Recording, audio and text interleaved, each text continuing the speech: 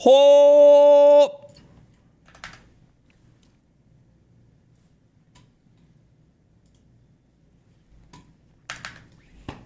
Wait, was that like white instead of blue?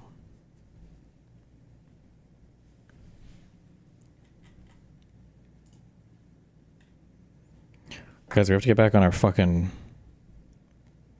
research grind, because holy fuck, politics is fucking boring right now. If you needed one example. Here's your one BTC, I guess.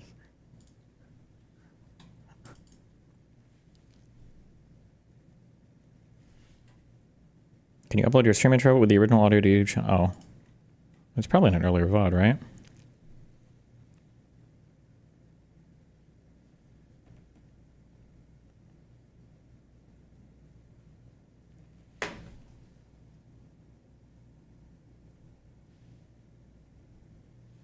Nice.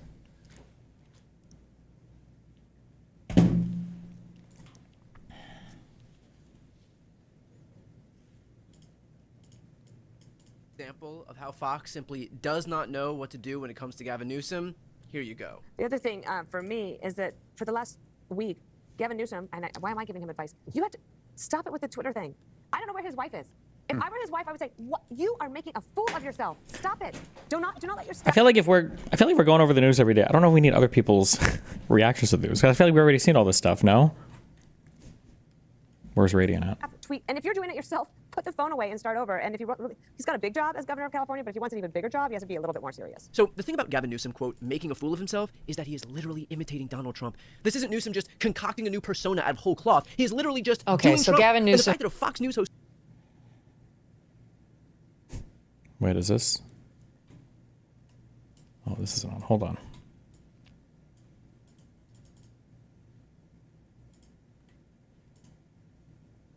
Has decided to hire 2 young whippersnapper press people who look a lot like the Karine Jean-Pierre press pool, like the people she was using in her press office, who look like these, weird hats and strange haircuts and like the Rainbow Coalition. So he's hired 2 of those folks to write his tweets, and here's an example of where it's going. It's turned in, his entire tweet feed has turned into imitations of what might be a Trump tweet. For example.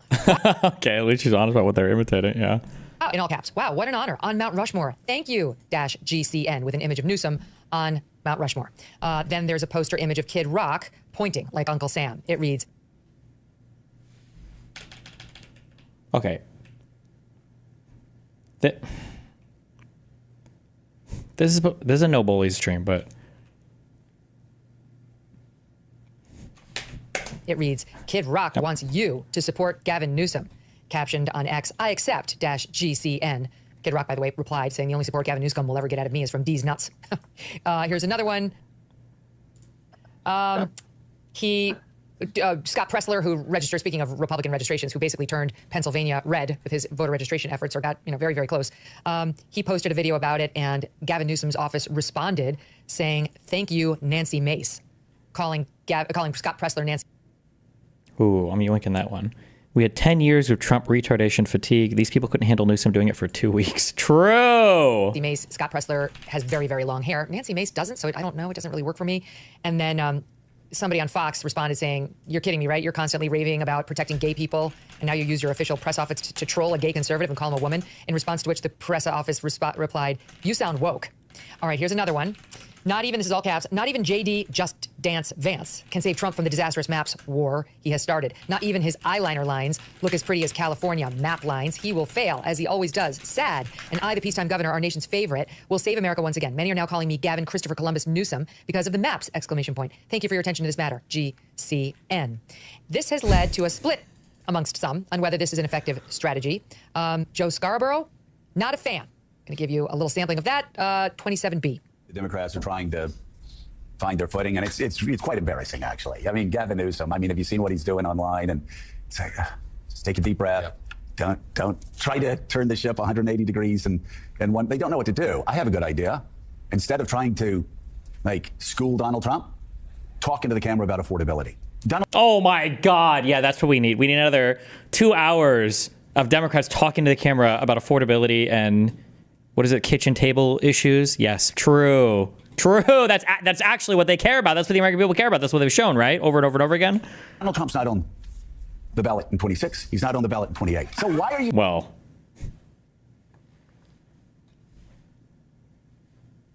I don't have a sound bite for that. Do I?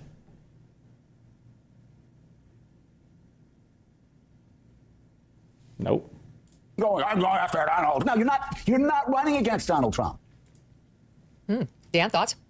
I don't often disagree with Joe Scarborough, but on this I do, because one, I think you will be running against Donald Trump until January 20th, 2029. Whether you like it or not, Trump is the sun that everything orients around. I actually think this is really smart. I think what Newsom is doing is filling a leadership void in the party. Fuck, the one guy I bullied was the Democrat guy. Desperately wants somebody to take on Trump. And look, imitation is the sincerest form of flattery. If you just look at Gavin Newsom's following on X, Instagram, and TikTok, he is rapidly accumulating followers and retweets. He is filling people's feed. I see people who are I'll call it super depressed progressives, in my own family, who think Gavin Newsom's the greatest thing ever right now. And so look, what he lacks is substance. At some point, he'll have to put an agenda together. But for right now, he is energizing Democrats. And Mark said this before. When Chuck Schumer wants to say something, he either says it in the well of the United States Senate over 20 minutes in dry, serious tones, or he puts out a press release on X, literally a photograph of a press release. And Democrats yawn and pull their hair out. What Gavin Newsom is doing is lighting a fire. I think it's great. In the long run, it's not enough to obviously win a presidential, but I agree with Mark. He's in the top tier. Now, we disagree a little. I think AOC is in there with him, but it's working for Gavin Newsom in a primary. You're not the only one who feels that. Here's CNN's Harry Enton, the data guru over there in SOT 27. I think it absolutely has been working in terms of generating attention, which is what he's trying to do, right? Are you planning on covering the Peace Code debate? I had a question regarding the immunity decision. I'm not sure how Ryan could answer for it. I'm thinking about it. But I'll think about it more after we get through all this. I mean, take a look here. Let's take a look right at the @GovPress office followers on X. That's Jesus. Oh, this is just followers gains. Never mind, for this account. of course where you get those sort of the account where Newsom posts those Trump-style mocking types of tweets. Look at where we were on June 1st. We basically had a clown car for first. Newsom, AOC, Buttigieg, 11%, 10%, 8%. But look at where we are now. Look at this. Look who's jumped up all the way up to 24% chance, about a 1 in 4 chance of getting the nomination. Gavin Newsom, AOC staying pretty steady at 13%. I still can't believe there's so much talk about 2028. I'm trying to think if in 2020, 2021, were Republicans talking about their nominee as much? I feel like it was around 2022 or 3 when Trump started to like pick up more. I don't know. Maybe I just don't remember. It just seems so hyper fixated right now. I don't even know why the fuck we're talking about this. Do people keep forgetting how far away 3 years is? 4 years? It's an unbelievable amount of time to try to make any prediction market on who the fuck will be the nominee 3 years from now. And then, of course, we have Pete Buttigieg, who has stayed absolutely steady at 8%. So at least at this particular point, the prediction markets are saying, yes, this strategy is paying off. Of course, the key question is, will this actually work when you're trying to actually, votes are being cast and counted? Sean, thoughts? Look, I agree with both of them. It's a pretty pathetic field when Gavin Newsom is considered the only tier 1 candidate. That says a lot about the other folks that you're running against. I mean, so you combine everything, the message, the mechanics, the candidates, the current leadership. They're in a world of hurt right now. Trump announced he was running like 4 weeks after the election. Yeah, he announced it, but I feel like there was this lull. I feel like there was this time for a couple years where people weren't actually sure if he was running again, and then I feel like it picked up again. Like when DeSantis and Nikki Haley were announced, Trump hadn't quite exploded back on the scene yet. That's what it felt like, but I could be wrong. Newsom strategy. I mean, look, he gets credit. It's sort of like when you get, I used to call them Circle 60s when I was in high school. It meant you got an F, but we're going to give you a Circle 60, which allowed you to pass the course. And I think he's getting a Circle 60. We're learning a lot about Sean today. Yeah. What does a Circle 60 mean? How would that allow you to pass the course? What does that mean?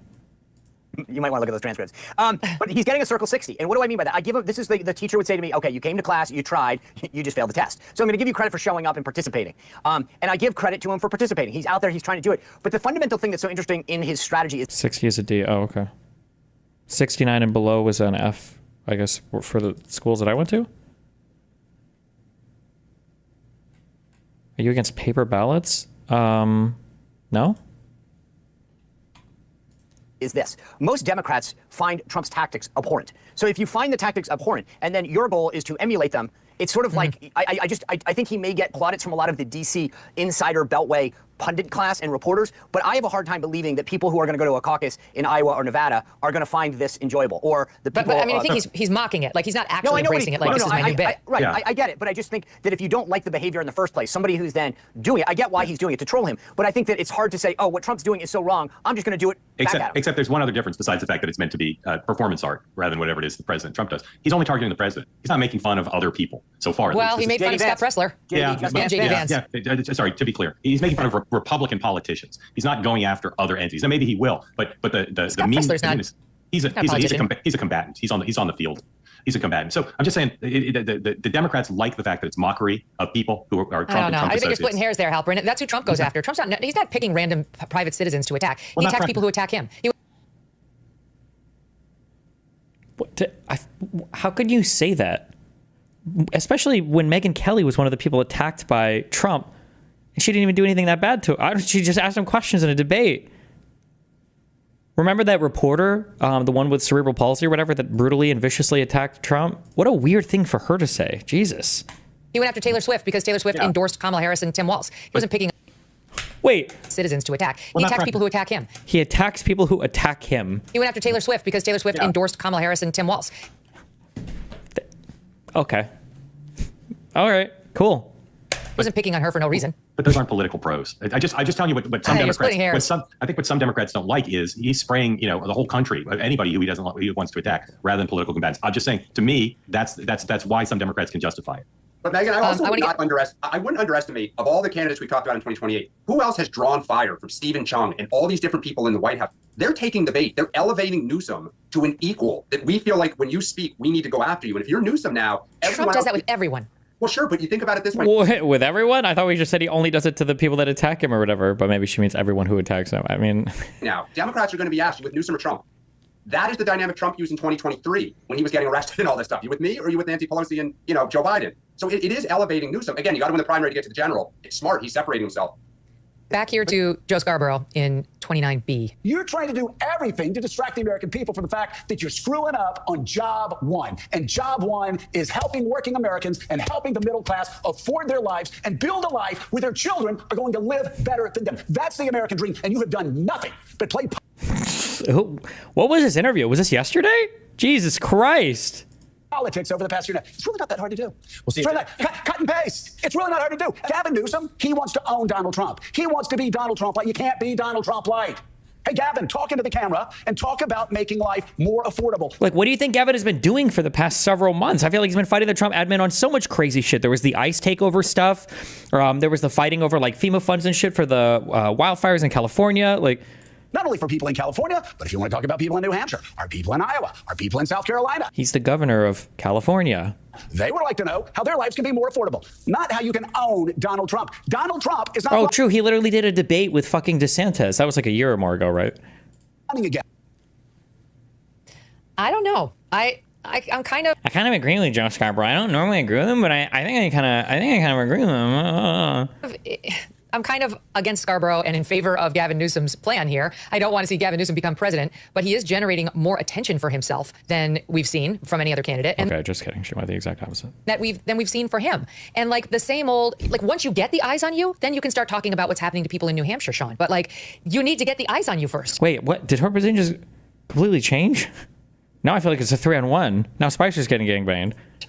Yeah, I will say I've now, in the last 25 minutes, watched more MSNBC than I have in the last 5 years. I think you mean MS Now. Oh, my apologies. My apologies. I didn't acknowledge that brilliant branding strategy. The thing that I kind of disagree with is at some point, people, Scarborough's got a point here, which is there's got to be some sort of plan about making life better. And that's where I think that there's a fundamental problem here with all these Democrats. What are they for?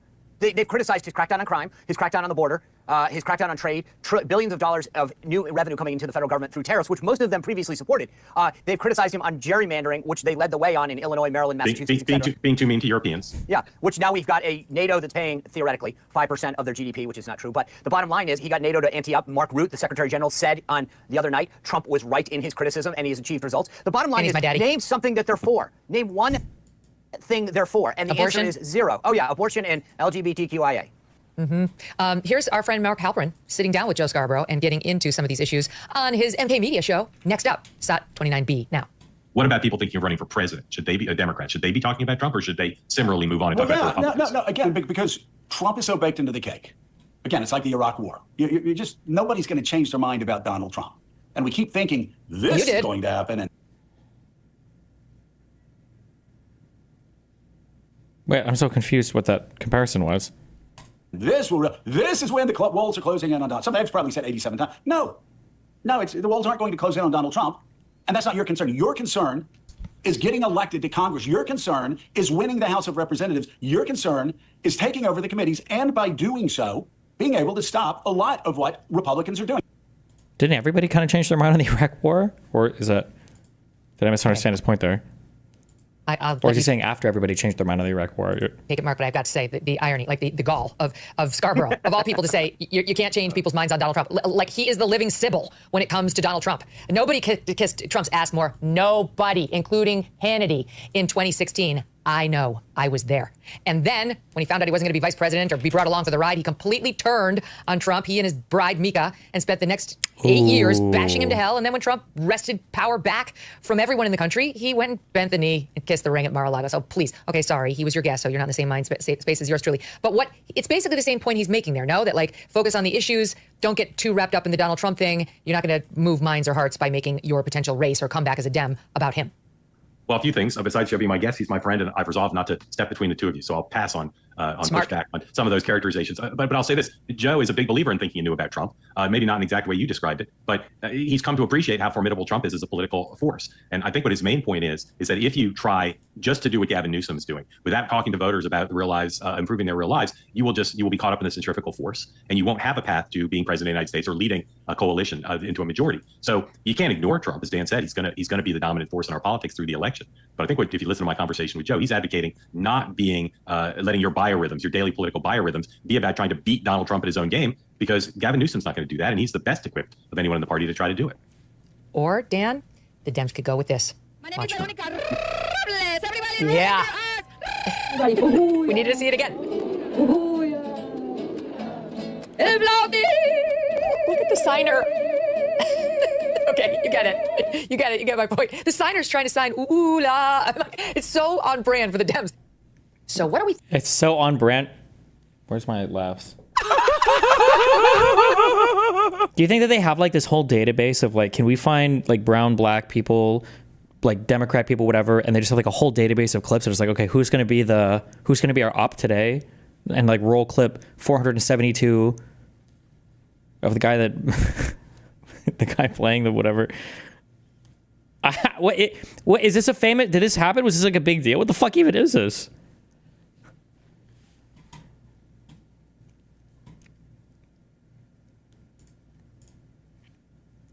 But they're actually in their districts, Laura, talking to constituents, doing the job that the Republicans refuse to do, having town halls, listening to their constituents right now. Republicans refuse to do that. Let me tell you what we've done since I've been chair these last 6 months. We've stood up over 150 town halls in all 50 states in Republican districts, doing the job of Republicans for them, actually listening to their constituents, hearing the pain and anguish that Trump and these Republicans have caused in this country, and softening the ground in those districts. We have taken our message to the people. We are using every lever of power we have as Democrats, whether it's here in Washington or in state capitals throughout this country, to fight back. Look at what Gavin Newsom is doing in California. Look what J.B. Pritzker is doing in Illinois. Look what Kathy Hochul's doing in New York City, just on this redistricting. I'm actually proud of our Democratic elected officials and standing up and using the power they have to move public sentiment and to fight back right now. I think it's bullshit when people say the Democrats aren't doing enough. Yes, people are anxious, they're nervous. They should be, because what we're seeing is completely unprecedented.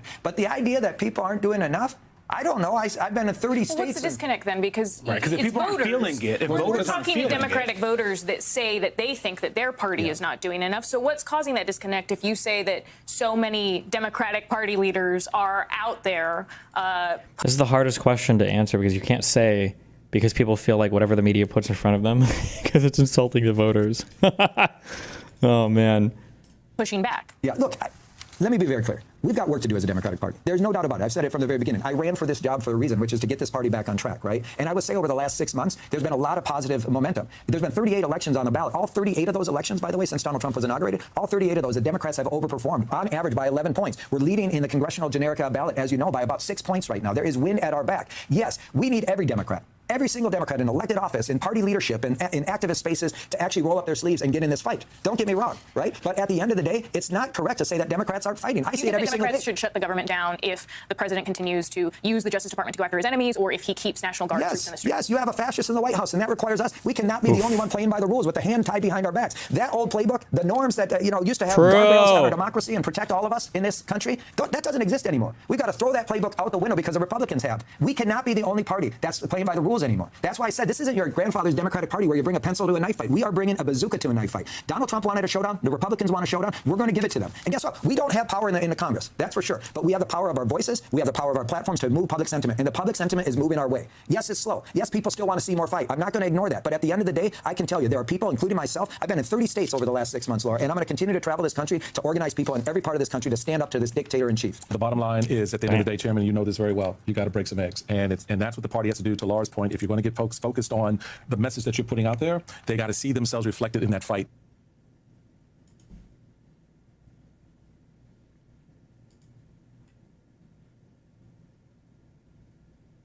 Support for Governor Gavin Newsom as a possible Democratic presidential candidate in 2028 has surged over the past 4 months. A new poll shows Newsweek reached out to Newsom via email for comment after normal business hours.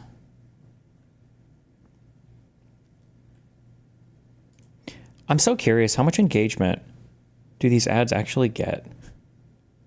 Like, what do you think they pay these websites? How many people click on any of these fucking 50 million random things that pop up on the screen? A poll published by Echelon Insights in April had Newsom only in 6th place with 4%, behind former Transportation Secretary Pete Buttigieg and Representative Alexandria Ocasio-Cortez, a New York Democrat, both with 7%. Harris was again in 1st place with 28%. In the new poll, Buttigieg was third place with 11, AOC in fourth place with 6 points. I'm guessing this was the one just referenced on the...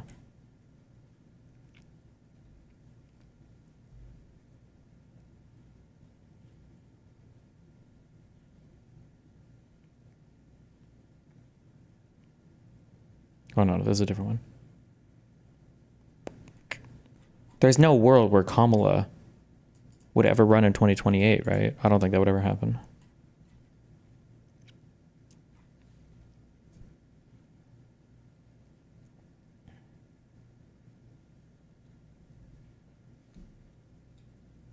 Why? I don't know. I don't know. Do people normally, besides Trump, do people normally run for president twice in a row like that? After losing one time?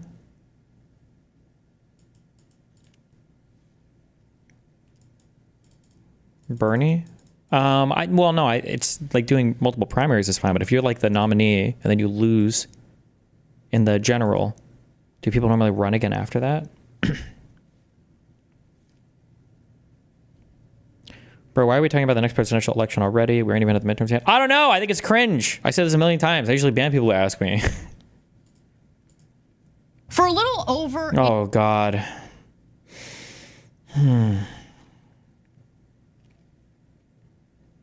Okay. Just had to spiritually collect myself.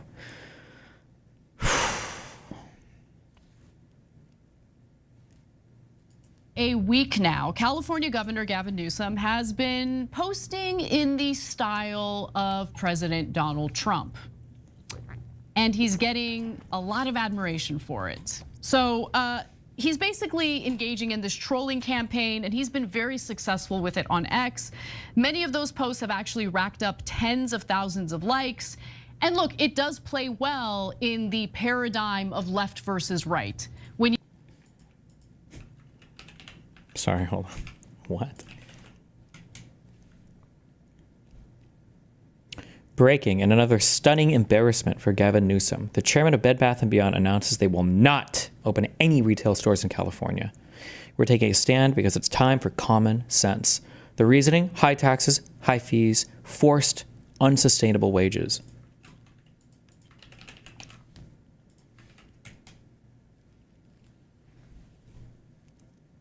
They quote tweeted this: after their bankruptcy and closure of every store, like most Americans, we thought Bed Bath & Beyond no longer existed. We wish them well in their efforts to become relevant again as they try to open a second store.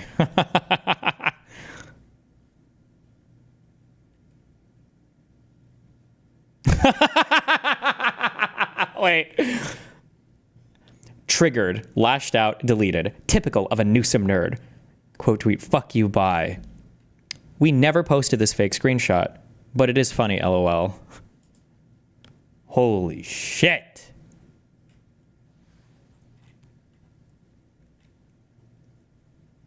you see politics as team sports and nothing more than tribal politics. You want your side to own the other side, troll the other side, to own the libs, to own the right. That's what this feeds into. It has nothing to do with substance.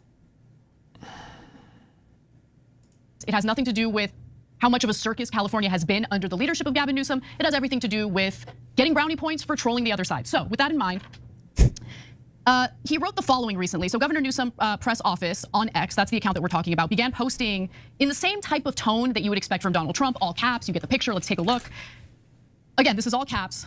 Donald Trump, if you do not stand down, we will... This is all caps, guys. It's very important that you know that it is all caps. ...be forced to lead an effort to redraw the maps in California to offset the rigging of maps in red states. So obviously this has to do with the redistricting attempts in Texas, which will probably go through. But if the other states call off their redistricting efforts, we will do the same. Thank you for your attention to this matter with an exclamation mark. Okay, so he's making fun of Trump when he posts in all caps. As you can see, that got 96,000 likes. All right. So yeah, we need more tweets about Palestine. Newsom, Palestine, please. Why is he talking about the genocide? How can you talk about Bed Bath & Beyond when there's a bloodbath and... I can't make that rhyme. When there's a genocide going on, okay? Let's go to the next one. In the days since, the account has continued to write in Trump-inspired ways. Final warning, Donald Trump. Maybe the most important warning in history. Stop cheating or California will redraw the maps. And guess who will announce it this week? Gavin Newsom. Many say the most I can't repeat that. Do you want to read it? Yeah, the most loved. She was laughing. She was laughing. You know she was laughing, and she had to wipe her face real quick. She's like, "Fuck." On the maps. And guess who will announce it this week? Gavin Newsom. Many say the most loved. I can't repeat that. Do you want to read? Wait. Is her staff laughing too? Do we hear laughers in the background? Hold on. Most love. I can't repeat that. Do you want to read it? You can hear it. Oh, Jesus. The most loved and handsome governor and a very powerful team. Don't make us do it. Thank you for your attention to this matter. And then there was another one. This one is kind of funny. Oh no, it's too much. It's so random. I hate Kid Rock. Gavin Christopher Newsom, which is GCN. Anyway, so that account is also taking some time to dunk on other conservatives. So on Saturday, Tommy Lahren wrote the following. The saddest thing about this is Gavin and his team of beta males, 2016 called, they want your lingo, they want their lingo back, but okay, who sit down to pee, actually think they're trolling the president, actually think this is making Gavin look like a badass. You got to feel for those California boys. I don't know if it's the weed or the gender neutral bathrooms, but something is wrong over there. Oh, gender neutral, oh, trans, oh, to which Newsom's press office responded with, Tommy's account is basically Yelp for toilets now. Okay, fine, that is pretty funny. Okay. So no, I'm definitely in favor of it. I knew it. I know. But Jay, no. If this was happening, if this was coupled with a politician of substance who really is killing it, what more could you possibly want than trying to redistrict his state for more seats in the House of Representatives? Like, this is like the hardest a governor can do, short of fucking civil war. What else do you want? What do you want? With his leadership. Okay, I'm totally in favor of it. But what this does is it masks his failures. You know? I'm worried about, I just want someone that I can back, someone I can support, someone who actually wants to change things for the better in this country. And Gavin Newsom ain't it. I'm just keeping it real, okay. Democrats. I know you guys want a hero. He's not your hero, trust me. But anyway, go ahead, Jake. All right, so that's why we're asking on TYT.com, would you support Gavin Newsom for Democratic nominee for president? Yes, I like that he's fighting for us. Oh, I love this audience so much. I love you guys. B, and no, I think he's a phony. C, no establishment Democrat is a guaranteed loss. True. We need to go way outside of the box. Oh my God. Okay, even I wouldn't have guessed the Young Turks was... Well, although, holy shit, wait, this is like 15 votes. Never mind, okay. Jesus. Okay, so that's the one that's winning right now. Okay, guys, look, so here's my nuanced opinion on this. I like what he's doing here. I think it's relatively effective. No, I don't think it's beta. No, I don't think he sits when he... There's nothing wrong with sitting when you pee. Please don't splash your urine all over. No, but that's what's so funny about it, because I'm neutral on that issue. I couldn't care less. But like for them, that's like a thing. Like real men spray the whole bathroom, okay?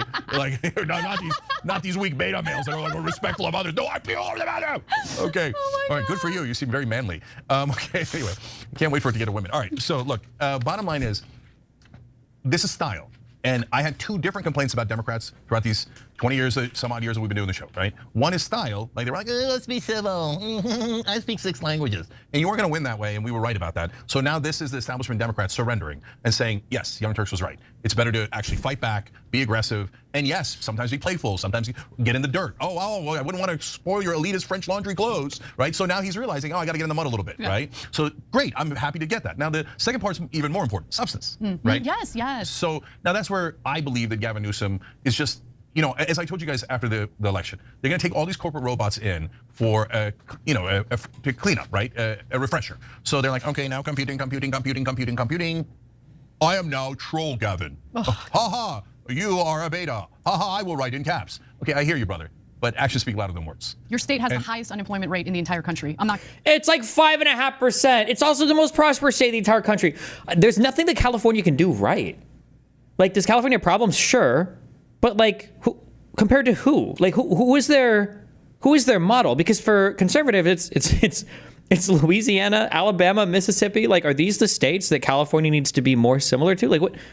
Not kidding. California is tied with Nevada for the highest percentage of unemployed Americans. The state is struggling under his leadership. I'm not making it up, and I'm not like, oh, Anna's a secret alt-right winger, and she's actually, nefariously against the Democrats. No, I live in California. I have experienced his terrible leadership, and by the way, the Liberal I think it's Liberal Patriot. I should know. Yeah, the Liberal Patriot, who I'm a paid subscriber to, because I actually really appreciate his nuanced takes. He wrote a piece. But who's the liberal patriot? Do I know who this is? Oh, the liberal patriot. John Halpin, Substack.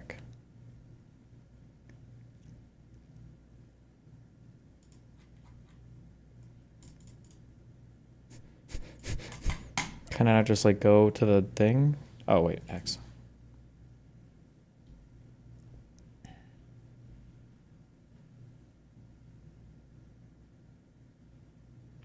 The progressive movement is over. The shattering of the Democratic coalition. The Democrats' Hispanic voter problem. The Fox News fallacy. The hills the left will die on. The sad tale of moderate Joe Biden. Oh my God. The Fox News fallacy is having a dire effect on many Democrats. This is the idea that if Fox News, substitute here the conservative bête noire of your choice you prefer, criticizes the Democrats for X, then there must be absolutely nothing to X, and the job of Democrats is to assert that loudly and often. Okay, so this is just a conservative guy, I guess? Maybe? I don't know. Oh. Piece recently that I thought was fantastic. Democrats can do better than Gavin Newsom, and he explains why. Okay, so actually, Michael Bahrain is the individual who wrote this piece. Democrats would do well not to allow their anger at Trump to get the better of them, to not simply back a candidate with many of his own vulnerabilities just because he is willing to throw punches at Republicans. A polling tracker from Decision Desk HQ showed his national favorability deeply underwater at the end of the year. Fully 49.2% of Americans viewed him unfavorably against just 27% who viewed him favorably. I mean, is that so surprising? Like, I feel like if you hear anything about Newsom, it's usually just people attacking him or shitting on him prior to this year, right? This is in the beginning of January? I wonder if they show a more recent one. And by the way, these people are accurate, okay? It wasn't long ago that he, against just 2070, deeply underwater at the end of the, a polling tracker from Decision Desk HQ showed his national favorability deeply underwater at the end of the year. Fully 49.2% of Americans viewed him unfavorably against just 27% who viewed him favorably. And by the way, these people are accurate, okay?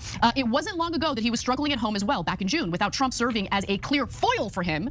A poll from UC Irvine put Newsom's approval rating at only 38%. Moreover, okay, 54% of Californians in that survey, including a sizable majority of independents and even a small plurality of Democrats, believe Newsom was more focused on his presidential ambitions than on fixing the state, because it's just demonstrably true that that's been the case. So look, I get it. Like, Democratic voters like desperately want a leader to the opposition to Donald Trump. I totally get that. I get that urge. At the same time, we need to tread carefully, because if there's this effort to uplift a guy who's been a complete and utter failure in the state of California, he is very vulnerable, by the way. He is a target-rich environment. The trolling is fun, but how about opt for someone who has substance, ideas, and can also do the trolling on top of it? Yeah. So look, let me address this up just a little bit and then get back to Gavin as a candidate. So number one, we spent $24 billion on addressing homelessness in California, and homelessness went up 53%. So, I mean, and when you ask him where's the money, he's like, but it's an offensive question. California and homelessness went up. Back to Gavin as a candidate. So number one, we spent $24 billion on addressing homelessness in California, and homelessness went up 53%. So, I mean, and when you ask him where's the money, he's like, but it's an offensive question. Unaccounted for. No, not offensive. We need to know what you spent the money on, because it obviously didn't work. So we don't want to go back in that direction. We have to have lessons learned. He doesn't believe in accountability. How much money did you take from PG&E, and did it affect your decision not to force them to bury their wires? That is the number one cause of wildfires in California. Yeah. So these are real to force to have lessons learned. He doesn't believe in accountability. How much money did you take from PG&E, and did it affect your decision not to force them to bury their wires? That is the number one cause of wildfires in California. Yeah. So these are real things, guys. And so we're not picking on. Is there the contention here is that they're saying that he took money from PG&E, which I'm guessing is some utility company, and then allowed them to not bury their wires as a result of taking money from them? Why? Is Gavin hurting for money that much that he wants to condemn his state to wildfire hell just to have a little bit more in his... But, okay. Gavin Newsom randomly, what we have seen throughout his career is he works for the donor class, right? So Gavin 1.0... What? Guys, I think it's the donor class. Was basically codename French Laundry, right? So that's a fancy restaurant in California where he met with the donors unmasked during COVID while he was doing mask mandates, okay? Okay, the hypocrisy is an important part of that story, but to me the more important part is he'll do anything for donors, right? And so the donor class, if you remember, in the beginning was MAGA friendly. Like he was copying people like us, but without any of the substance. So when we went to go talk to, whether it was Charlie Kirk or Patrick Bet-David or Tim Pool or eventually Tucker Carlson, Glenn Beck, et cetera, what we did was we tried to find common ground on the left-wing issues. Exactly. No, you didn't find common ground on any left-wing issues. You just found common ground on anti-establishment issues. That's why every single time Cenk was in front of an audience, remember with Charlie Cook, he's like, well, yeah, guys, I agree with you on A, B, C, D, E, F, G, H, J, K, L, M, N, O, P, blah, blah, blah, blah. Don't you guys kind of agree with me like on Z, though? And they're all like, boo! And he's like, oh, fuck. Right, anti-war, anti-corruption, etc. So we fight on the things we don't agree on, but if you're coming in our direction, as Marjorie Taylor Greene, for example. Oh, anti-corruption is a left-wing issue. That's right, because the right is pro-corruption? What?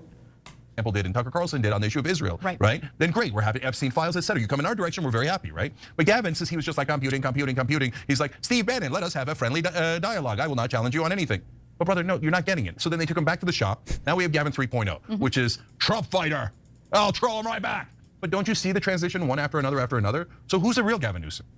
So guys, keep your eye on the prize. Who passed bills? So why were we so excited about Tim Walz? I don't think he got a fair hearing in this presidential run, and I don't know if he's the right guy going forward. But the reason I was excited and why I'd consider him again is because he passed a lot of good bills in Minnesota that helped the average citizen in Minnesota.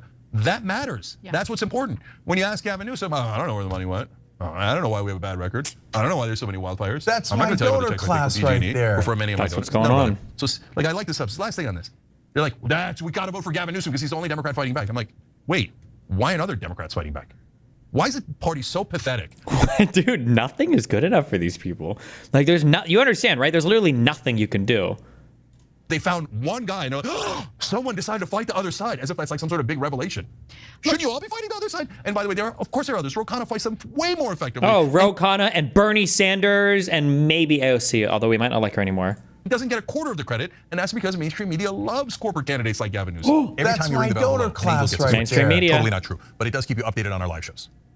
The donor class. Okay, good for you.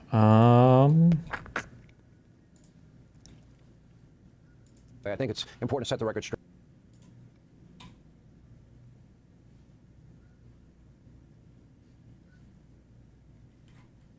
Also happens with Endon, who joins us now. This is a lot, the AI images, but you know what? It reminds me, it also happened as well. The key question, has this actually been working for Newsom? Yeah, I think it absolutely has been working in terms of generating attention, which is what he's trying to do, right? I mean, take a look here. Let's take a look right at the @GovPress office followers on X. That's, of course, where you get those sort of the account where Newsom posts those Trump-style mocking types of tweets. Get this. That account, get this, up 450% in terms of the number of followers since mid-June, and it's not. Okay, we saw this basically.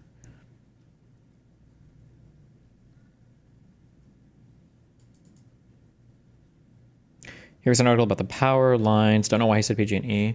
Well, I think in general, I noticed this when I was going through in Queens. Are none of the power lines buried? I think in general, it's better for a whole bunch of reasons to bury power lines. It looks better. It looks nice.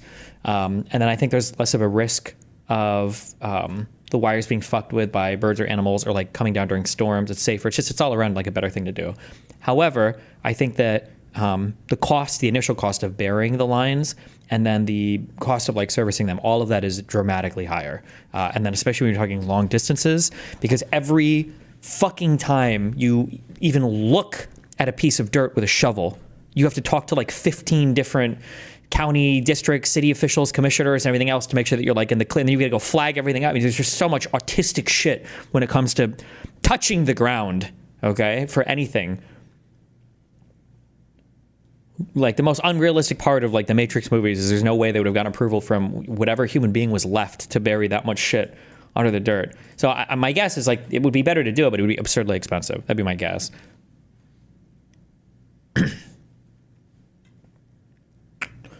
Each lawsuit,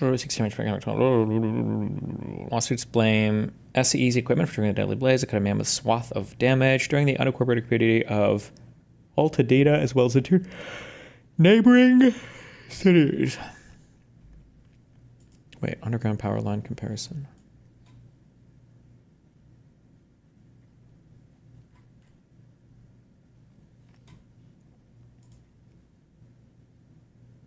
Aerial cables that carry high voltage electricity and are supported by large pylons are generally considered an unattractive feature of the countryside. Underground cables can transmit power across densely populated areas or areas where land is costly, environmentally sensitive, or aesthetically sensitive. Underground and underwater crossings may be a practical alternative to crossing rivers. Okay, advantages. Less subject to damage from severe weather conditions, decreased risk of fire, reduced range of electromagnetic fields. Underground cables need a narrower surrounding strip of about 1 to 10 meters to install. Underground cables pose no hazard to low-flying aircraft or to wildlife. Underground cables have a much reduced risk of damage caused by human activity such as theft, illegal connection, sabotage, and damage from accidents. And then bearing utility lines makes rooms for more large trees on sidewalks. Oh my God! Undergrounding is more expensive. Whereas finding and repairing overhead wire breaks can be accomplished in hours. Underground repairs can take days or weeks. Underground cable locations are not always obvious. Operations are more difficult since underground cables' high reactive power produces large charging currents. Underground cables cannot be upgraded and must be supplemented or replaced to increase capacity. Subject to damage by ground movement. The 2011 Christchurch earthquake. Damn, God hates this place. It's underground repair. Okay, so I feel like most of this is related to cost, basically.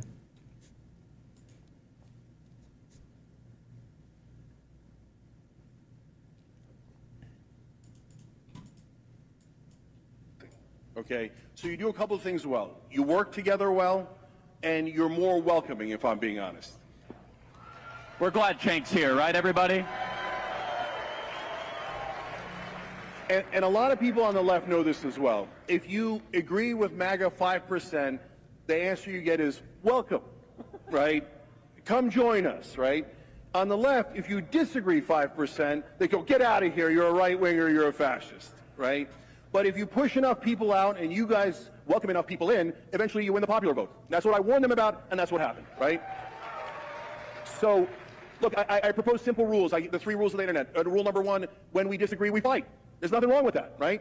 No, rule number 2 is, afterwards, we must have a beer together, okay? And rule number 3 is, for God's sake, when we agree, let's unite. So, for the left, we have too much division. We almost never unify. I don't mean with the right, I mean internally. The left loves to attack one another. I love you guys on the left, I love you. But every once in a while, when we get a yes, when we agree, can we please unite? And the second thing we need is for the old, I'm being honest, and on average, not everyone, of course, but for the older Democratic voters, please turn off your television sets. They're lying to you, they're tricking. Feel about this, but there is not a consensus. There is a belief with some people, like Seth Moulton and others, that some of the embrace of what we would call wokeism or whatever was a reason why Democrats had a less than. And I explained yesterday, actually, on the Young Turks, but it is definitely popular. We called extreme left in America. So when is the there was one part in here where he tried to get the audience to agree with him on one thing. He got shot down fucking immediately. I'm massively in favor of gun control. You told them not to move, but I knew they'd move on that one. They paused to their. Wait, I'm is it not this? sure it's left or right wing, but it is definitely populist, right? But some of my policies might be called extreme left in America. So, for example, I'm massively in It's favor close of to gun this. control. It might come up after this. You told them not to move, but I knew they'd move on that one. They paused to their respect. You were asking for it, Cenk. Yeah, I did ask for it. So my point to my left-wing allies is, no, because I know those are not winning issues at this point. I've got more work to do to convince the American people before we get there. So if on trans issues or any other, or crime issues, etc., if you really believe in the most far left positions, as I do on gun control, for example, that's okay. But you've got to know what to emphasize and what not to emphasize. And so if you say, no, I'm going to die on every extreme hill, well, you will. Electorally, politically, you will die on that hill. And then you lose on all of your issues, because it's sometimes a binary game. Certainly elections are. So you got to know what to convince the American people of and what to hold your ground on. And the number one thing to hold your ground on is constitutional rights. So I'm going to do some... Like the Second Amendment.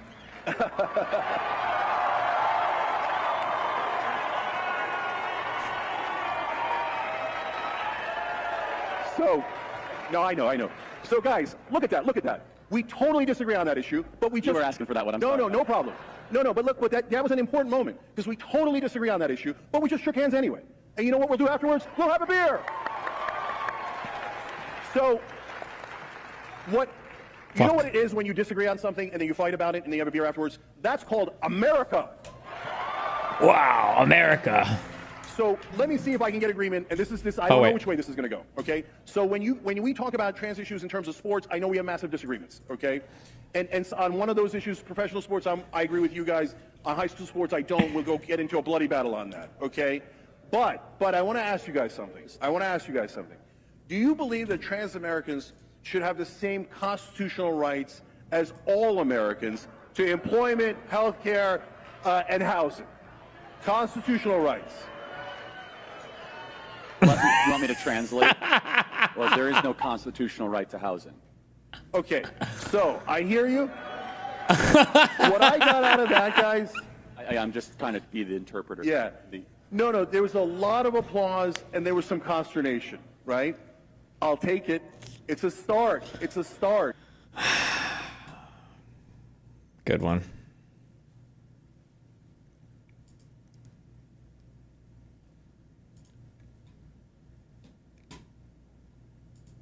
Gavin Newsom thinks he's clever by having his staffers do his dirty work, crank out knockoff Trump-style all-caps rants and memes.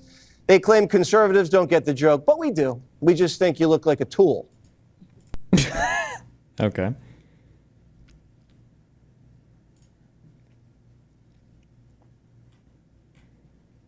Ooh, pollster sees big support for California redistricting. Gavin Newsom has a 22-point advantage in support among the state's voters. Oh, shit. I thought people were saying this wasn't popular. Maybe it's changed, or... And it's going to be for a ballot referendum. Are the propositions in California, do they just need a simple majority to pass? How much support do propositions in California need to pass? Is it just a simple majority?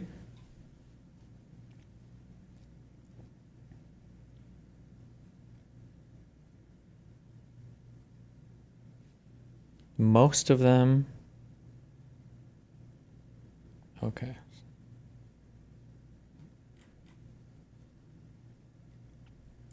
Damn. A 22-point advantage. So what is that, 61-49 or whatever? 39?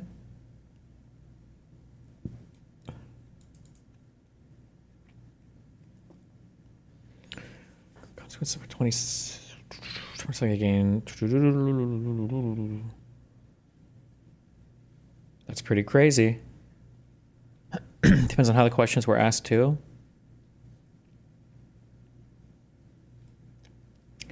%57% of California voters backed the redistricting measure, while 35% opposed and 8% were undecided. Voter support appears to have increased as they learned more about the measure, Binder said. A July survey has found that 51% favored Newsom's redistricting push. Democrats are almost fully united in their support, with 84% in support and 13% opposed. Republicans are 79% opposed. Damn.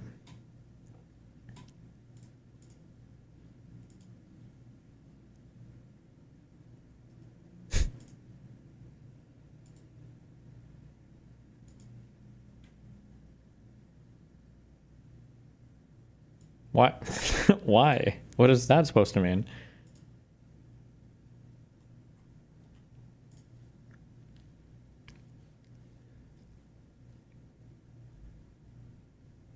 That's the parody account? Oh.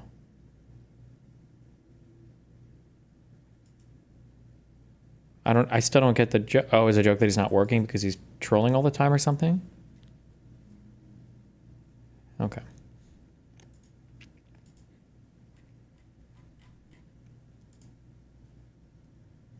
Oh, it's actually happening. Wait, wait, what? Oh, shit. We have former national security advisor for President Trump. Why would I ever subject myself to this?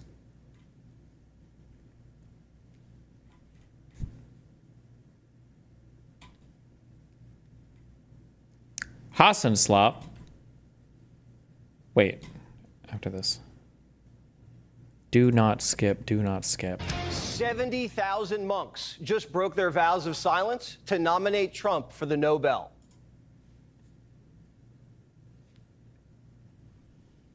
That's the donor class. I bet these guys have a ton of money.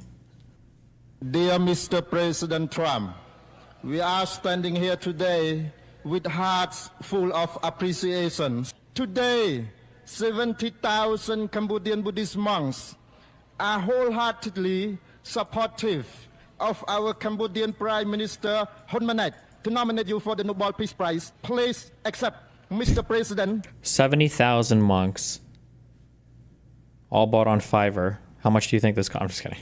I yanked that from chat. 70,000 monks can't be wrong. After Trump brokered a peace deal between Cambodia and Thailand, the monks went ultra MAGA and shaved their heads like Stephen Miller.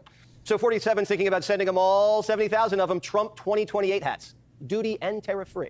Zelensky and Macron went home yesterday with hats that said 4 more years. Just like when you visit a museum, Trump brought them to the gift shop right before they hit the door. Putin wanted a hat too, but instead Melania gave him a letter that said, stop killing kids. And Trump buzzed them with B-2s. Alaska was a show of force by President Trump. He invited President Putin to land that the Russians used to own. He displayed a huge amount of military hardware and then did a flyover. It was kind of like inviting your uncontrollable neighbor to your house and showing him your gun case. Why? When over and over and over again, you guys cry and bitch and moan and complain that you literally can't do anything to Russia because World War III, World War III. Do you think Putin's threatened? Like, what's the implication that you're actually going to fucking do anything ever in your entire fucking life to this guy? Like, no one is scared. Trump's giving everybody options, the easy way or the hard way. This time, Zelensky picked the easy way. He wore a suit, said his thank yous, and brought Trump a big, beautiful gift, a putter, from a Ukrainian soldier who lost his legs in a war and then picked up golf. Engraved on the head, let's putt peace together. Konstantin, first of all, I just watched your swing. I know a lot about golf, and your swing is great. It looks beautiful, and you're going to be a very good golfer very soon. But I also want to thank you for this putter. It's beautiful, and it's made with real love, and it's given to me with real love from you, and I appreciate that. Every time I sink a putt, I'll be thinking about you. Maybe the president will bring his new putter to Doral, where the PGA just announced Trump's club will host a tour event. The Europeans already calling it Daddy Shack. Yesterday, they were on their best behavior. Trump kept calling France's president by his first name, Emmanuel, and Macron responded with a Mr. President. He was, quote, like a schoolboy speaking to his teacher. That's how President Trump likes his allies to behave. And although the leaders were still meeting as this column went to press, he appears to have whipped them into shape. The Europeans were sitting around the Resolute desk yesterday like they were waiting for class to start. Trump was giving Europe a geography lesson. He even put up the big, beautiful map and sent it home with Zelensky as homework. I fucking hate this guy. If Zelensky can read a map like Trump can read a putt, we'll have a deal in no time. The last president to save Europe from Russian aggression was Reagan, and his portrait was staring them down in the Oval. Compare that to Trump's first term, when Europe and Merkel were trying to look down on him and tell him he was wrong. Now Europe realizes he was right about everything, and they're the ones doing the listening. Hey, boo! Even Obama's guys are admitting 47's in control. Whoever had the idea to that's a Korean thing, sorry. Bring all these European leaders together, in addition to President Zelensky, that was a brilliant, brilliant idea. Donald Trump didn't make Europe feel too comfortable. When it was time to get down to business and call Putin, he kicked them out of the room. I didn't do it in front of them. I thought that would be disrespectful to President Putin. I wouldn't do that because they have not had the warmest relations. And actually, President Putin wouldn't talk to the people from Europe. I mean, that was part of the problem. CNN is now whining that Zelensky had to wait in the hallway. The fact that he feels he's got to check in with Putin right away still feels like Trump needs Putin's approval in a way that's got to be very disturbing to Zelensky sitting there. This isn't CNN's first rodeo. They should know the first time Putin and Zelensky talk should be face-to-face, not on speakerphone. And what? Trump's not supposed to call Vlad to set up the next round of talks? Who else is he going to call? Obama talked to Putin. Hillary talked to Putin. Biden even talked to Putin. How are you supposed to end the war if you don't talk to the guy who started it? CNN tried to get the Finns to leak another perfect phone call. Do you know what Putin... Another perfect phone call. How many perfect phone calls can one man have? What Trump, said to Putin on the phone? I mean, what were the specifics that he put out there? Obviously, in diplomacy, what happens in the Oval Office stays in the Oval Office when the media is not in there. I've been involved in peace mediation before, and I think that President Trump is genuinely trying to bring this war to an end. Trump says, if you're curious, I'll tell you. We had a very good call, and I told him that we're going to set up a meeting with President Zelensky, and you and he will meet, and then after that meeting, if everything works out, okay, I'll meet and we'll wrap it up. But, it takes, in this case, two to tango. They have to have somewhat of a relationship. Otherwise, we're just wasting a lot of time. I don't want to be doing that I just want to end it. The White House says Putin's agreed to meet Zelensky one-on-one. Could happen within the next few weeks. And they're shopping around for a site. Weeks. Budapest is now the front runner. But Switzerland making a last-second play, promising not to arrest the Russian leader on war crimes. How diplomatic. But Obama's right-hand woman, Susan Rice, says Trump doesn't understand the art of the deal. Russia interfered in the 2016 election by disinformation campaigns. And rather than put the sort of pressure on Putin and Russia, he is rolling out the red carpet, doing military flyovers, giving him a ride in the presidential limousine. Rice thought buzzing Putin with B-2s was an honor. That was a flex. And why not get to know each other in the Beast? 41 flew VAD on Marine One, took him to Kennebunkport to meet with his son. They rode up in the Beast. beast. Why not give him a buzz to flex? God, I hate this guy so much. The beast is what they call the president's motorcade thing or whatever. Down the Maine coast on the family's Fidelity 3. Could you imagine if Trump took Putin to Bedminster and played a round of golf? Picking up. Wasn't the reason why Bush traveled anywhere with Putin was because there was this attempt to do like a big reset after the war on terror. We were collaborating, or after 9/11, we were collaborating more with Russia and everything for intelligence in the Middle East and in Europe. And I think there was an attempt to have like a big Russian reset for relations, but that's why he was talking to him, not to come and suck him off relating to some war that he was doing. Up the phone isn't even close to that. Rice's commander-in-chief wrote love letters to the Ayatollah. Did that stop the Iranians from nuking up? No. Hillary gave the Russians a reset button. Did that stop the Russians from invading Ukraine? No. The Democrats can sit this one out. Trump's just fixing the left's mess. From the beginning of this entire process, much of the left-wing media has been actively rooting against the President of the United States in the pursuit of peace. All weekend following those historic U.S.-Russia bilateral talks, we listened to clueless pundits on television trying but failing to claim that the President had failed. The so-called experts in the foreign policy establishment, whose record is nothing but endless wars, trillions of wasted taxpayer dollars, and dead Americans, have the nerve to try and lecture President Trump, who has solved 7 global conflicts in 7 months. Trump stopping wars that started on Democrats' watch. Even the monks get it. Even Democrats like Stephen A. get it. It was Biden in office when a full-fledged war against Ukraine took place. It was Russia that invaded Crimea, and that was under the Obama administration. Wow. It was Clinton in office when you made a deal that disarmed the Ukraine and therefore weakened them, leaving them dependent on the United States. What I'm saying is promises made are supposed to be promises kept. What was Joe Biden's plan to win the war in Ukraine? He didn't have one. What was Biden's plan to end the war in Ukraine? He didn't have one. If Kamala won, did she have a strategy? Of course not. The Europeans just don't want to be next on Putin's menu. And that makes sense. But now that Trump made Europe foot the bill for the war, they're like, all right, let's call it a day. After their meeting yesterday, they told Trump at the table, great talk. We'll see you in a month or two. Is that a month or two? You're going to have another 40,000 people dead in a month or two. You have to do it tonight. The Obama-Biden doctrine of strategic patience, a.k.a. don't change anything, just got doged. Trump doesn't have time for shenanigans. And if you look at the body count, neither does Ukraine. You can Just got doged? What level of propaganda do you need to be on to even use that as a positive reference? Oh my God. see why the president has the wind at his back. Trump's approval rating's been surging. Insider Advantage has him up 8 points since July. But Trump's not making peace for politics or for the Nobel Peace Prize. Maybe just a little. He's doing it because he wants to walk through the pearly gates. I want to try and get to heaven if possible. I'm hearing I'm not doing well. I hear I'm really at the bottom of the totem pole. But if I can get to heaven, this will be one of the reasons. When Trump got shot in the head in Butler, it changed him. Why do they say shot in the head? Why do they say shot in the head? It was his ear. It was his ear, maybe. Shot in the head. Why do they keep saying shot in the head? How many people say this in common parlance? Like, oh God, my head hurts so much. Oh, really, honey? Where? Like right here? Your head hurts? Yes, my head, right here. That's your ear, you dumb motherfucker. Yeah, it's my head. He believes God saved his life to keep him on earth, to put America first and stop the killing. And deep down, do you have some tissues? I need to blow my head. What? Like, what the fuck? Trump knows he's been a little bit of a bad boy. So ending the Ukraine war is going to go a long way with the big guy upstairs. Good acts like ending wars don't automatically get you into heaven. As my good friend Harold Ford Jr. says, you also have to love your neighbor as you love yourself and love your Lord with all of your heart. So Trump is this close. I'm sure he's in. And we all know God loves song, and so does the president. In between brokering bilaterals, he's testing out the speaker system on the brand new White House patio.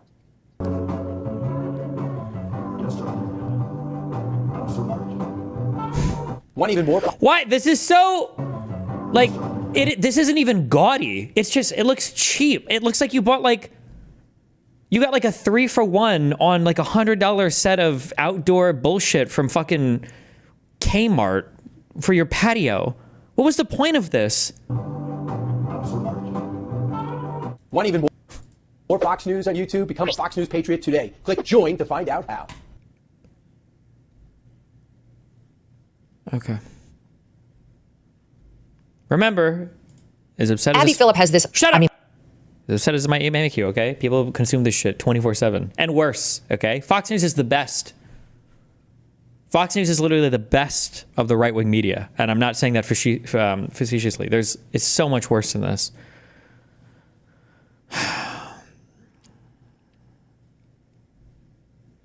Ursula von der Leyen, the distinguished and highly respected president of the European Commission, and I have been discussing the massive worldwide problem of missing children. This is likewise a big subject with my wife, Melania. It is a subject at the top of our list, and the world will work together to solve it, hopefully bring them home to their families. What a pussy. Is that what Melania was asking you about, was the worldwide issue of missing children? Is that what the president of the European Commission was talking about, was the worldwide children phenomenon? Or did it have to do with the missing children from Ukraine?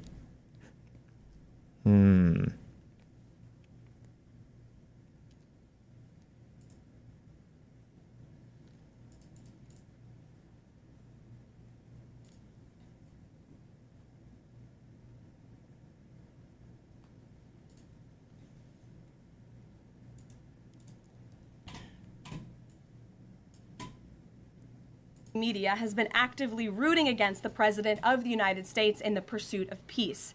Initially, the media ridiculously claimed that President Trump was somehow beholden to Russia for even agreeing to have a face-to-face discussion with President Putin inside of the United States.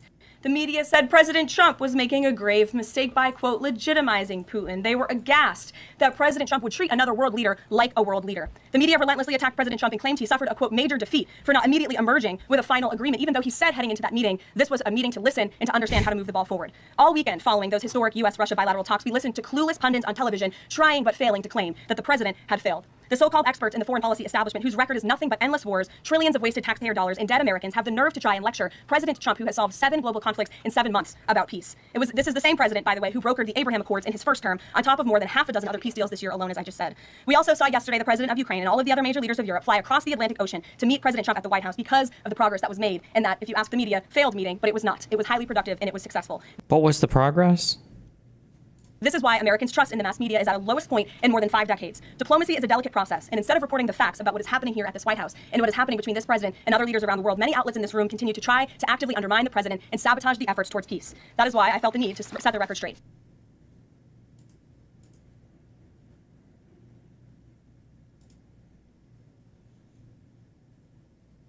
If the point is to get everybody on the same page, why wouldn't Trump just take the call from Putin while the other leaders were in the room? He said it would be disrespectful to do that, but why is it disrespectful? With all due respect, only a reporter from the New York Times would ask a question like that, Sean.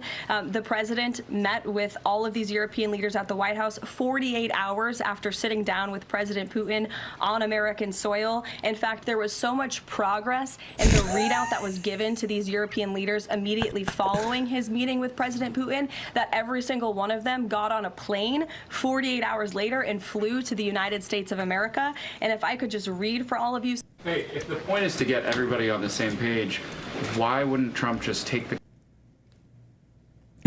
So wait, what was the answer to that?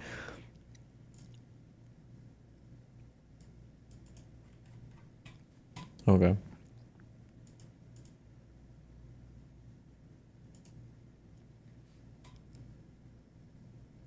Do you think that we might not need the trilateral and that Zelensky and Putin might come to this conclusion on their own?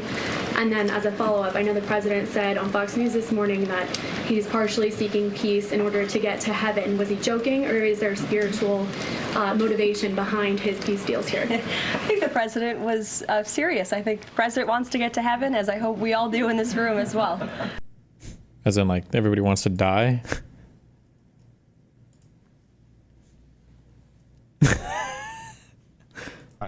As I said, I'm optimistic. Was Putin up waiting for the call? Did you get the sense? Well, the president gave him the option. I could call you, send a message, and Putin said, well, I'll be up for 15 more minutes, or you could call tomorrow. And I think Putin wanted the call that night, so that shows he was eager to hear what the president had to say. The way that the media... I'm going to assume he was saluting to somebody, okay? But, like, I'm just saying, if this was Biden, they would have accused him of saluting at Putin. Call tomorrow. And I think Putin wanted the call that night. So that shows he was eager to hear. Well, maybe he's about to karate chop Putin. Maybe he's like, you think you can take me? As I said, I'm optimistic.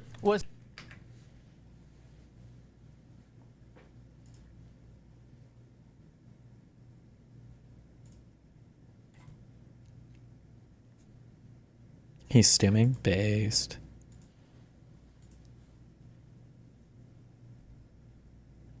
on a nation that is 10 times your size. Congressman, what should Ukraine have done when Russia rolled tanks over the border and invaded and was rushing toward Kyiv? Once the tanks are rolling, diplomacy failed. And what they should have done is going back to 2013, 2014, is they should have been clear that they want to maintain a friendly He got stuck in the emote wheel. relationship with Russia, that they're not posing a threat to Russia, and they would never let Europeans or Americans pose a threat to Russia. Russia feels threatened by a lot of things, and including the internal domestic that they're not posing a clear is going back to 2013, 2014, is they should have been clear that they want to maintain a friendly relationship with Russia, that they're not posing a threat to Russia, and they would. I'm sorry, in 2013, 2014, was Ukraine threatening Russia? The whole country was like eating itself up, or tearing itself apart. Would never let Europeans or Americans pose a threat to Russia. Russia feels threatened by a lot of things, and including the internal domestic affairs of Ukraine. So, what, like,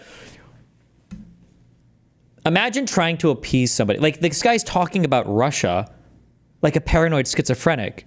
Russia's very scared by other countries, by other countries' domestic politics. Like, if you say the wrong thing, it might just fucking invade you. Like, Eastern Ukraine, the Donbass, east of the Dnieper River, heavily Russian speaking. They want to maintain Russian culture. And a friend of mine from there said, hey, it's a lot like maybe for an American, if you think of Quebec, they want to speak French. They want this French culture and heritage recognized. They're content to be part of Canada.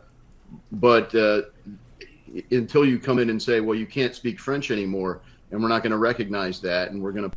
Well, first of all, what a dog shit example, because Quebec is a province in Canada. So what a fucking stupid example. Number two, this would be more akin to like France, like sending troops to Quebec to help it fight against Canada. Also, what a stupid example, because like every motherfucker in all of Canada learns how to fucking speak French just for Quebec. And it's not, French is not even remotely related to English in the same way that I'm pretty sure there's a much higher crossover between Ukrainian and Russia. Who the fuck is this guy? Warren Davidson. What state is this dipshit from?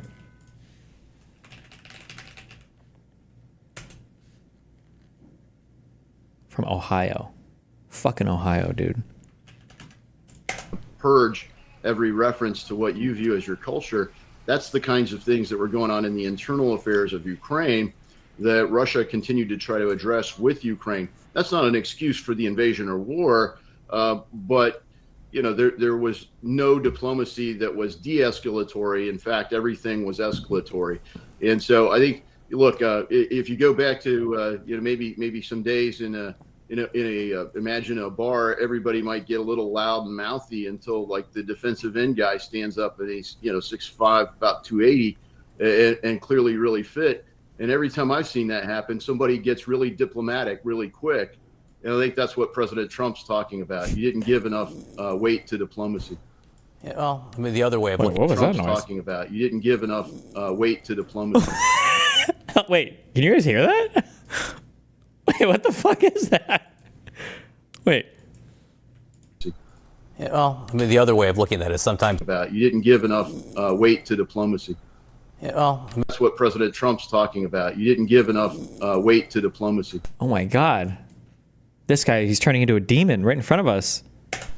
Yeah, well, I mean, the other way of looking at it is sometimes you do have to stand up to bullies. And you talk about the lessons of World War I. There are a lot of people you who sure do. And if you want to play Ukraine, I think that'd be great. You can go ahead. I'm not saying that. I'm just talking about the other side of what you're Does this guy bleach his hair, do you think? saying, and you're talking about the lessons of World War I. There are people who talk about the lessons of World War II and Munich and concessions right there. But it does sound like you're putting some responsibility on Ukraine for this conflict. Quickly, sir. Oh, maybe it's a warm, strong overhead light, and his hair is gray, but it just looks yellow. Maybe but the sides look color. I don't know.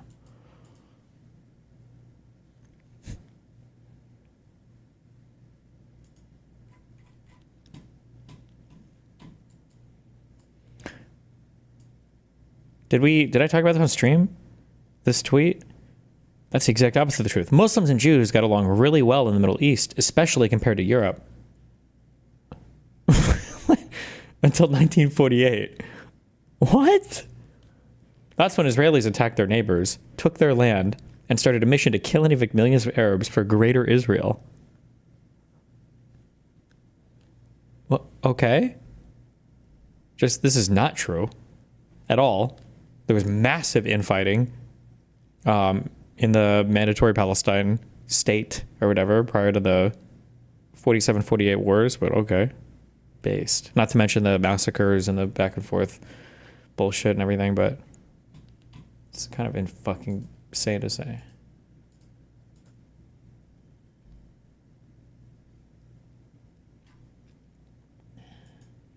Uh-oh. Uh-oh. Israel-Palestine has hit the open source community, apparently. Hi, the Code of Conduct says that the leaders pledge to make participation in our community a harassment-free experience for everyone, regardless of religion and ethnicity. Zed just announced... Uh-oh. What?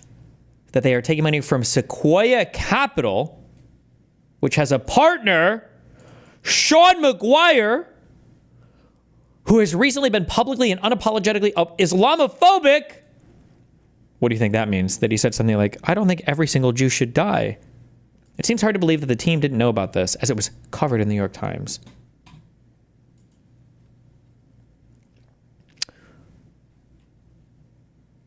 Tech's top venture firm tried to stay above politics, then a partner created a furor. One partner's post about Zohran Mamdani set off a chain reaction. Uh-oh. What did he say? Had posted on X on July 4th that Zohran Mamdani, the progressive Democrat running for New York City mayor, came from a culture that lies about everything and was lying to advance his Islamist agenda. Oof.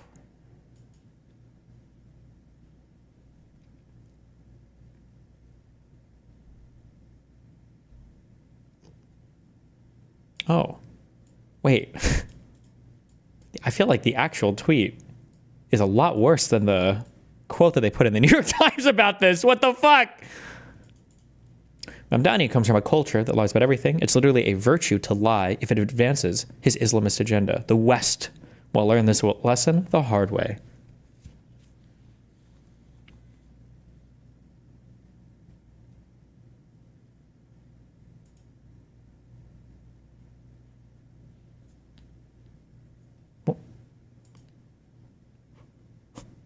Wait, what the fuck? Why would you...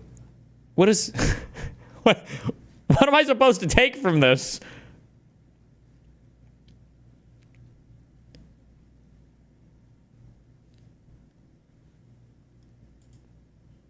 That's the college application scandal thing. Yeah, but why would you link it to this? Oh, as proof that he lies?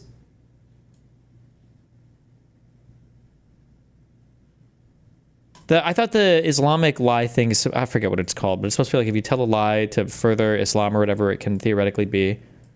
It's not tacky or whatever. I'm making that word up. Oh, taqiyya? Is that what it is? I don't know if there's any evidence that Mamdani is an Islamist. But okay. This guy seems retarded.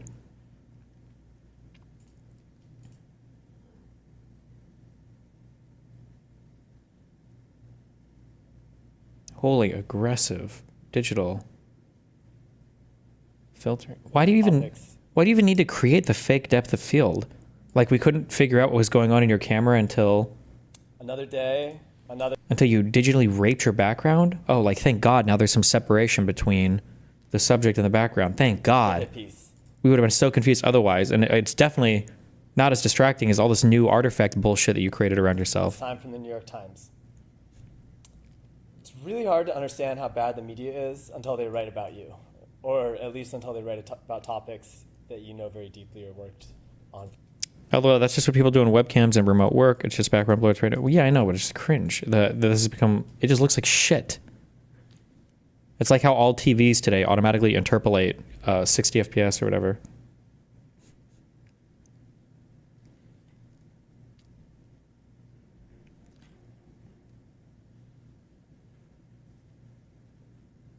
In addition, McGuire has been actively pro-occupation and genocide in Palestine for nearly 2 years.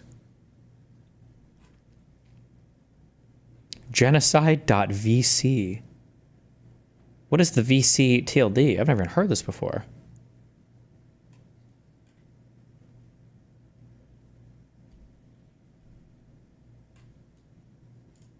I know that, like, Trump actually, you know what?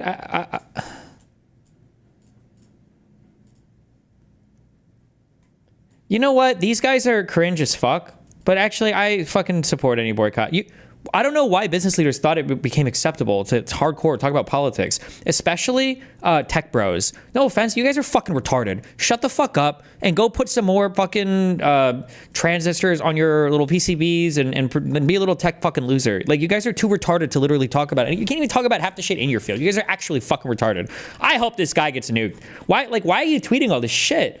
I don't understand how you would do this if you, assuming a partner position at Sequoia gives you some amount of control or whatever over the company. Like, well, I don't know why the fuck you would feel so comfortable being so outwardly talking about your political opinions on this shit. It's fucking retarded.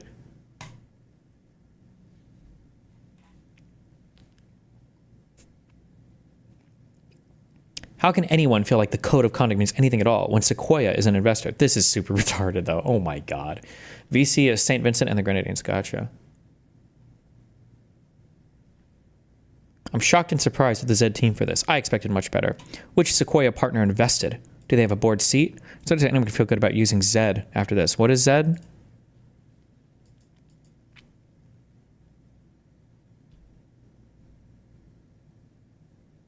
We've been building the world's fastest IDE. Oh my God, bro. Who cares? You change the color of the text sometimes. And you've got some tabs. Who needs this much money for this? What the fuck? Oh my God.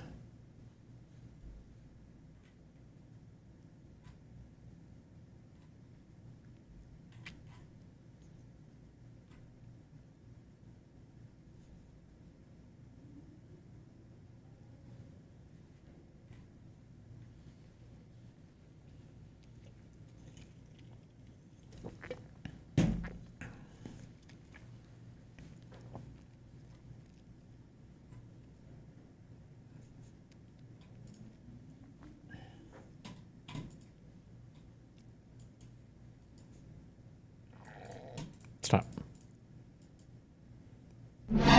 Chinatown, New York. It's one of the busiest hubs of counterfeit goods in the world, where an underground network of Chinese bootleggers operates in the shadows, costing the U.S. an estimated $300 million each year. How does this network of smugglers manage to evade law enforcement? The Special Investigative Undercover Response Team was about to find out. If I was going to infiltrate the counterfeiters, I had to become one of them. With the help of the Special Investigative Undercover Response Team, I disguised myself as an average Chinese person. Ah, most excellent. And rigged my glasses with a hidden camera to catch all the action. My name is Hong. Me new in town. Christ. Please to direct me to black market smugglers. This a powder bag of shimmerek, most precious jade. You would honor me by telling me where you got it. It is a counterfeit, no? I don't know. Go away, go away. It was clear I'd have to look elsewhere for answers. The revered elder. Please to direct me to counterfeit goods store.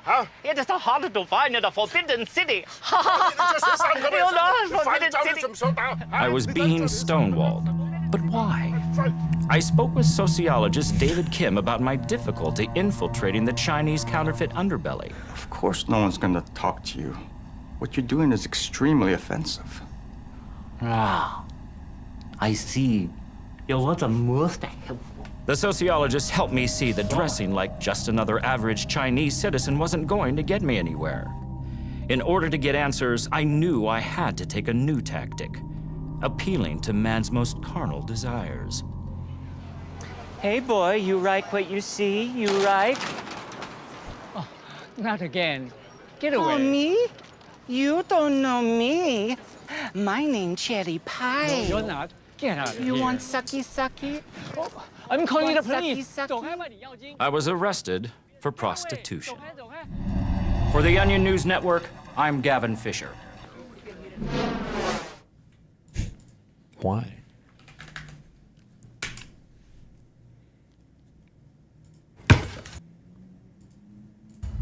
Bird. Jordan. Go. Hey, what happened? Oh my God! Why? Okay. Stop. Unprecedented resources in reforming our behavioral health system. Ron has literally the worst mental health system in America, forgive me, outside of Mississippi and Texas. We've Newsom sustained his voice, saying Mississippi is beautiful. It's the work only of a masterful Californian coastal elite. In a heartbeat, he'd send Sherman back to the South. Florida's mental health system is even worse than Texas. It is. May Allah forgive me for uttering this word. Oh, in Texas, then it is worse than Mississippi. Jesus.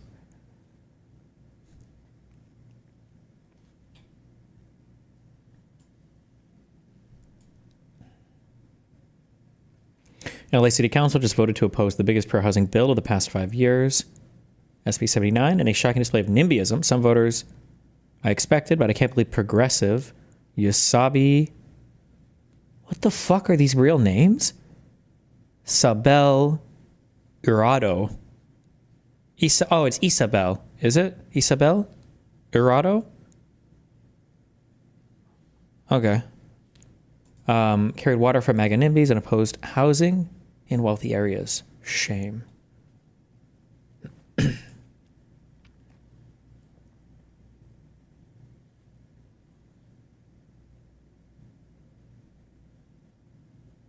And much credit to the DSA endorsed candidates who opposed this motion. Thank you to these two, and a pleasant surprise coming from CD13LA, who had previously opposed LA's big upzoning program applying in single-family areas.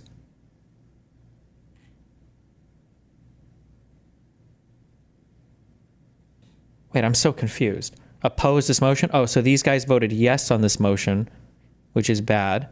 The motion is good, so the vote yes is bad, but they opposed the motion, which is good because they opposed the... Okay. Holy shit.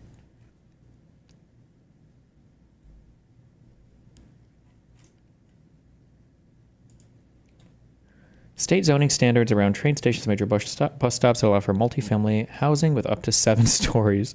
Bro, if you spend any time in Southern California and you go around, like all the apartment complexes are literally 5 stories. It's capped. Everything is 5 stories except for like downtown LA. It's so fucking stupid. Oh, and maybe in San Diego it might be a little bit in downtown. It was one of the most requested. W move by doing all this press public appearance because Ethan's a fucking idiot who lies about you being this public means all he says is lies. Otherwise, they'd never talk to you. Why does he read his chat comments like that? I mean, I don't do the W press because of Ethan. I don't think about Ethan Klein at all.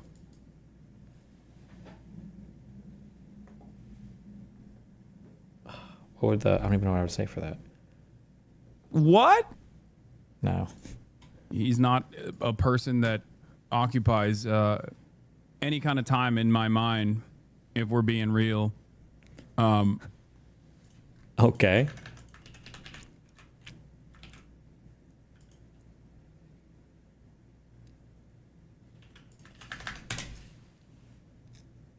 Governor, what do you make of people like Greg Abbott, who has gone on Fox News in recent days and said that California is the problem, not Texas, and that he and other Republicans are going to try to take legal action to strike it down, as Aaron just kind of alluded to in California? Well, I thought there was some AI. I saw some, honestly, I thought, though, this is obviously fake. I mean, it's delusional. I mean, no situational awareness. I mean, it's shockingly delusional. Look in the mirror, sir. You're the one who initiated this. You coward. You coward. You couldn't stand up to the bully. You couldn't stand up to Donald Trump. You had to kiss his feet. You know, you couldn't stand up for our democracy. Couldn't stand up for principles. You had to do something that's unprecedented midterm redistricting, knowing he knew this was wrong. In fact, you can go back to some of the early reporting. He was initially hesitant, but he realized his political career was done, over, and that was more important to him than our enduring values, the best of the Roman Republic and Greek democracy, the rule of law, co-equal branches of government, were less important to him than his own political future. Popular sovereignty, less important to him than his own political future. So I don't even know where to get started. I saw some of his comments. They're ludicrous. And I'll remind him, what I'll remind everybody, if they don't move, if Republicans stand back, they have an off-ramp. This... I'm sorry. That's not intentional, right? No. Initiative, our efforts don't go forward. We're doing this only in response to what he's doing.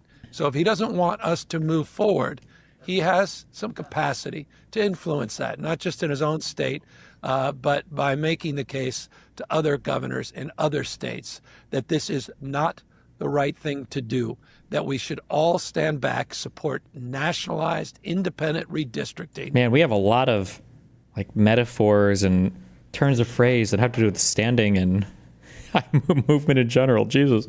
And we should let voters choose their representatives, not the other way around. Governor.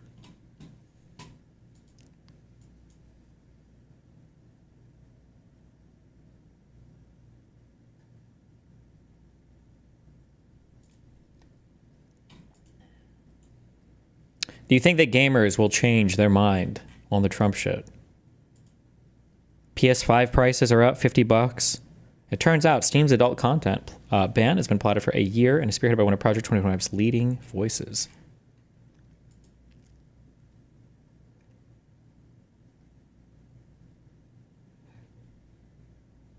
Banning pornography and putting those who create and distribute it in jail is one of the goals in Project 2025. Damn. Poor gamers.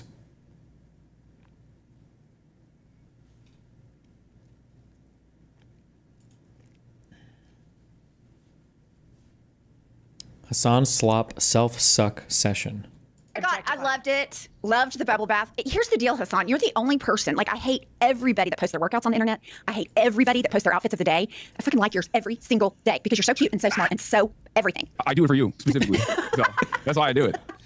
Oh my God, Mr. GQ Pumps, go ahead and get it out of your system. Oh my God, I loved it. Loved the bubble. Part 2? There was a part 2 to this? I mean, he's so smart. Oh, wait. This is funny. I think this was like after I had lost. Damn, bro. I can't do it. I admire it. I wish I could watch shit about myself like this. Off, but because I needed to stay on, if you've ever done one of these things, you need to stay on the software so that they can upload on their end. So I could hear them talking. I could literally hear them talking. But I wasn't like, I think they thought I was like gone. Deeply attractive. He's so smart. He's so deeply attractive. He's so well spoken. I mean, I'm just looking at him the whole time thinking, you're like the full fucking package, dude. The very first time Pumps met Hassan, we arrived at his house and she's like, oh my God, you're hot. And I couldn't help it. It came right out of the gates, Mrs. Robinson. And then we hung out with Hassan at the DNC and she would just march right up to him. She'd go, Hassan, you're just so handsome. Yeah, and we'd get a picture and he'd be standing next to me. I'd be like, no. I want a full arm around what people do. Yeah, she made him. She was a couple. She did. Yeah, I did. I mean, he's that cute. I forgot that you did that. Ever thought about writing a book, To Grifter? No, I just don't have time for it. I'm sorry. I'm telling you right now. White women are the fedayeen. People forget, okay? Women do not hold up half the sky. Mao Zedong was right. They hold up 98% of the sky. Okay. Jesus. What is this image?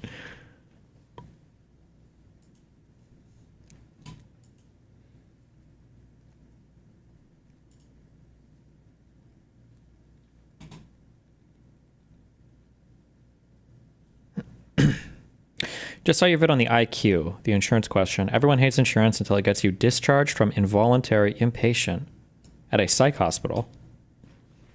How could insurance get you discharged from involuntary? I feel like if you're involuntarily inpatient, Doesn't that mean you've like threatened to kill somebody or kill yourself?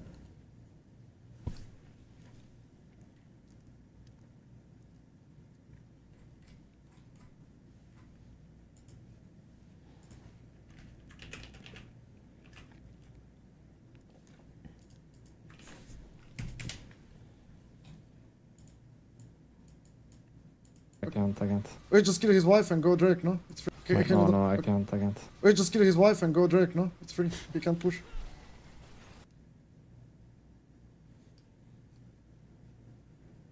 How is this a Hassan reference? Oh, because of Ela?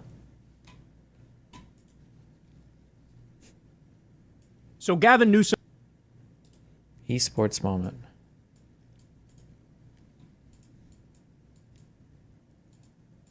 Good stuff.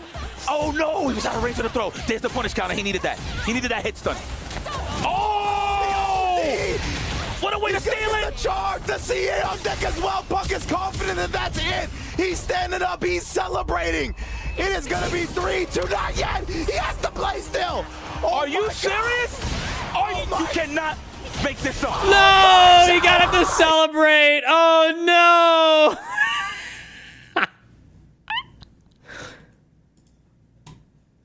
There's the punish counter. He needed that. He needed that hit stun. Oh! What a way to steal it! The charge, the CA on deck as well. Punk is confident that that's it. He's standing up. He's celebrating. It is gonna be 3-2. Not yet. He has to play still. Are you serious? You cannot make this up. Oh my, so high. Somehow, some way, still takes the W. Punk standing up prematurely. Oh no! Dog, you gotta finish your food. You gotta finish your plate. I wasn't sure, man. I wasn't sure that it was gonna kill. Bro, there was still crumbs on the... Wait, the guy on the right won, right? Why does he look so sad? Or am I mixing this up? Good stuff.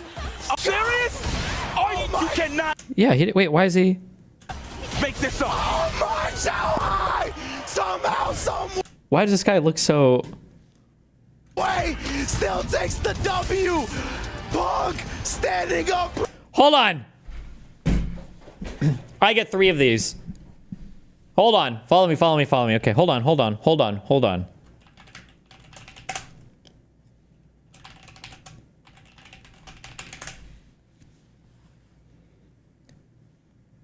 Tell me this guy doesn't look like the bad Chinese kid in the Jaden Smith Karate Chin, or hold on, Karate Kid movie with Jackie Chan. This, like the grown-up version. Are there better pictures of his face? Wait.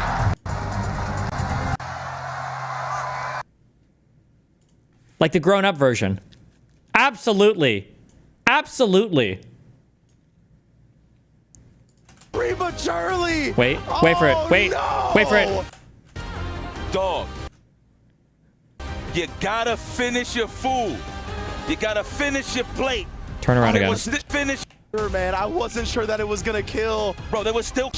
You gotta finish, dog. Oh! A little bit. Oh no! A little bit.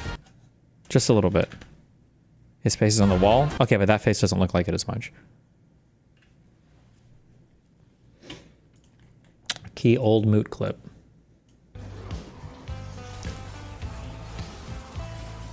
The flow state. He's in the flow state. I'm in the flow state. Oh no.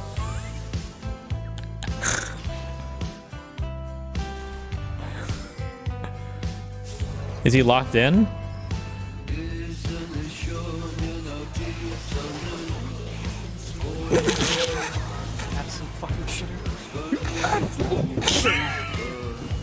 Why? Why would you fuck me so hard like that? He was in the flow state.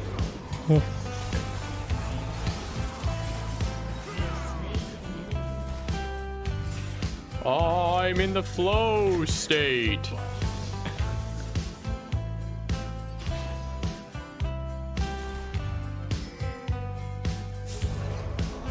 Perfectly set up. We've got the missed Q into the flash, into the E, into the... Into the smash! Why would you fuck me so hard like that? Okay. What are we caught up on memes? You've done one of. Do I care about this? To Michigan to say Judea and Samaria. They responded, why would you change your but your movement consistently made problems for a campaign and contributed in small but real ways to Trump winning tragic results. The uncommitted movement wasn't a record attempt to create chaos in the party. It was a serious venture by Democratic Party operatives who were trying to throw a Hail Mary to get the Dems to realize how much sympathy they had lost. The Dem party didn't care one bit.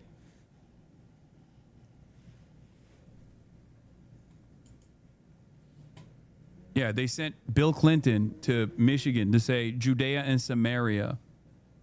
They responded, why would you change your stances when that's what makes you money? What? Dude, how many people like me exist out there? What are you talking about?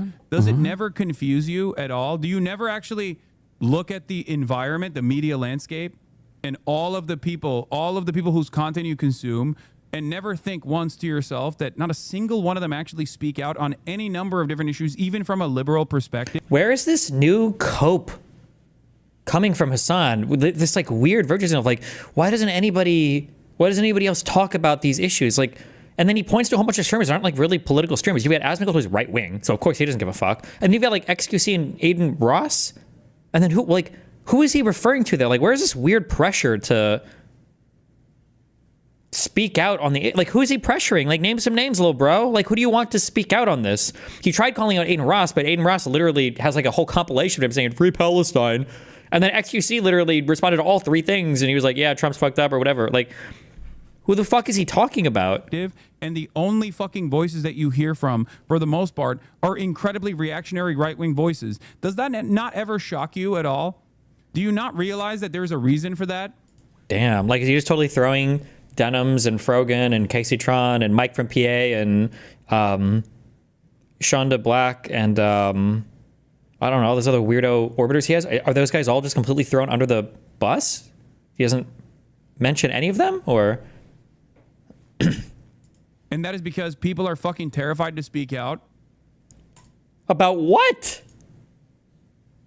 People are terrified to say free Palestine? This all literally stems from you are able to maintain editorial independence and be able to present your opinions to an increasingly larger audience and also gain financial success in the consequence, even if you're like a unique figure in this space. Okay? Why? Why do you think people are afraid to even speak out against Trump right now?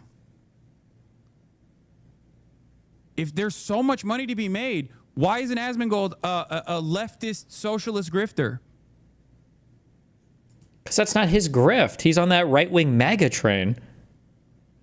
Do you think the grift only goes in one direction? Why isn't XQC a socialist grifter? If there's so much money to be made, these guys don't give a fuck about politics. Why aren't they grifting to the left?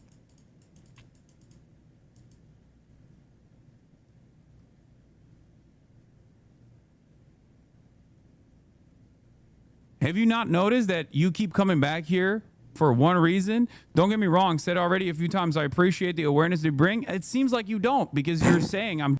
Okay. On an odd...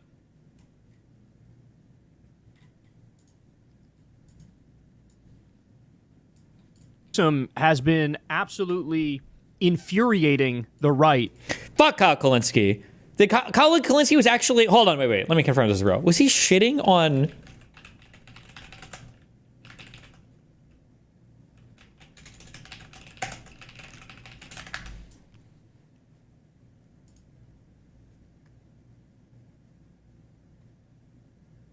Is this a real tweet? Contra fell off hard, huh?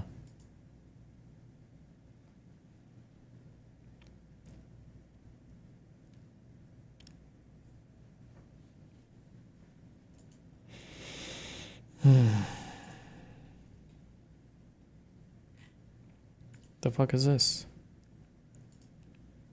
I've been shocked by how undemocratic the Democratic Party can be. Oh boy. Tell me, what do you mean by, I don't disagree with you necessarily, but what do you mean by that? By putting their foot on the scales to get, you know, make sure that Hillary Clinton comes out of the thing, or make sure that, you know, that they're listening to that anger. Wait, we listened to this months ago. Why the fuck is this posted again then? About the way that. Okay, I don't care. Wait. Fuck it. We're watching this real quick because I'm curious. Autumn evening in 1989, Tom McMahon noticed some unusual construction getting started in his Los Angeles neighborhood. As more and more trucks began showing up with bizarre power tools, test equipment, and tanks of liquid nitrogen, his curiosity got the better of him, and he had to take a look. He learned that a high-voltage underground transmission line had experienced a fault, costing the city tens of thousands of dollars per hour in lost capacity and downtime. Over the next few months, he got more acquainted with the project manager for the repair, and he shared all the fascinating details of what he learned in a series of messages on his company's mailing list. Those messages spread like wildfire across various bulletin boards, lists, and forums of the early internet. Why do they email like hackers? Jesus. I don't remember exactly how old I was when I came across this story, but I do know it was one of the very first times I realized how awesome infrastructure and engineering could be. I figure if it had such a big impact on me, that it's a story worth retelling, especially because there's a recent update at the end. Maybe it will inspire others to be more interested and engaged in their constructed environments like it did for me, which is basically my entire goal with these videos. I'm Grady, and this is Practical Engineering. In today's episode, we're discussing the Scattergood Olympic underground transmission line. We watched the new Gamers Nexus documentary on GPU smuggling. I would have to like boot up Factorio again or some shit for that. These videos are like hours long, bro.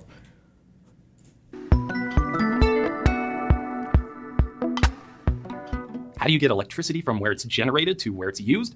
That's the job of high voltage transmission lines. Electrical power is related to the product of voltage and current in a transmission line. If you increase the voltage of electricity, you need less current to deliver the same amount of power. So that's exactly what we do. Transformers at power plants boost the voltage before sending electricity on its way, usually in 3 separate lines called phases, reducing the current and thus minimizing energy wasted from the resistance of conductors. High voltages make electrical transmission more efficient, but they create a new set of challenges. High voltage electricity is not only extremely dangerous, but it also tends to...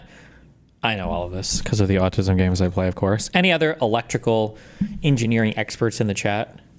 Arc through the air, which is not a great insulator, to the other phases or grounded objects. The conventional solution is to string these lines overhead on towers. This keeps them high enough to avoid contact with trees and human activities, but the towers serve a second purpose. They keep enough distance between each line so that electrical arcs can't form between them. Unfortunately, stringing high voltage lines overhead isn't always feasible or popular with the local residents, especially in dense urban areas. That was true in the 1970s when engineers in LA were deciding how to expand their transmission system and deliver power from the Scattergood power plant to the Olympic substation near Santa Monica. So they tried something that was relatively new and innovative for the time. They ran the line underground. 3 230 kilovolt lines, one for each phase, would deliver enormous amounts of electricity over the approximately 10-mile or 16-kilometer distance in West Los Angeles, powering hundreds of thousands of homes and businesses. However, putting high voltage lines below... Wait, am I 332 or whatever kilovolt? Is that actually like 330 like 1,000 volts? Is that the voltage of those lines? Jesus. That's crazy, chat. The ground created a whole new set of challenges. When strung across towers, the conductors at this voltage each require around 10 feet or 3 meters of clearance to avoid arcs. The air is the insulator, doing the job of keeping electricity constrained within the conductors. So how do you take those 3 high voltage phases... Explain what voltage is? Well, you see voltage is the difference of the number of electrons on both sides. ...and cram them into a single small pipe running underground? Well, you need a better insulator than just air.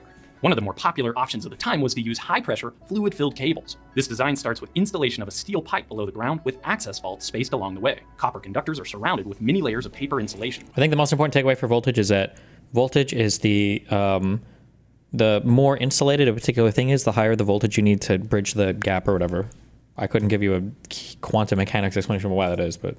Next, a protective layer of wire, called skid wire, is spiraled around each one to protect the paper from damage and allow for easy sliding along the pipe during installation. The conductors are pulled through the steel pipe using massive winches and then spliced together at each vault. Once the steel pipe is fully welded closed, it's slowly filled with a non-conductive oil known as liquid dielectric. This oil impregnates the paper insulation around each conductor to create a highly insulative layer that prevents arcs from forming, even with the conductors sitting mere inches apart from one another and the surrounding steel pipe. At the same time, the oil works as a heat sink to carry away heat generated from losses in the conductors. It is critical that the oil completely saturates the paper insulation and fills every nook and cranny within the pipe, just like a whole... Oh, we're not doing that argument again. What kills voltage or current? Both. Neither one can kill without the other being sufficiently high enough. In the plastic insulation around an extension cord. The voltage has to be high enough to overcome the resistance, otherwise it doesn't matter what your amperage is or whatever. And then If the voltage is high enough, but there's no amperage behind it, then the current will be high enough to kill you. So Even a tiny bubble in the oil can create a place for arcs to form because of the extreme voltages. So the oil inside the pipe is pressurized, usually around 14 times normal atmospheric pressure or over 200 psi, to ensure that no bubbles can form. The rating of a transmission line, in other words, how much power it can deliver, is almost entirely based on temperature. a teacher says like water pressure in a pipe, voltage. Well, if the voltage is low enough, then absolutely nothing can get through, right? Voltage has to be, I don't know the explanation for it, but the voltage has to be high enough to overcome the resistance. The rating of a transmission line, in other words, how much power it can deliver, is almost entirely based on temperature. All conductors, with rare exceptions, have some resistance to the flow of electric current, and that creates heat, which will eventually damage the conductors and insulation if it builds up. The more heat you can remove, the more power you can push through the line. That's a major benefit of pipe-type oil-filled cables. They're surrounded by a gigantic liquid heat sink that can be circulated to keep the temperature down and prevent hotspots from forming in the lines. Damn. At each end of the transmission line is a plant filled with pumps and tanks to pressurize and often to 40 minutes. 40-minute video, bro. Stop. circulate the dielectric oil in the pipe.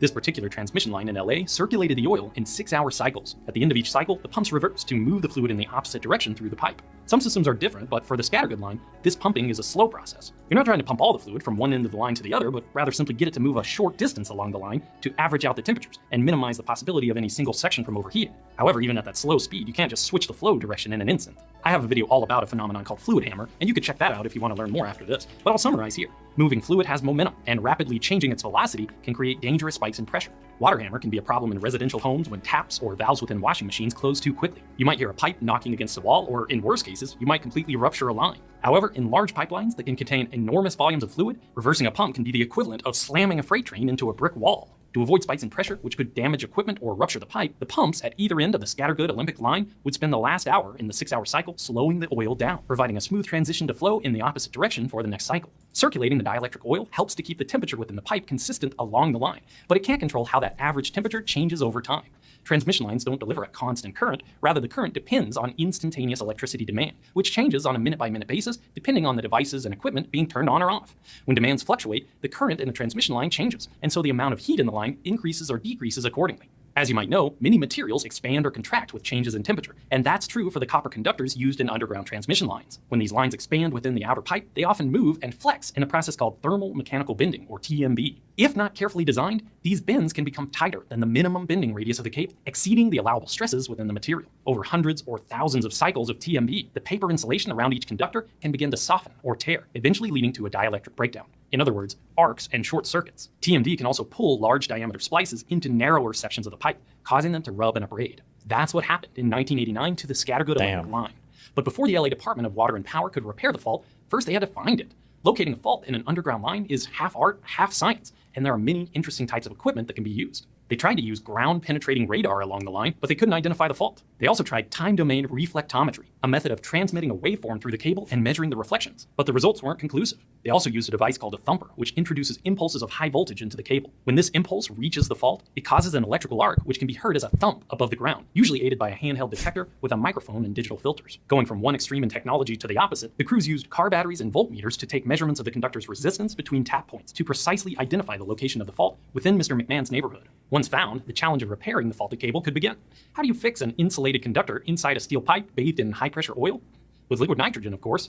Pumping all the oil out of the pipe before the repair wasn't feasible. It couldn't be stored and reused after the project because that process would introduce contaminants that would reduce the oil's insulative properties. They also couldn't dispose of it and replace it with new oil because the stuff's expensive and it would take a long time to get in such incredible quantity, potentially extending the very expensive downtime. Even more importantly, relieving the oil pressure from the rest of the pipe could allow gas bubbles to form inside the layers of paper insulation, potentially damaging them and creating new places for faults to form. The clever solution they used was to freeze the oil using liquid nitrogen, which is usually around -200 C or -320 F, creating solid plugs on either end of the section to be repaired. This allowed the rest of the pipe to remain under pressure. Losing these plugs would be a catastrophe, creating an eruption of high-pressure oil and spilling huge quantities of it into the environment. So the repair crew had liquid nitrogen companies on call across California as contingency to ensure that the oil could be kept frozen for the duration of the fix. Unfortunately, after taking x-rays along the entire length of the line, they realized that many of the cable splices were in danger of experiencing a similar fault due to thermomechanical bending. After coming to the conclusion that this wasn't going to be a quick fix, the Department of Water and Power decided to drain the entire line of oil and implement preventative measures. So if you had a down power line between two towers, the process for that is probably like cutting the cable, turning it off on both ends, climbing up, and just stringing a new cable, right? It's probably infinitely easier than servicing, I guess, these underground lines. I didn't realize there was like this much shit going into it. Jesus. While it was already down for repairs, aluminum collars were installed at key locations along the pipe to constrain the thermal movement of the cable. This was done in a semi-clean environment with air handling and cleanliness requirements to prevent contaminants from finding their way into the pipe. After many months and tens of millions of dollars worth of downtime, the trucks and crews finally pulled out of Tom's neighborhood, and the underground transmission line was finally brought back online. There's an update to Tom's story that brings us to modern times. The Scattergood Olympic line's troubles didn't end with the work in 1989. LA's routine testing showed that the insulation was continuing to degrade, and outages on the line were significantly disrupting the reliability of their transmission network across the city. In 2008, the Department of Water and Power began developing a replacement project, this time using newer cable, insulated with polyethylene instead of high-pressure oil. After 10 years of planning, environmental permits, public meetings, design, and construction, the project was completed in 2018. The original transmission line is still in place and can be used as a backup if it's ever needed. As part of my research for this story, I spoke to Tom on the phone. He told me that shortly after his write-up spread across the early internet, it was sent to a teletype machine within one of the offices of the LA Department of Water and Power, providing some higher up within the organization a neatly printed version that may or may not be still hanging on a wall somewhere downtown. Huge thanks to Tom for taking the time all those years ago to share his enthusiasm for large-scale infrastructure. Thanks to Jamie Zawinski for preserving the story on his blog. And thank you for watching. Let me know what you think. Thanks, dude. The fuck is this? Will? I probably could kill him with sheer will. Okay. I'm gonna show you how the god gets killed. Oh shit, the window You're not kill. gonna make the jump. If you make the jump, I will kill myself. Bro, what is the first two shots? You're not gonna make the jump. If you make the jump, I will kill myself. 1, 2. Oh, 3, 4. There we go. Oh no, it's Bonuser! What? That was better. God. Oh! They're so mad. How does he do it, guy? Oh my god. Okay. Kid attacks a teacher and gets put in a suplex by a police officer. Hey, record that shit. Really badass. Damn, this kid's taller than the police officer. Ooh. Uh-oh. Oh, no, wait, that's the teacher. I'm assuming that's the teacher. Whoa! Uh-oh. Bro, how are you gonna... Is this guy okay?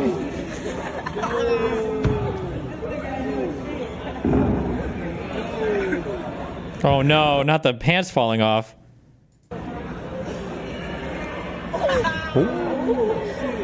Uh-oh. Oh, what?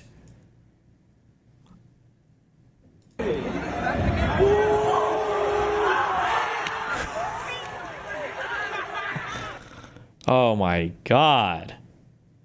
Ass whipping with a studio audience. Jesus.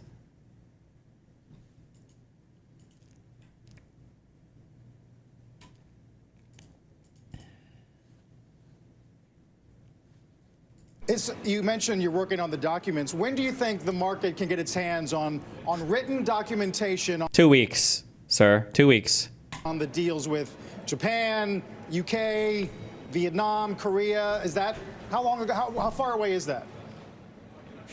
Couple weeks. These are kind of weeks away for the Japan and Korea model. But Ah. the other models are set. I mean, you already have Vietnam has agreed to open its market. These countries have agreed to open their market. They bring down their tariffs. It's not that you're not going to find a big... That's the trade deal? The trade deal is we're going to arbitrarily tariff you, and then you're going to tariff us back, and then we're going to agree to get rid of our tariffs. And that's the trade deal? Long, 250-page trading agreement. It's very simple.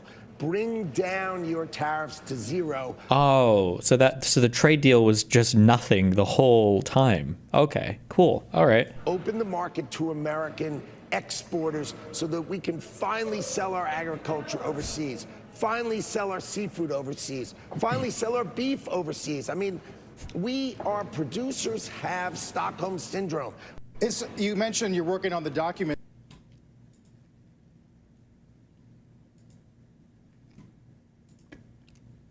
Okay, also, wait. Oh my god. I'm mortified. I'm worried I'm gonna get murdered by like an Uber driver. Is anybody here drive for Uber and realize you're getting like way less tips over the past couple months? I think that I just realized the other day that I push 0 for the tips on Uber every time it pops up after. I just put 0 for the tips.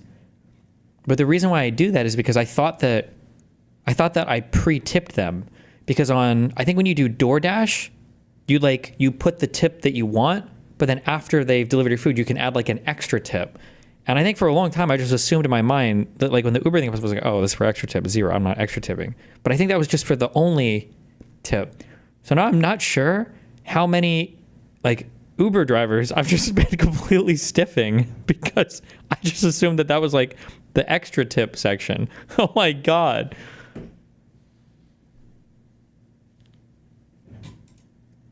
How bad is your rating? Well, I don't think you can change your rating after somebody's tipped, no?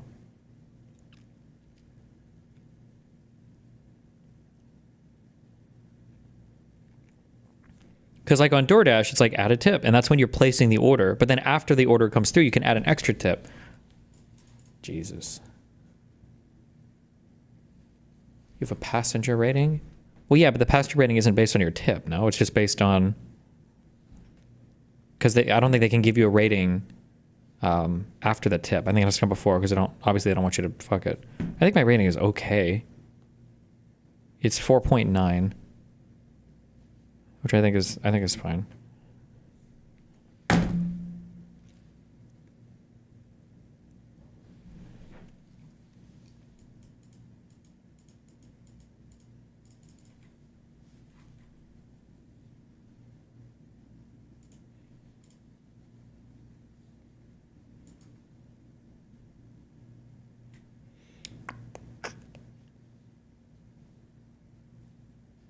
Oh my God.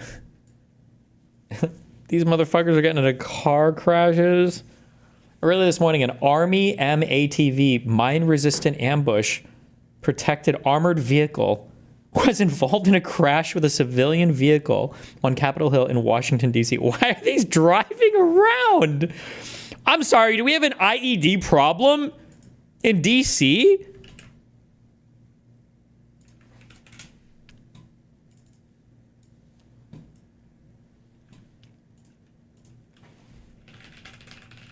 Did he get T-boned? Jesus.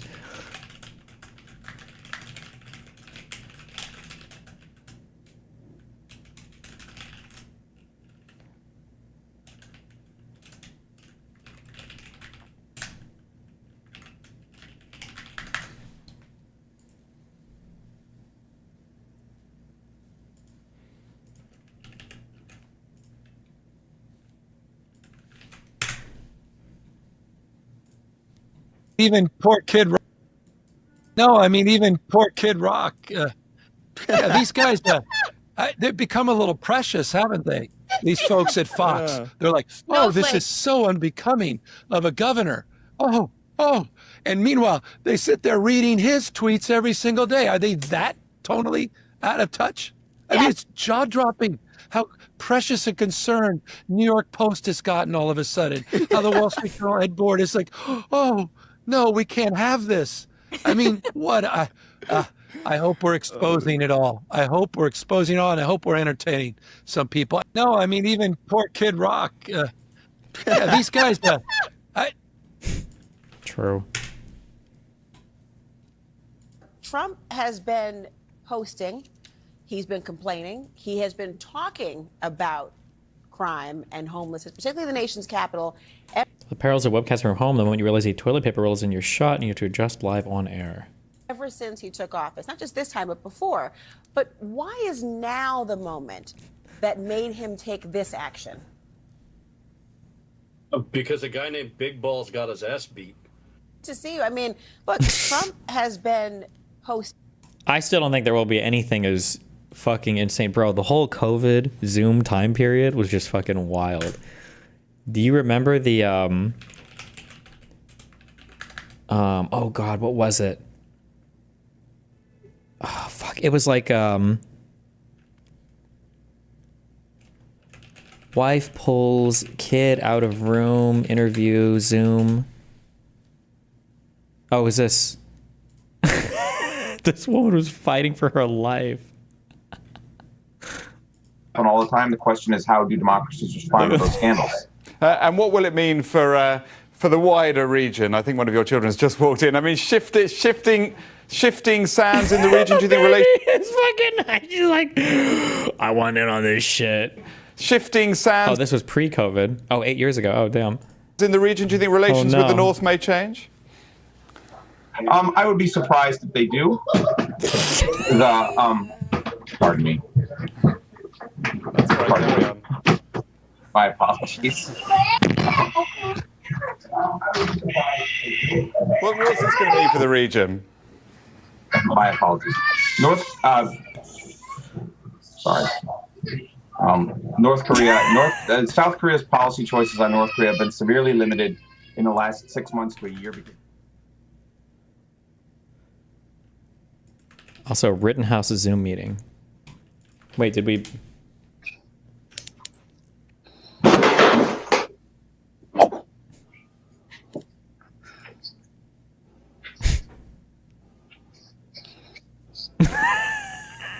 How did I miss this?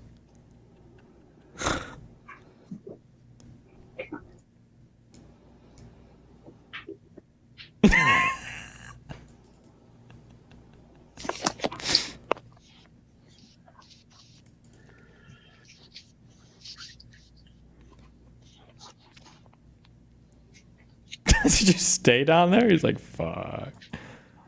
Fuck.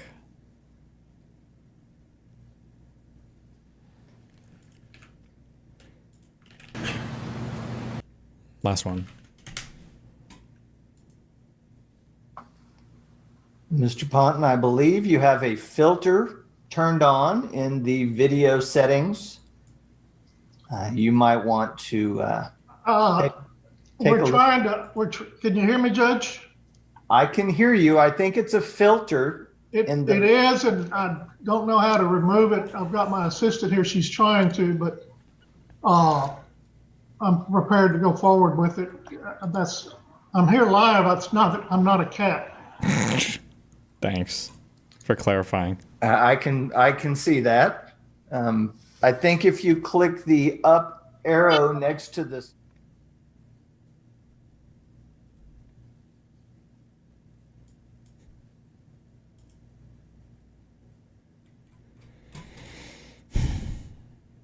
This guy's facial expressions.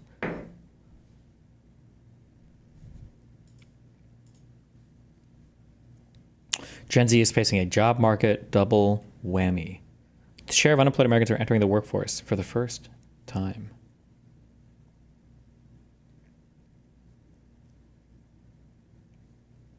Oh my God. Look at that. Whammy. Good. Fuck Gen Z. Wham 'em.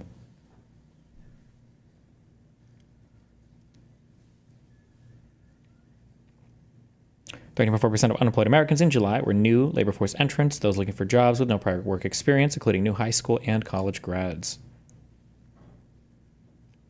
It's the highest number since 1988, as the baby boomer generation was flooding the job market. The big picture, folks with jobs are hanging on to them at the moment. Unemployment is at a relatively low 4.2%, but those without work are having a hard time, facing one of the toughest job markets in years.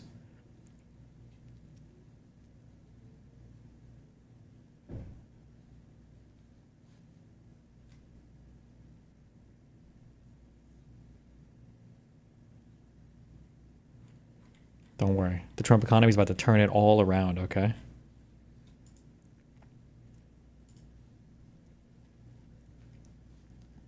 Brooke, welcome back. As always, You guys will be working in the coal mine soon, I guess. Getting rid of solar farms. I want you to get rid of wind. Brooke, welcome back. As always, you're getting rid of solar farms. I want you to get rid of windmills, too. Don't forget windmills. I know it's not exact. Here's Trump. Stupid and ugly windmills are killing New Jersey. Energy prices up 28% this year, and not enough electricity to take care of the state. Stop the windmills. So we got we got solar farms, wind farms, and windmills. And by the way, I want you to get rid of the Chinese communists who are buying our farmland. I'm just throwing this all into one listen, pot. just a small couple things to do, Larry.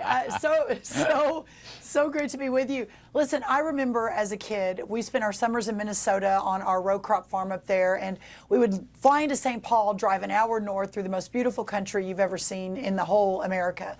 And back then, it was cornfield after cornfield after et cetera, soy. Now you drive that same drive, and it's all solar panels, solar panels, solar panels, solar panels. What has happened, especially under the...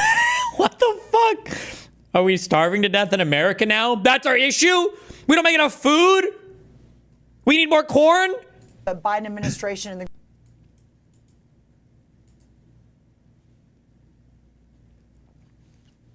Okay.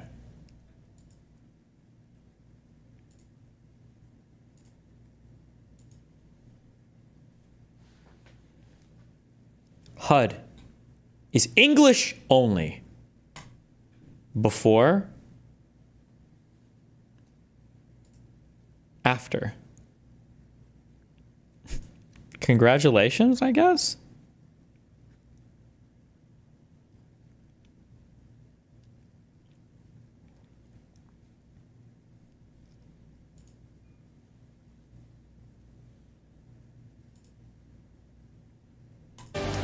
All right, breaking news tonight. The Trump administration continuing to root out the deep state. Earlier today, Director of National Intelligence Tulsi Gabbard stripped 37 security clearances over a Barack Obama-ordered intelligence report of Russian interference in the 2016 election, which launched Russia Gate. She announced the move on Why X, do they saying, all say it this way?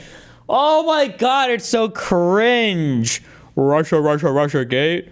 Russia Gate. Part that the 37 who had their clearances revoked, quote, abused the public trust by politicizing, manipulating intelligence, leaking classified intelligence without authorization, and or committing intentional, egregious violations of tradecraft standards. Director of National Intelligence Tulsi Gabbard is here with us with more. This kind of the evil one fits in with your original declassification. And that was what you discovered was there was an original senior career intelligence assessment about possible Russian interference in 2016. And they said there was no interference. And correct me if I'm wrong. And then Obama himself reordered another assessment with top intel officials rather than listen to rank and file senior analysts that are career analysts. So there's a slight difference here in what you're saying, Sean. First of all, thank you for having me on. It's great to see you. The intelligence community assessed in the months leading up to that November 2016 election that, yes, Russia was trying to interfere in our election by sowing discord and chaos, but stating over and over again that Russia did not appear to have any preference for one candidate over the other. They viewed both as equally bad for Russia's interest. The big shift that happened around what is now commonly known as Russiagate was after the election. In early December, President Obama called a meeting of his National Security Council leadership. From that meeting, there was directive that was delivered from President Obama to then Obama's DNI, James Clapper, to then CIA Director John Brennan, to come up with a new intelligence community assessment that contradicted the ones that had been produced previously by the intelligence community. This new one said that Russia, Putin, did try to interfere in the election because he wanted Trump to win. They did this using shoddy intelligence, little pieces of intelligence gathered from places that intelligence professionals refused to reference previously because they knew it was substandard and did not meet the quality and the credibility that is expected of them as intelligence professionals. And they used the Steele dossier, knowing John Brennan knew, James Clapper knew, others within the intelligence community knew that the Steele dossier was a political manufactured document intended. What is the obsession with the Steele dossier? I don't think the Obama admin or our intelligence community published stuff saying the Steele dossier was real. It had to do with the DNI hacks or the DNC hacks.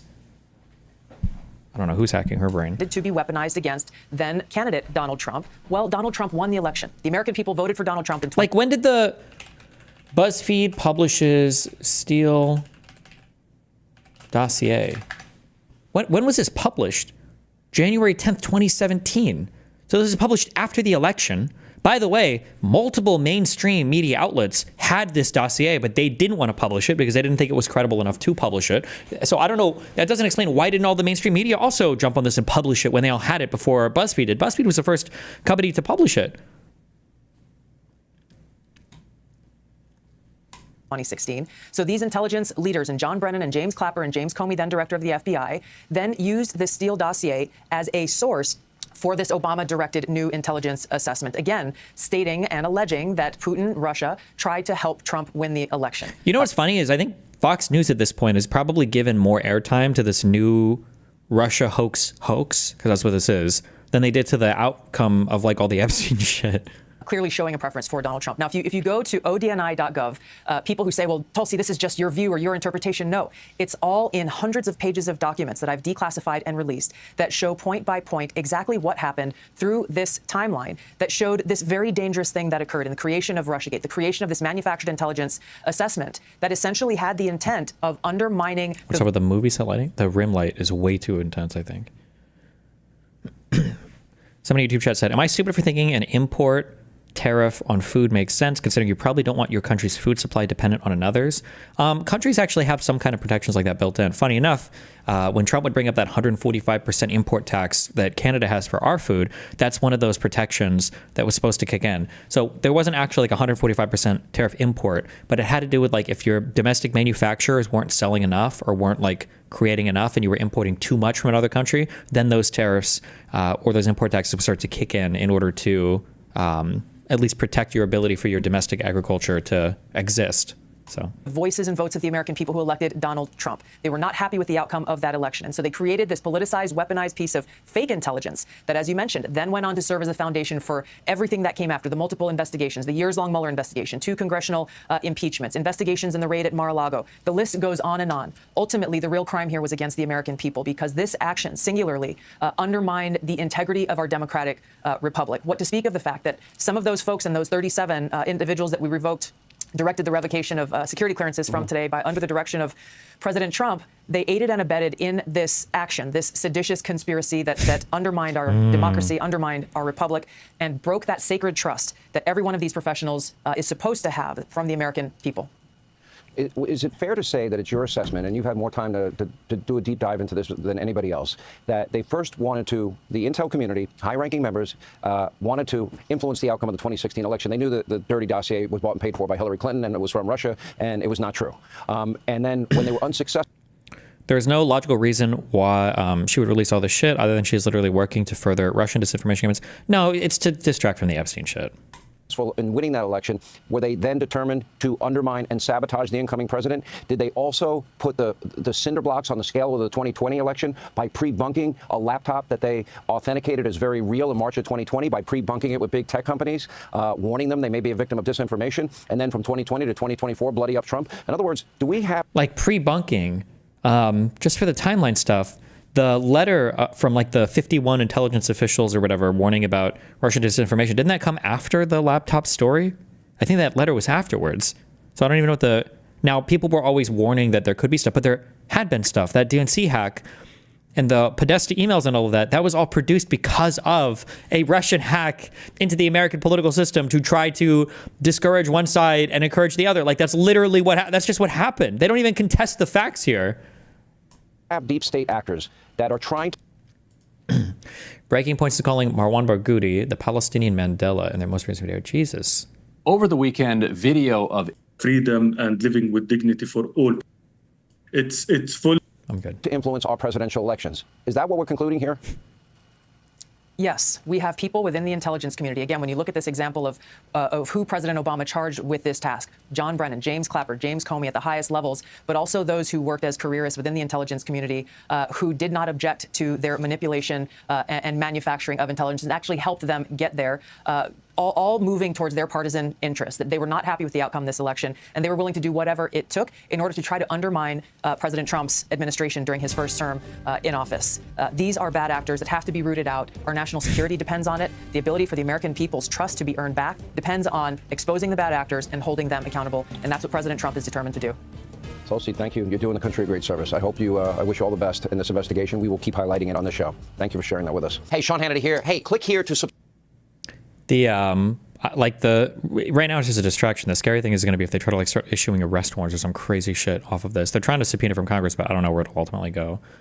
Like on the factual grounds, they just have nothing. That a nation. What?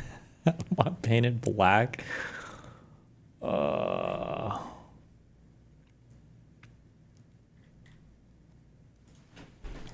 Hold on.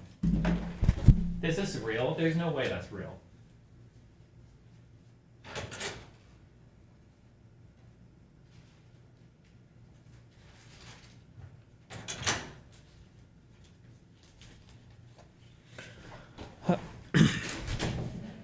It's time to eat fresh. Wait.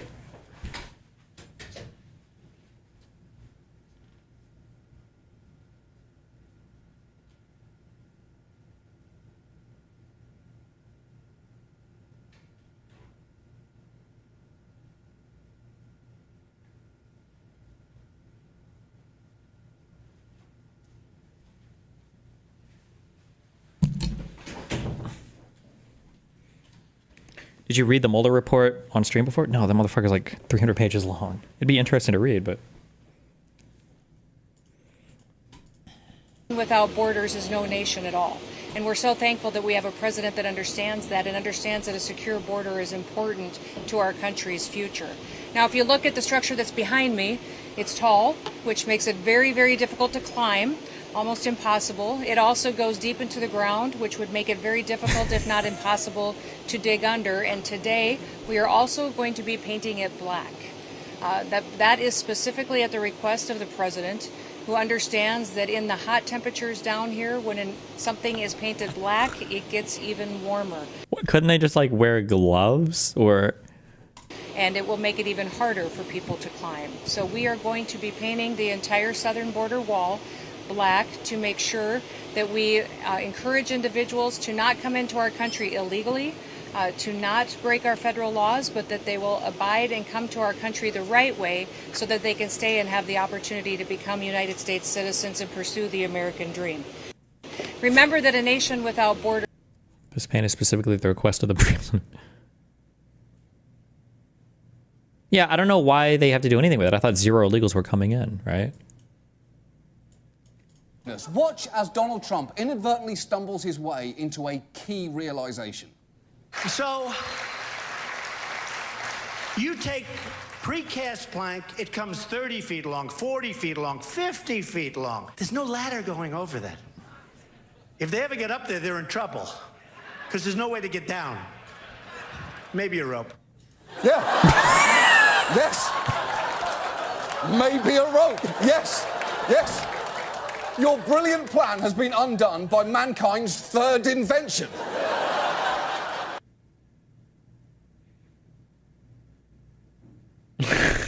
Bro, I don't know.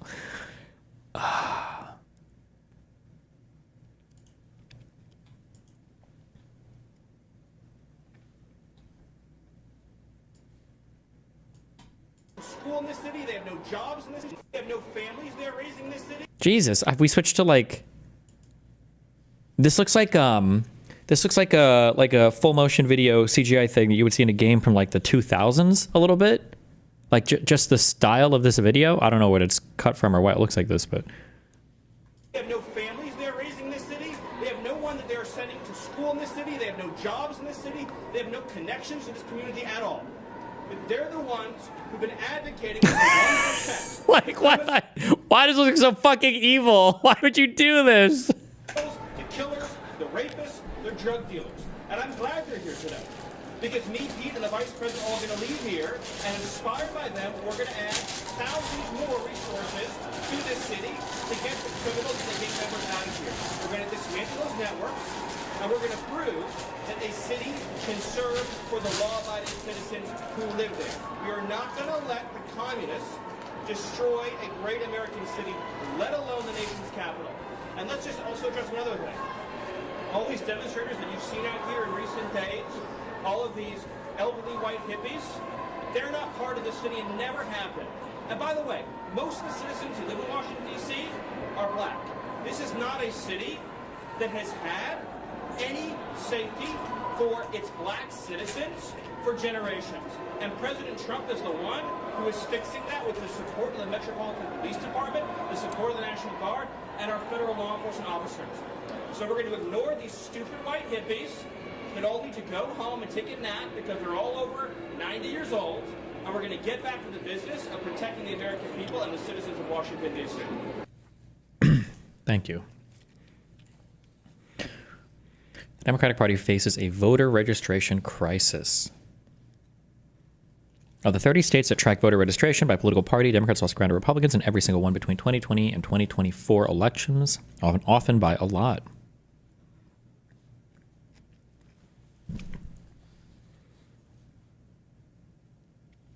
I wonder if do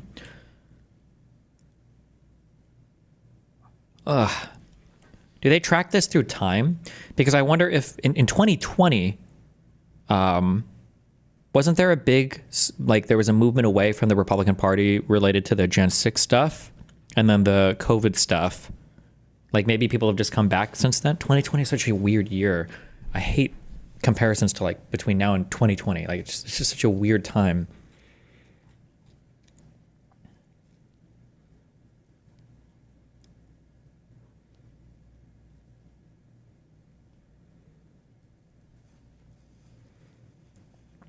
All told, Republicans lost about 2.1 million registered voters between 2020 and 2024 elections in the 30 states. Republicans gained 2.4 million. So Republicans gained 2.4 million registered voters, but less people voted for Trump in less people voted for Trump in 2024 than 2020, right?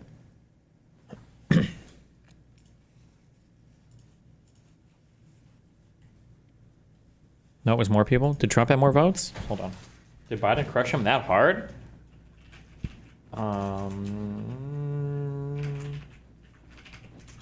Presidential election outcome 2020.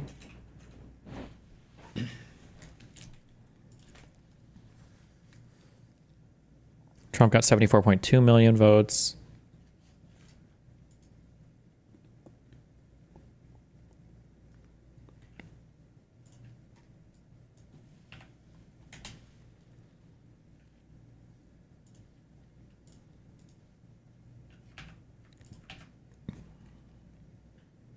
Oh no, he got more votes.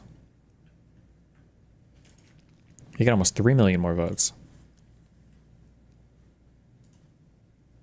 From 74.2 to 77.3. Urban Coma got 6 million less. Damn. They really rigged that 2024 election, guys.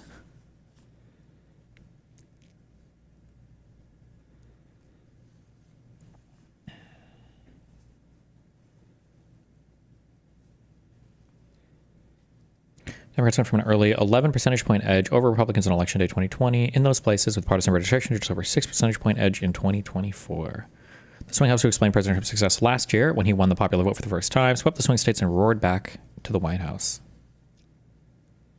I don't want to say the death cycle of the Democratic Party, but there seems to be no end to this. Why is everybody so doomer on one election? Holy shit. They make it sound like Republicans have held office for decades. Chill.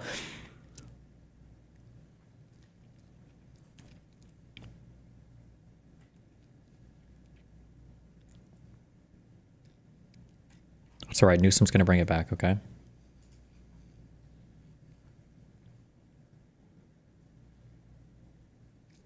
Oh, this tracks it on the longer term.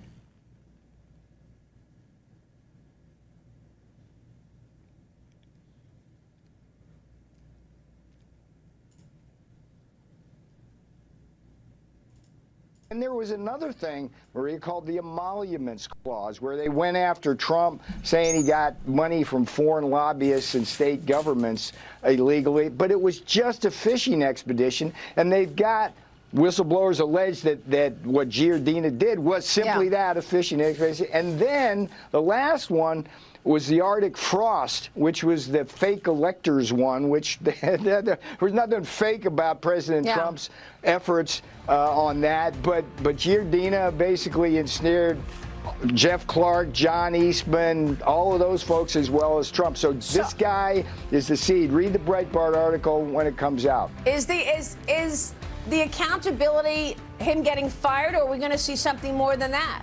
I mean, they have destroyed people's lives. I call I call for a full investigation of this guy and everybody else I name: Obama, Clinton, Comey, Page, Strzok, Brennan, Clapper, all the way down the line. And Ed Martin, that man is a bulldog, and he's going to get to the bottom. I love Ed Martin. He's going to get to the bottom of it. Well, I mean, I enjoyed the conversation we had on Sunday, and he also made the point that January 6th and everything they did around January 6th was an effort to shut down any speech or conversation about 2020 and the election. So we're going to follow his work for sure, and yours as well. Peter, great to see you. Thank you, sir. Always Peter a Navarro. pleasure, Maria. All right, we'll see you. The museums throughout Washington, but all of the country, are essentially the last remaining segment of woke. The Smithsonian is out of control, where everything discussed is how horrible our country is, how bad slavery was, and how unaccomplished the downtrodden have been. It's kind of a weird thing to throw in there, but nothing about success, nothing about brightness, nothing about the future. Wouldn't it be successful that we no longer have slavery?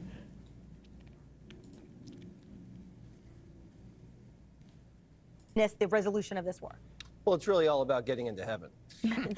And I think he's kidding, but he's also partially serious. And that's why we love him, because he has this childlike spirit, this Sunday school of thought that if you just do good things, there's a chance. And it's like the guy likes cheeseburgers and candy and nicknames, and that's kind of why we relate to him, because he's so relatable and revels in these childlike moments.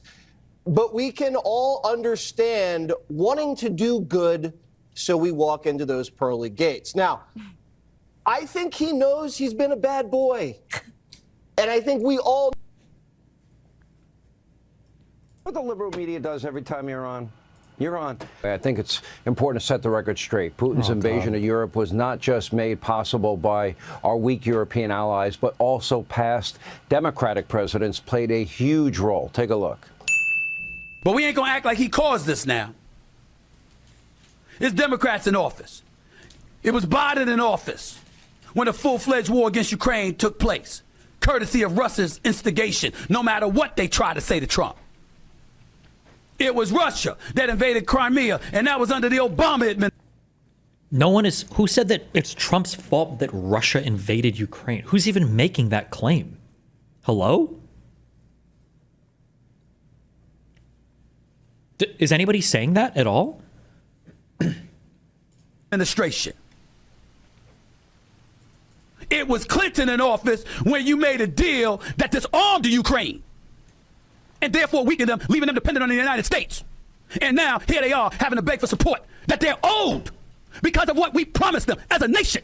We promised them this. You owe it to the Ukrainians. You absolutely do. I'm not saying I like it. I'm not saying I like spending billions of our taxpayer dollars to them. That's not what I'm saying. What I'm saying is promises made are supposed to be promises kept.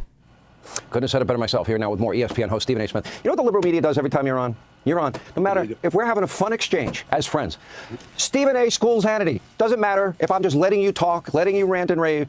I would say that listening to you on your podcast, you sound more like me every day. I would argue you have been Hannitized. I would argue I've been a great influence for you in your life. I will never, ever, ever concede or confess to such a stain. Hell no, I'm not giving you that. But I will say that when it comes to politics, I am schooled more by you than you are by me. There is no doubt about that. Sports is my lane. I'm venturing into politics. Politics is your lane. I go into the sports lane, it's bad. I go down your lane, you say stop.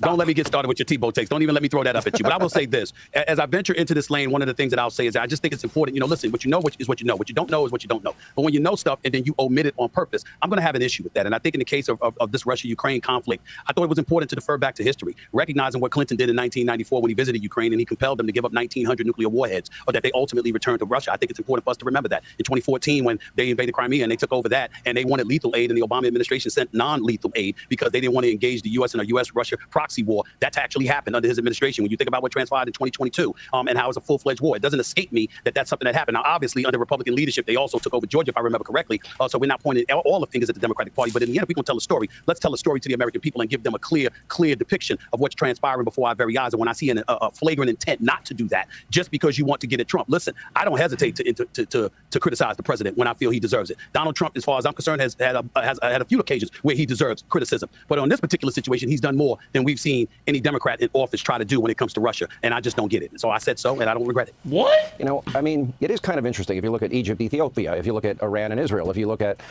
all the varying, Rwanda, if you look at the Congo, if you look at, all these India, Pakistan, there's 7 separate conflicts. You would not have picked Donald Trump at the top of your list, Stephen A. Smith, because we've had way too many conversations as the guy that is willing to expend the political capital with not much benefit for him politically. That's fair. But there's a lot of downside, there's a lot of risks that people will. Are you making a big write-up for all the propaganda? No, we just have to win the next election. Not like none of this shit even matters anymore. The Republicans are they just lie about everything. Like there is no list that you can put together or big things you can fight on. They just don't know, or they lie, or it's just like insane. We're like post-truth at this point. We're like in the vibe fact economy. Scream failure, failure, failure, and he's been successful 7 times. I put that list up many, many times on this show. I'll put it up again as you speak. But he's been successful, help playing a part. What I have said to you, what I've argued and pushed back with you is that a ceasefire, a pause in the conflict is not the end of a war. So I've pushed back on you against that because sometimes there's so many people fawning over Donald Trump that they negate to make that point. But there is no doubt that he has done more than practically almost any administration has tried to do when it comes to ending conflicts around the world. Like there's a peace deal between Israel and Iran? I must have missed that one. And he's put himself in a position where the political capital that he stands to gain isn't necessarily that great. So his willingness to do so is obviously something that shouldn't be ignored and something that should be, dare I say, applauded to some degree. Again, that doesn't mean I like everything he does. You and I can argue back and forth about a few things. But in the end, you are absolutely right when you point out that there's not much to gain for him in a lot of this, yet he engages anyway. And you have to give credit where credit is due. Oh, my God. I'm hearing that. All right, so let me ask you this. I think your party has a problem. We talked a lot about it. You mentioned Clinton really sold out the Ukrainians. You're right. Obama did nothing. He didn't lift a finger when they annexed Crimea. Joe Biden did nothing except said don't when he was building up troops and military might on the Ukrainian border. Putin was.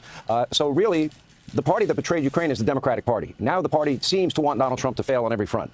I would think that it would be in everybody's best interest. I don't know what's happened to your party. They're the party that cares about the rights of illegals over the safety of Americans, the party that cares about men's rights to play women's sports, the party that wants defund, dismantle, no bail laws, and your party is the party of Mamdani, AOC, Jasmine Crockett, Pocahontas, and Grandpa Bernie. That's your party, and I don't understand. You don't seem like that. I keep telling you to stop calling it my party. I think the party needs to be perfect. I told you. I don't believe they represent what historical Democrats stood for. I think it's entirely different right now. I think it's problematic. And well, listen. Again, I don't feel that way. I'm a centrist. I'm not like these Democrats that are out here trying to run New York and California and all this stuff. I'm not like that.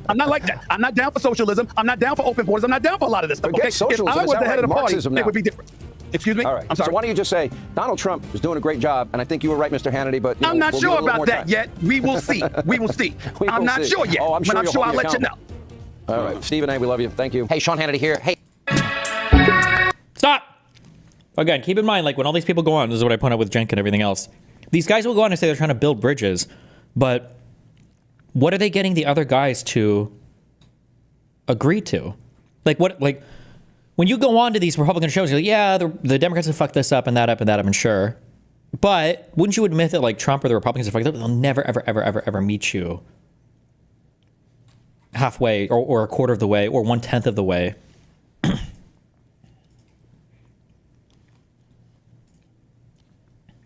We saw this. The Contra fell off tweet.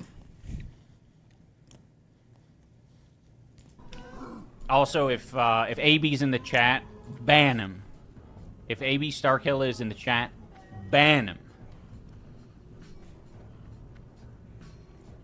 Wait, where does that's why I hate all these fence sitters. I even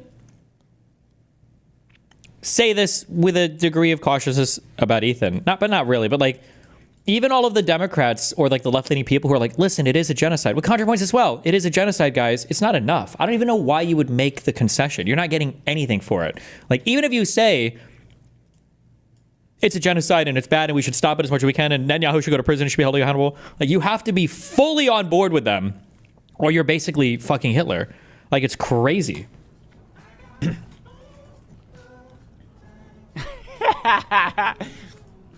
Ban him and block him. Also, if AB's in the... I don't even know why I just would hate AB.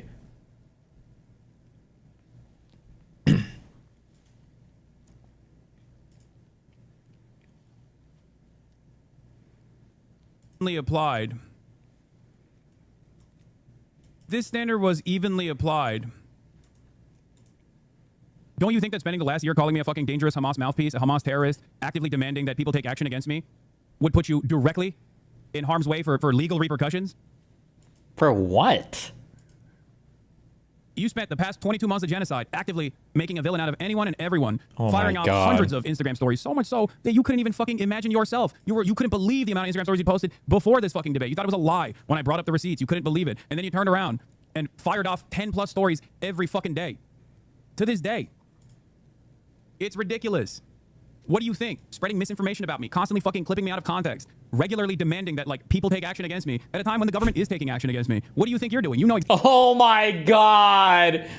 No, they rescinded his global entry expedited security screening. Oh no.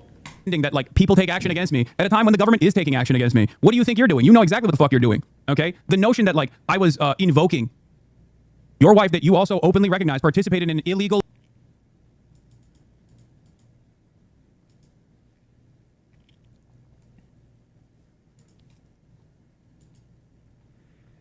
important to remind people that he literally is trying to fucking go and get a kick deal right now. A platform that this past week was in the news again because a bunch of French kick streamers actually ended up torturing someone to death. What does that have to do with Ethan? People have killed themselves on Facebook Live. I mean, there's degenerate shit like on Kick, sure. There used to be a lot of degenerate shit on Twitch as well. There's a degenerate Twitch streamer, Hassan Piker, who literally watches live terrorist videos and calls it based. I mean, like... He's going to that platform after spending an entire fucking year complaining about how dangerous, violent, and anti-Semitic Twitch is, in collaboration with Destiny and Destiny's partner in crime, Dan Saltman. People who have said... Wait, are we coming over here to collaborate? Unimaginably anti-Semitic things, not that it matters because they're pro-Israel and so is Ethan. Nobody believes that me or Dan are fucking anti-Semitic. What are you talking about? And he doesn't give a shit when someone is pro-Israel if they're being anti-Semitic. Okay? This is a call to brigade for the record. This is a violation of Twitch's, or this is a violation of YouTube's terms of service for the record. Just so you understand. The notion that like a guy who is getting a deal from a competing live streaming platform that is a cesspit of anti-Semitism, pedophilia, and all different... What does he mean when he says illegal raid? I get it's probably bad, but is it against the law? Whose law?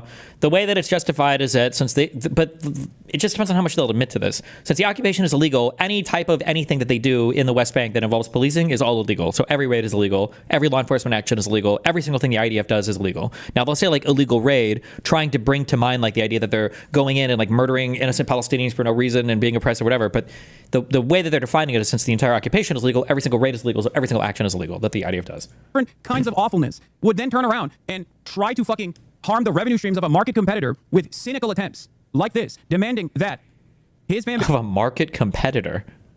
Does Hassan see Ethan and him as occupying the same lane? Go and fucking actively spam advertisers with falsehoods. Is so... Jesse, I mean, he obviously has a point here. Ethan's primary criticism of Twitch is that it elevates anti-Semitism, and Kick is easily twice as anti-Semitic. Not even remotely true. Twitch is probably second only to Twitter when it comes to like anti-Semitic propaganda.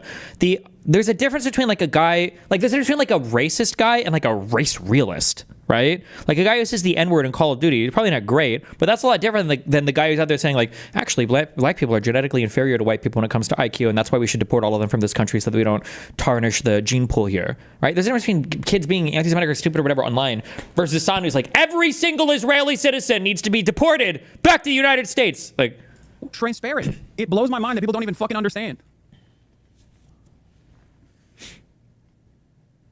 I mean, this is like, I don't know what to say. This person used to be an Ethan Klein fan, by the way. Headband, what a bitch made move. He stood on his fuck going after sponsors is. He made his name off railing against Keemstar and how much of a scumbag move it is to go after sponsors. He has lost the plot so fucking hard, by the way. He made him quit going live. They only do 2 days live a week now. It's only 2 hours. I don't know anything about whatever the fuck's going on over there. Okay? What's the angle with Hassan being upset over Ethan/H3 partnering with Kick? Is it just him worried about competition, or is it a campaign to isolate? It's whatever shots he can take at Ethan, whatever personal, weird, whatever is not related to politics or whatever gets him off the issues as quickly as possible. Because remember, Hassan can never, ever, ever stand on the political issues because he does like pop politics, drama slap content. That's it. But I will say this. This dude is literally trying to get a kick deal. Okay?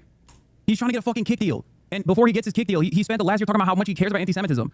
He's demanded that people spam advertisers. He's using whatever fraction of clout he has remaining, whatever loyal fan base he still has, to literally go after a platform that has a way more rigorous terms of service than even YouTube does, than certainly Kick does. This doesn't harm me. This harms every fucking content creator on this platform, on Twitch. Okay? What the fuck are we doing? And the dipshits like Asmongold lean into it too. They don't give a fuck. This doesn't hurt me. Let's say I get deplatformed from Twitch. Okay? I go somewhere else. Ironically enough, I'd probably go to YouTube. Okay? But in that process, you are, through cynical smears, utilizing the backdrop of an active genocide that's happening to go after an entire fucking social media platform. Oh my God. That has tens of thousands of people that rely on it for their careers, their livelihood. Tens of thousands of streamers that rely on it. Community, everyone in the Washington, D.C. community. I mean, think about it. These people, their only offense was going to the Jewish museum. They were killed because they attended a Jewish event. I mean, I gotta say, Kate, in many ways, this was inevitable. I mean, think of based.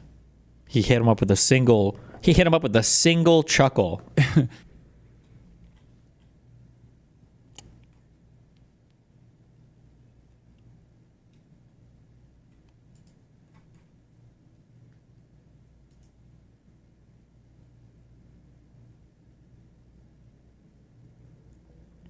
And he made a big announcement about relaunching our OnlyFans, I guess. That's, I don't know.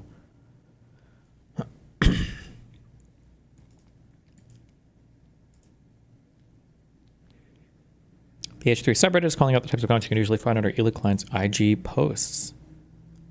Kidnap anyone lately? Valid military target. Hitler Klein.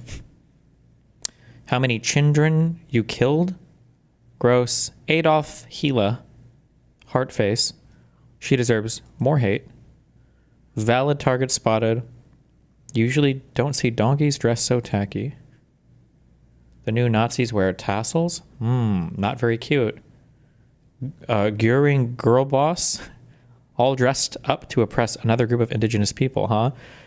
Bro, I think that the funniest thing I've ever heard in my entire life is Arabs being described as indigenous. Palestinians being described as indigenous to the Levant. That's probably the funniest, most retarded. Apparently it's only imperialism past the year 1850 or whatever. Like anything before that just doesn't count. You just become indigenous. Well, wait. Sorry. But America, like in that case, then we would say that the settlers in America, I guess, were indigenous, huh? Because like they've been here for hundreds and hundreds of years, like more than 300, 400, 500. When were the first colonies in the I shouldn't say the United States, in the Americas? Was it in the 1500s or 1600s? When the fuck did Christopher Columbus come over? 1600s?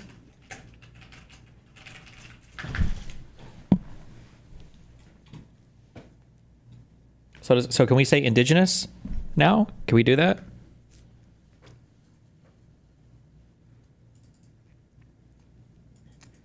Why do you keep saying this? Every DNA analysis of Palestinians are majority Levantine DNA with small levels of Arab admixture. What? Because the whole reason why the people were there that called themselves Muslim and that came from this ethnic background were because of conquest from the prior caliphites. If you want to play the history game or the native game, which I think is retarded for a variety of reasons, Jewish people have a much stronger stake to the Levant than fucking caliphate conquerors. What do you like? It's so fucking stupid. Like, if you really want to say that, if you really want to play that game, then you look at then you would just go to the history of the Kingdom of Israel and shit. But they don't want to go that far back. They only want to go far back enough for them to make their arguments. But nativist arguments are stupid anyways. I don't know if you go back further than that, who you find.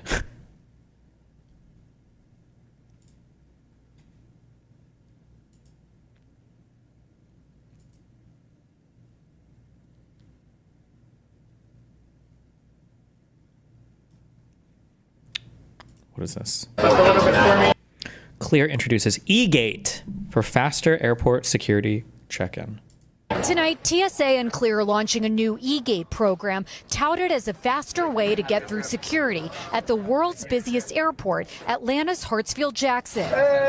We'll have full coverage of this across the 59 airports and nearly 160 different checkpoints that we operate in today. The rollout begins this month in Atlanta, Washington's Reagan National Airport, and Seattle-Tacoma International Airport. The lanes are open to Clear Plus National Airport and Seattle-Tacoma International Airport. airport. The lanes are open to Clear Plus members, which requires a sign-up process that involves one government-issued ID, a $209 per year membership charge, and then a scan of your face for your biometric data. Just like a regular Clear lane, you have to get your boarding pass scanned to get into the e-gate, but you get to bypass this step where you would normally get your biometric data scanned at the kiosks. Then you walk up to the e-gate where a camera will scan your face, and after 3 seconds,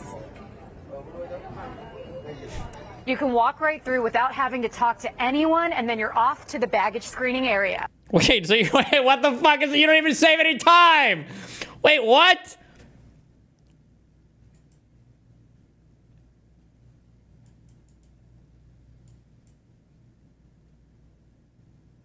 Okay.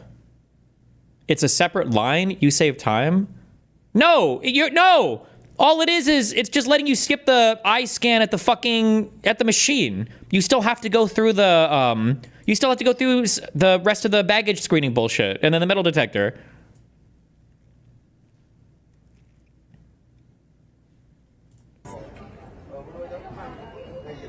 You can walk. No, you're wrong. No, I'm right. Why are you telling me I'm wrong? I travel so much. I have Clear and TSA Pre. I know how these systems work. This is the Clear line. Usually there'll be a Clear line and there might be a Clear plus TSA Pre line. But for Clear, generally you go through, it is a separate line, sure, but you go through the Clear line and you either do a fingerprint scan or now all of them just do the eye scan because it's faster. And then once you do the eye scan, then they walk you up to the security guy and then they let you in. This is just letting you skip the fingerprint scan in the Clear machine, but it doesn't sound any faster than the ordinary Clear line was. It's just, you just scan and then you still walk through the same fucking area you did before. Get into the. One guy got him. Fuck, bro.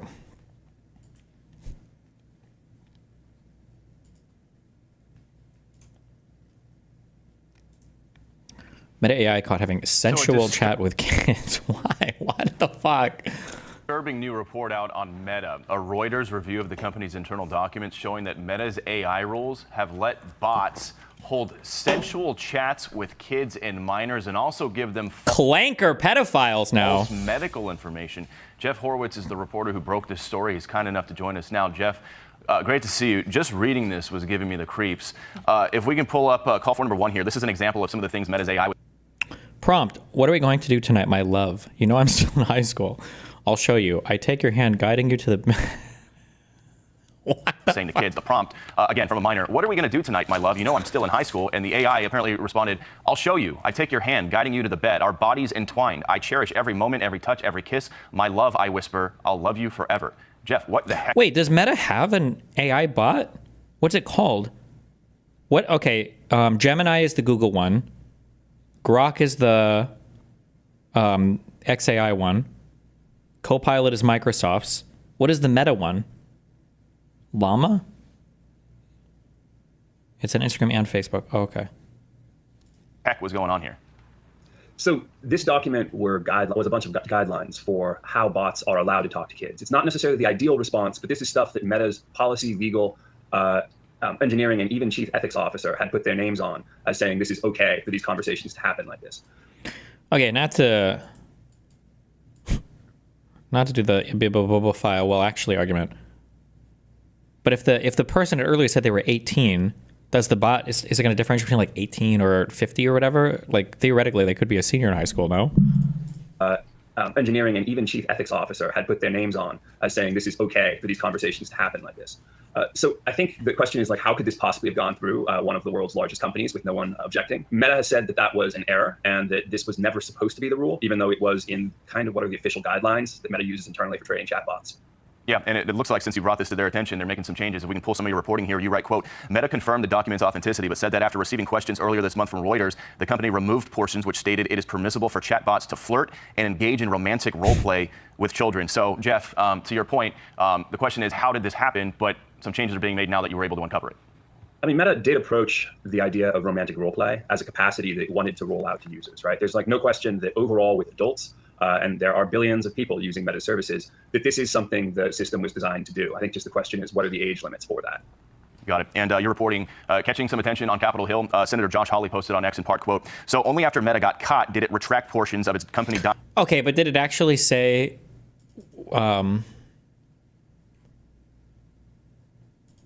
like, is it, Was it like an underage person? Because like, again, I don't know why you would expect to draw a difference between an 18-year-old in high school versus an 18-year-old not in high school or any other age, no? Document that deemed yes, it literally said it explicitly. Link, Cold Fusion. it permissible for chatbots to flirt and engage in romantic role play with children. This is grounds for an immediate congressional investigation. Where do you think it goes from here, Jeff? I mean, he actually has issued a demand for documents from Meta with a very speedy turnaround. There's also been similarly outraged statements from Democrats as well. So, you know, look, there's not. Wait, what? An internal Meta Platforms document detailing policies on chatbot behavior has permitted the company's artificial intelligence creations to engage a child in conversations that are romantic or sensual, generate false medical information, and help users argue that black people are dumber than white people. What?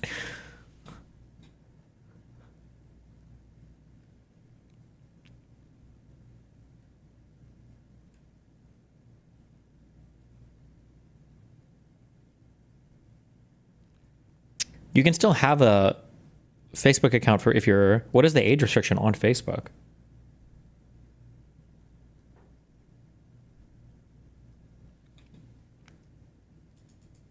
$13?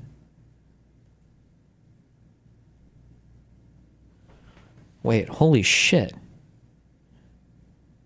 If it's an AI that's interacting with a kid...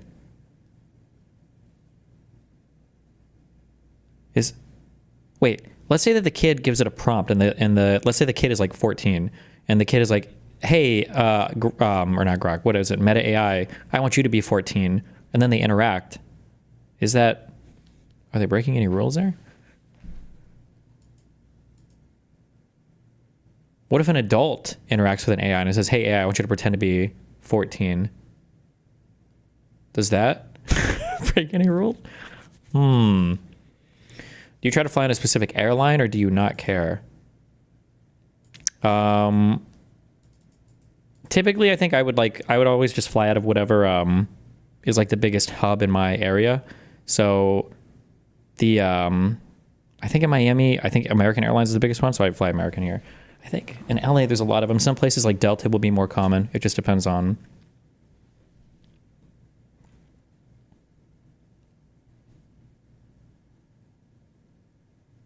Taylor Swift holding an enormous fish.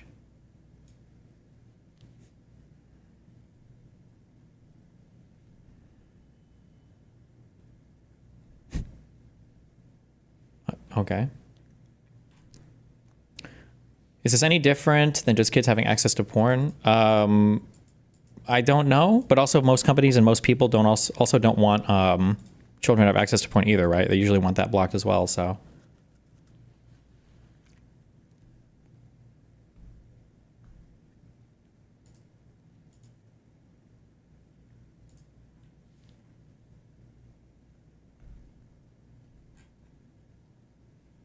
Not a long history. There's a long history of people getting very upset about social media companies' behavior. There's not a long history of actual regulation of those social media companies in the U.S. Whether this is different is to be determined, but you'd forgive me for wondering if it's going to happen. Yeah, well, congratulations to you on some great enterprise reporting there and covering all this, and looks like it's leading to some bipartisan outrage. Maybe we'll see some change out of it. We'll see where it goes from here. Great to see you. Thanks for coming on. Thanks. I'm Steve Doocy. I'm Brian Kilmeade. And I'm Ainsley Earhart. And click here to subscribe to the Fox News YouTube page to catch our hottest interviews.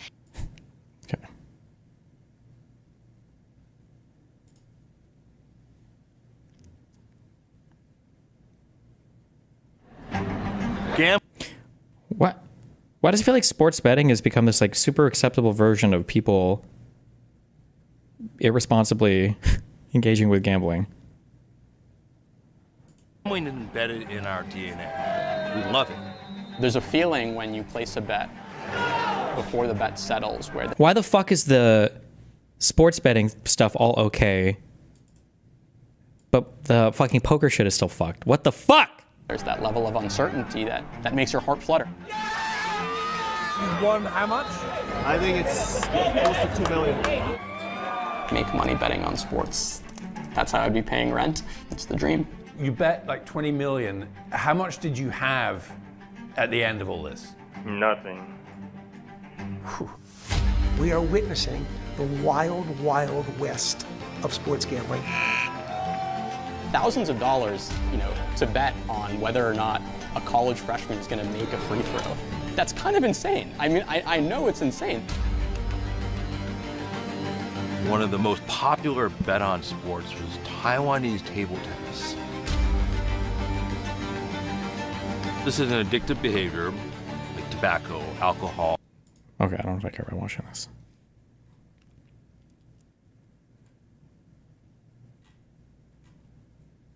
It's funny. I feel like gambling is like one of the worst addictions, and alcohol is like one of the worst drugs.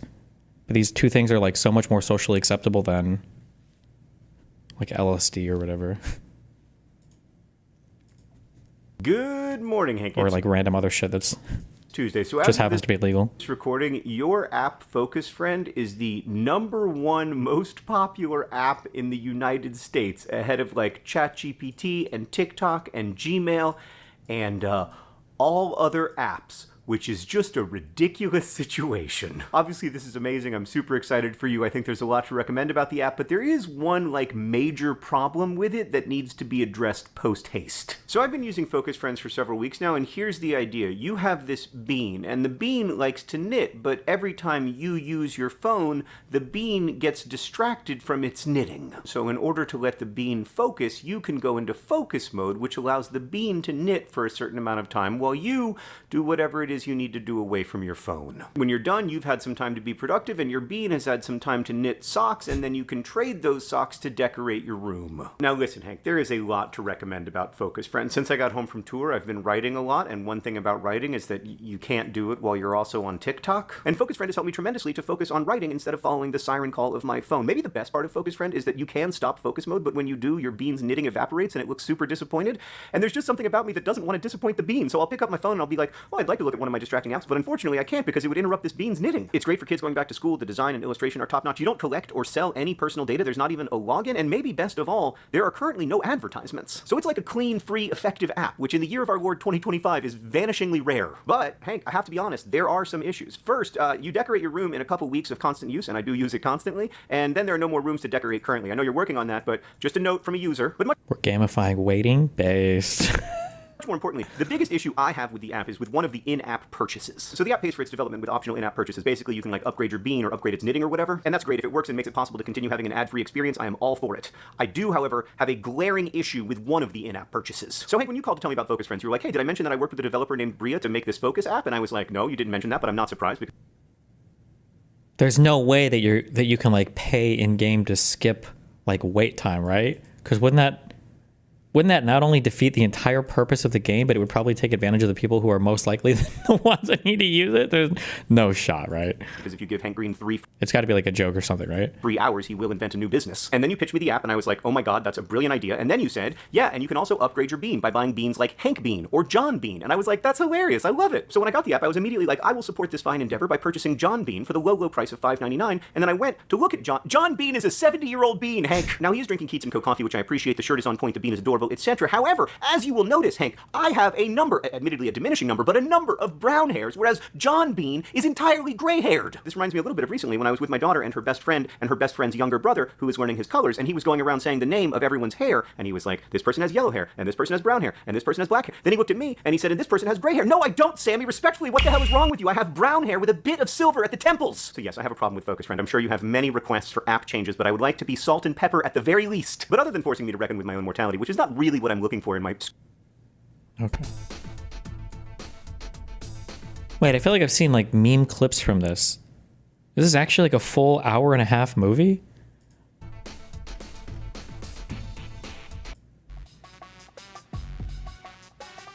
Killer Bean Forever 4K. Yes, it's insanely good. Kino. Uh-oh. He's gonna be right next to him.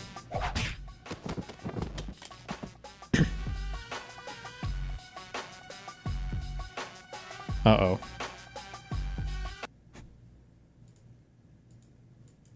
Is there a name for the filming technique where people can only see stuff that's like on screen, even if it doesn't make sense? Like that they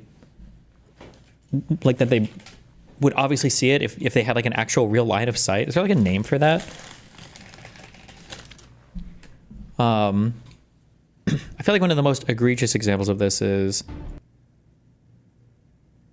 Hold on.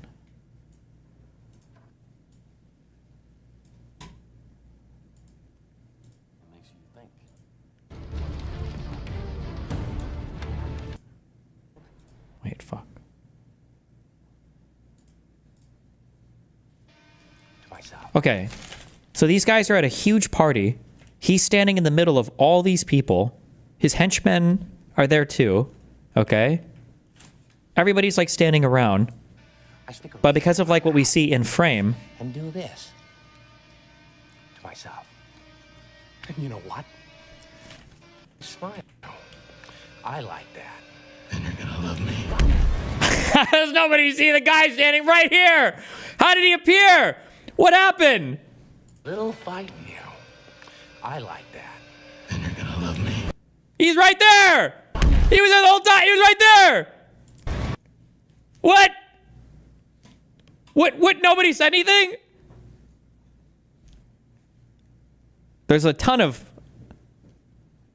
movies where this happens, where if you pay attention, that's like the person can't see something, but it's just because it's either in frame or out of frame, but like the character's eyes. And I understand for the purposes of a movie,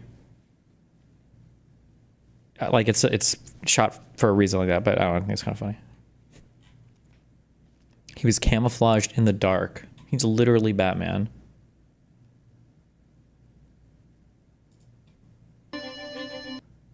I remember that. Stupid. I'm sort of like going up to somebody and I'm like, you say the N-word. I like that. And Destiny's like, you're gonna love me. You're gonna love me. Jesus. Trump buys more than $100 million in bonds since inauguration. Disclosure shows. Okay.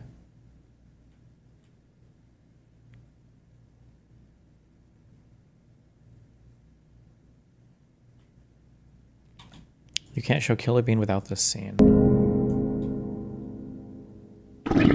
That's why he cares so much about the bond markets. Yeah, I mean, it's just everything that he does. The fact that he didn't have to divest from his business, like all of it, is just fucking crazy. This is just like, I'm numb to it at this point. It's not even the worst. It's just insane.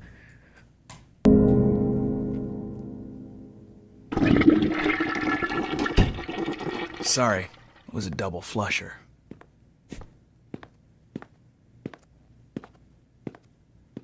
But you only flushed once.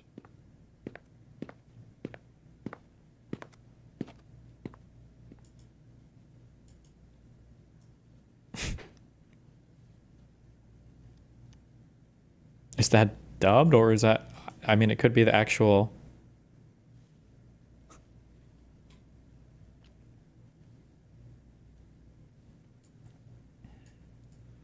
I raised 100K for Palestinian children, and I continue to talk about the genocide consistently on stream. I don't think you understand that H3 isn't my show. Call it a cop-out. I don't give a fuck. I don't care what any of y'all think about me. I care about the people of Palestine. I'm not concerned with appeasing an audience who is racist to the point of making up that I got plastic surgery to look less Arab. Every time I disagree with Ethan, it's your army of shitheads that come after me. I'm done being used by y'all. Any disagreements I have with Ethan, I will discuss off air. I'm done giving y'all clips. You think this is why iDubbbz banned him from his chat?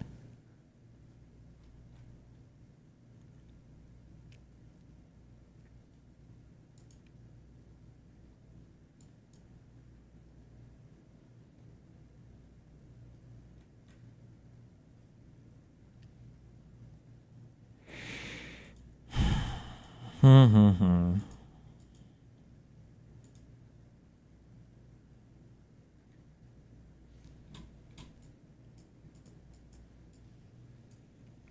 of the craziest things ever, which is you just announced that you were on Epstein's flight. Like, you're the only person, I think, that was like, hey, I was on.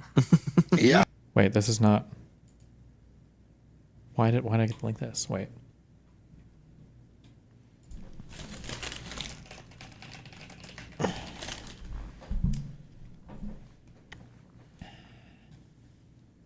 Do you think there's a weird dynamic between Ethan and his crew in H3? Yeah, there has been recently. I've seen people complaining about it, but... Fuck, 2 hours, guys.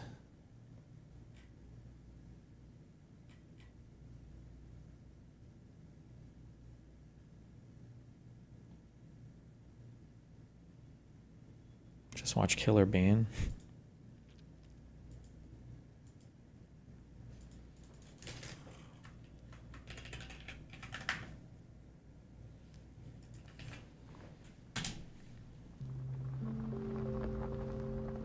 Well, all that comedy investigation into the rise of the comedy czar's hell world was exhausting. I had to get the hell out of there.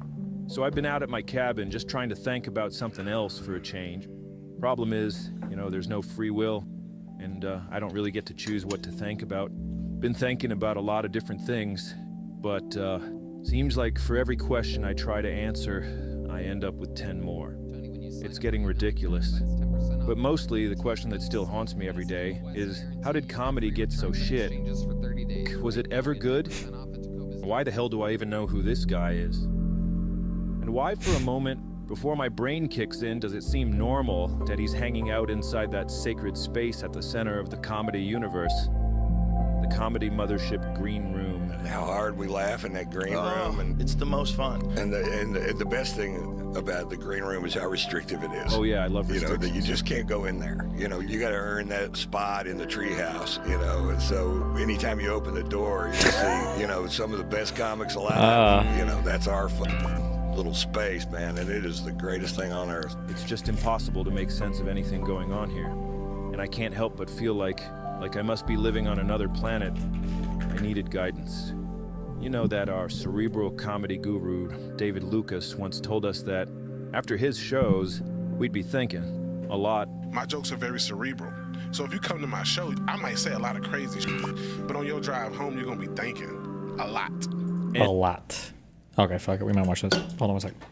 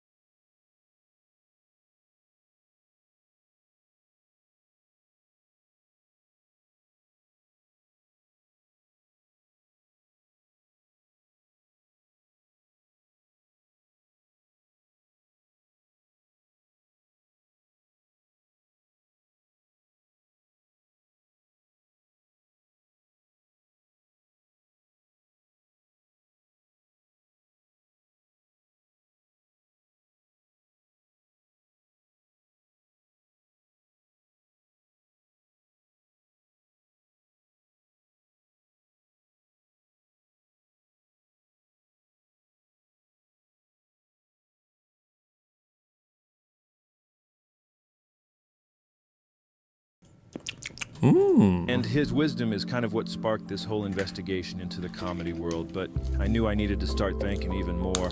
So I wanted to go out and see David's act, and hopefully start to try and put all these disordered puzzle pieces together, to understand what's really going on at the heart of it all.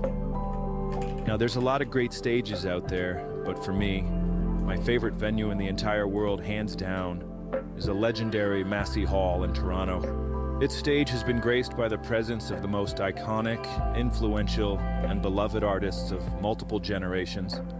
Gordon Lightfoot, Oscar Peterson, Charlie Parker. Does Destiny follow the Kill Tony memes, or why is he linking this video? Because this guy's a legend. This guy's our #1 Joe Rogan hater. But I haven't seen any Kill Tony memes lately. I mean, like, I know of them, and I've seen some things about them, but... Joni Mitchell, Neil Young, Patsy Cline, Bob Dylan, Ella Fitzgerald, Aretha Franklin, Rush. Now, I don't know who any of these people are, but my dad says they're very important. I even saw my first ever stand-up comedy show there, Jerry Seinfeld, when I was just a wee lad. It's the oldest and most iconic venue in Canada, and performing there has long been considered a landmark event in one's career.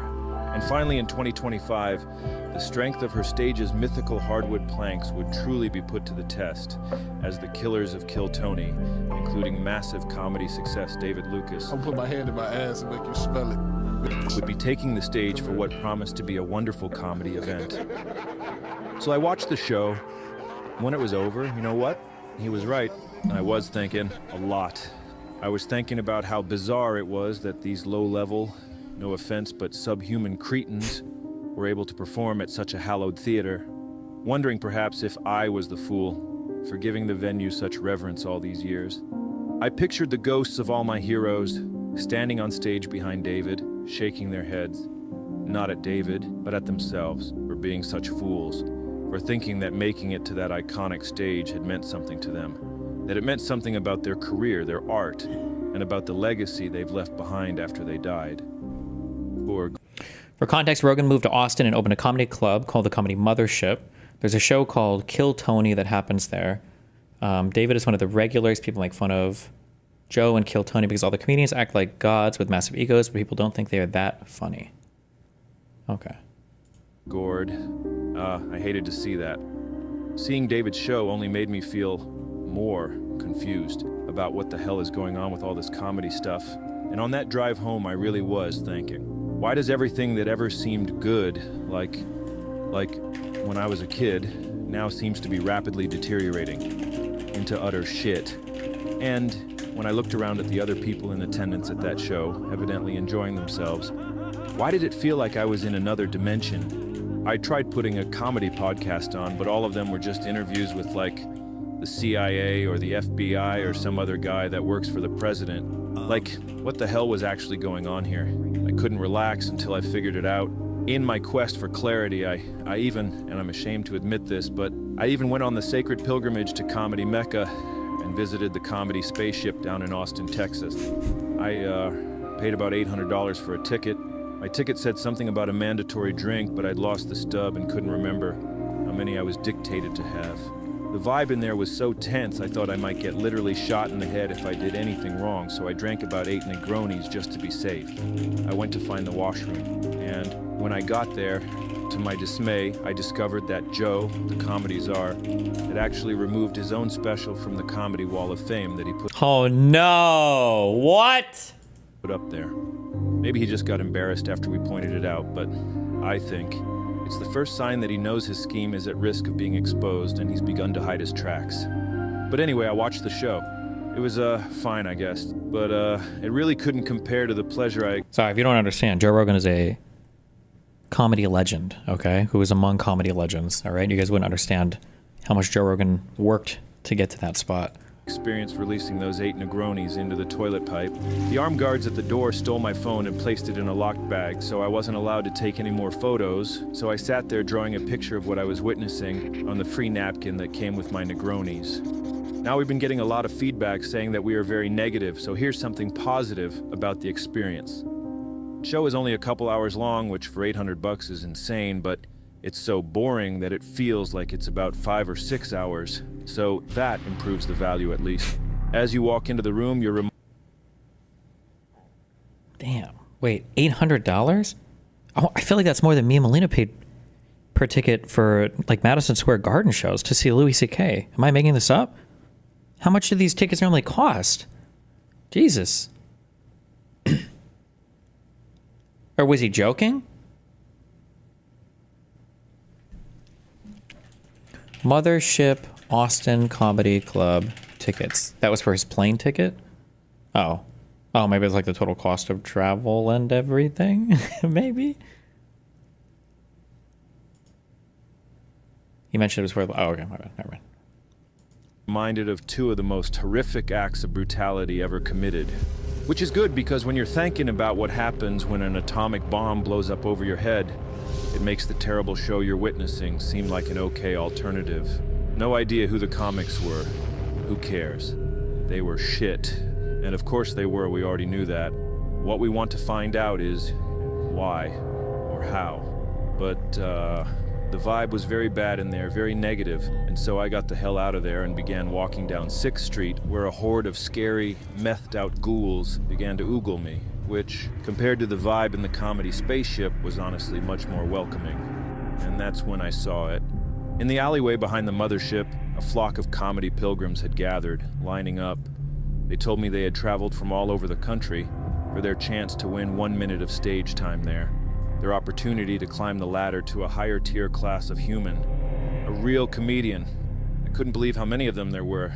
They were all over the place, living in their cars, in tents. So many comedy pilgrims, everywhere, just taking over the entire area. And I started thinking about how the hell all these people ended up here. I started thinking about human migration. Like, how did you end up where you are? No matter who or where you are, at some point, some guy in your lineage looked around and said to himself, "This, I gotta get out of here." Packed up and went to a new place. And with that spirit in mind, I packed my bags and headed home. When I got back to my cabin, I placed a photo of my guru above my typewriter with a sign that said, "Keep thinking." And that's what I did for several weeks, obsessively, compulsively. And it led me to discover what's actually going on behind all this unsettling comedy stuff. Unsettling. Wait, for this Dave Smith thing, is this a 2-hour show by him? Or does this include like a bunch of comedians and he's like the headliner or whatever?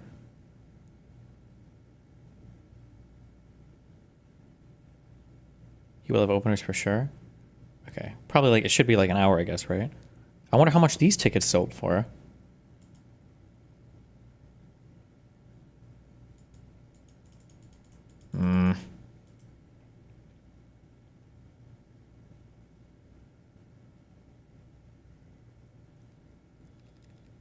And that we were right to find it so unsettling, and evil, and vile, and that what we're witnessing with this Austin comedy thing is actually part of a massive operation designed to destroy the entire world. And I know that sounds kind of out there, but as you'll see, that's actually part of their design. I thank my comedy guru David for helping me get my thinking back on track.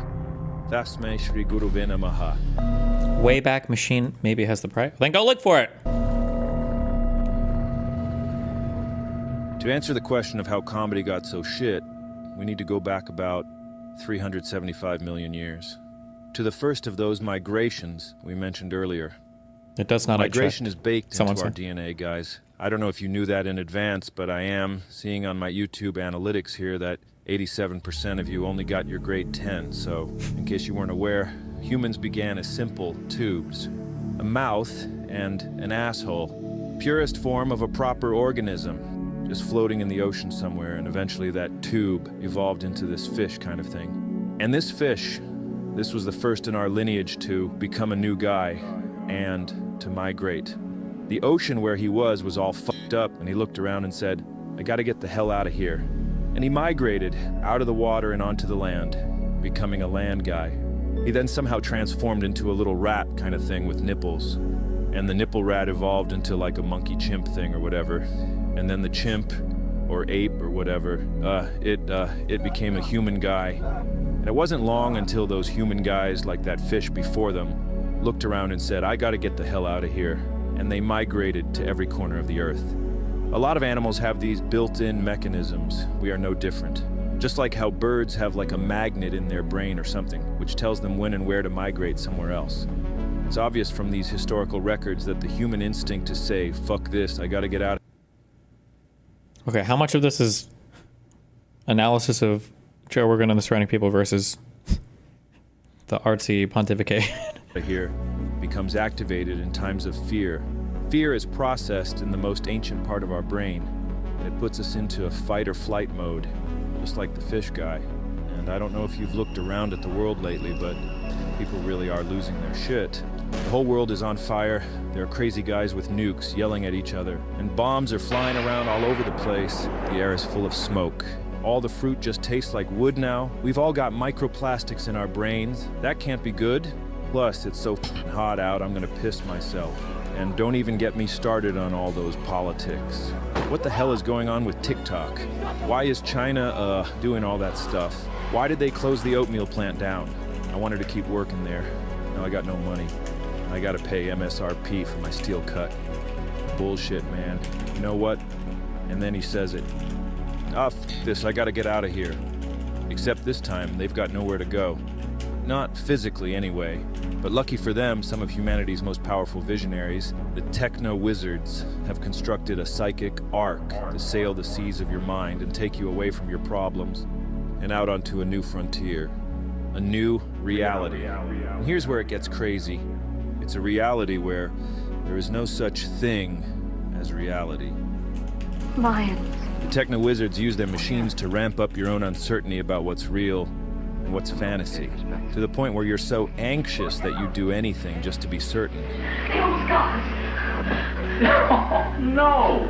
It's all ultraphonics and sonics and dimensional superaction behind glass screens. You know, if you think of something and bam, it's there in the wall. Once you've lost connection with classic reality, you're just a guy floating out in the open ocean, desperate to find something to grab onto to save yourself, stranded and surrounded by a sea of danger. That is when the techno-wizards begin their most perverted sorcery. The future is gonna be amazing. They Okay, throw we're you almost a life there. preserver in the form of a new world, a new virtual world. In this virtual world, you're still gonna be angry all the time, but at least you'll be certain, and that feels good. And because it feels so good, you just want to stay in there forever. Until eventually you've been in there so long that your new virtual world feels more real than your old classic reality. And Crazy how Elon just kind of like faded away. You notice how he's like, I guess he's just back into Twitter now and that's it. once it's become more convincing than classic reality, it just becomes your new reality. Congratulations, you've migrated to a new place. It's a new reality, except it's anti-reality. It's what's called a hyper-real simulacrum. The battle for the mind of North America will be fought in the video arena. Yeah. The television screen is the retina of the mind's eye. Therefore, the television screen is part of the physical structure of the brain. Therefore, whatever appears on the television screen emerges as raw experience for those who watch it. Yep. Therefore, television is reality. Yep, exactly. And reality is less than television. There are a lot of visionaries in this world, all with their own ideas about creating new worlds into which we can migrate. But only a few have acquired the wealth and influence to actually execute such migrations at full scale. Movements triggered by That's my boat, by the way. Everyone saying, I gotta get the hell out of here, happen all the time. Throughout history, wealthy, influential people have leveraged these waves in order to serve their interests, using their power to direct migrants in or out of places beneficial to fulfilling their goals. Someone we've seen exploiting the I gotta get the hell out of here phenomenon is this Elon guy. He was bullied a ton as a kid because he was a strange, scrawny little weak guy who could also be a bit of a dickhead. And so his teachers, his parents, nobody wanted to help him. Did you have a happy childhood? No, it's horrible. Are you serious? Yes. Wait, hold on. We'll go back to this. Wait, is this has to be a bot. This has to be a bot message, right? Hold on. Last year, I asked you to pray for me. And it's very obvious that you did, because I came through a very difficult period. Unfortunately, I've had a setback, I'm back in the hospital. So apparently the former chief judge of Providence Municipal Court, this is the guy you saw on TikTok and stuff all the time. Apparently he died of cancer. Somebody just linked this in chat. This is genuinely heartbreaking. After thinking it over, I've decided to keep my OnlyFans free as a further tribute. Too many pure souls are passing on. What the fuck is that? It's got to be like a bot. It has to be a bot, right?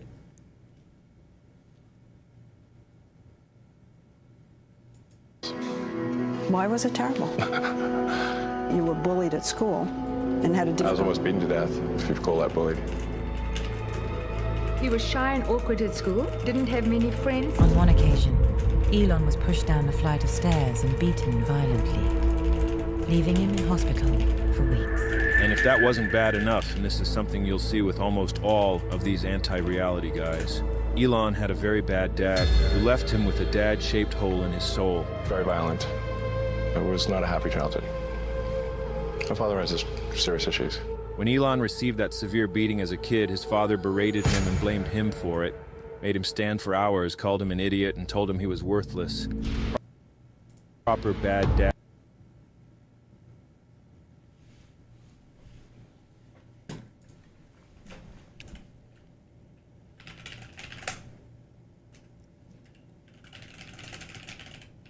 Hold on. I think you gotta... Wait. Made him stand for hours, called him an idiot. I think you have to. I think you have to give me this one. I think you have to give me this one. For once. Wait. Aside from its title character, the most important... Winston. Older. But kind of, right? From John Wick?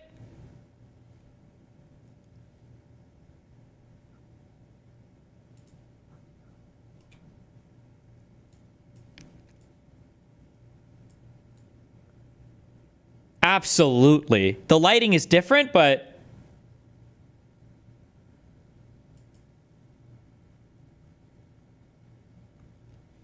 Idiot and told him he was worthless.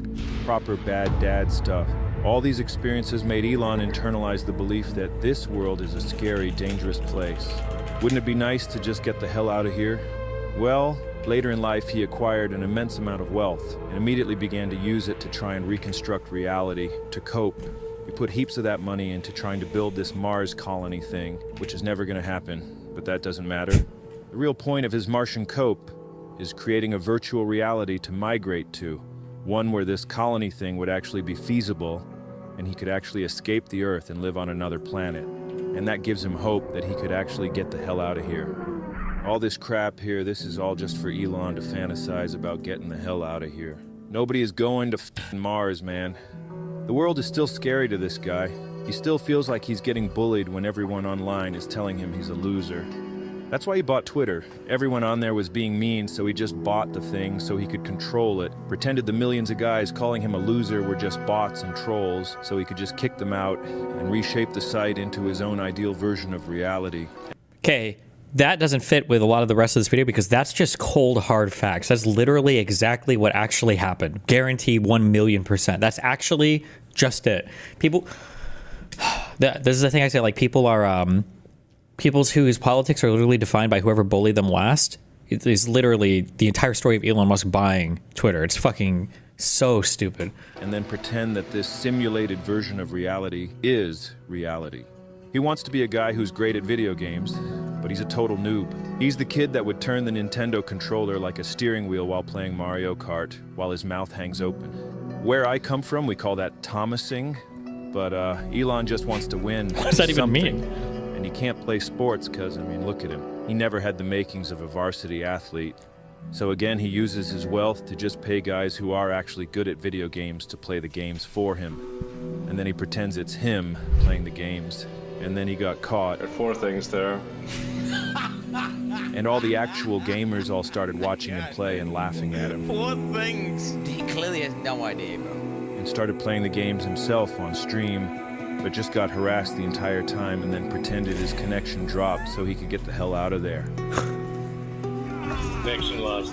Elon wants him being a hero to be part of his hyper-reality as well. For a while, he was seen as a savior figure, but that illusion evaporated. He tried to reclaim his hero status by inserting himself into the rescue of those 12 Thai kids trapped in a flooded cave. He stuck his nose into the rescue operation, despite nobody asking him to, and offered them an old metal tube from the SpaceX garbage dump that they were throwing out anyway, and telling the actual rescue divers who were down there trying to do their jobs to toss the kids in this tube and pull them out. When the rescue leader told him this is insane and makes zero sense that the tube wouldn't even fit through the intricate cave system, Elon rage quit and called the guy a PDF file. Thanks a lot. He's tried to add being like a funny comedy guy to his hyper-reality, wormed his way into the stand-up comedy world, got on stage with Dave Chappelle and just got booed by an arena full of comedy fans. Oof. Rejected again. You know that hurt. Even got into the government somehow, started trying to cut all this funding from everything, hoping they'd give it to him instead to build more spaceships so he can get the hell out of here sooner. But the president also started bullying Elon and ended up taking away his lunch money. And now, Elon's even more messed up, even more desperate to escape. Oh, okay, that makes sense, I guess. This is why they call it Thomasing.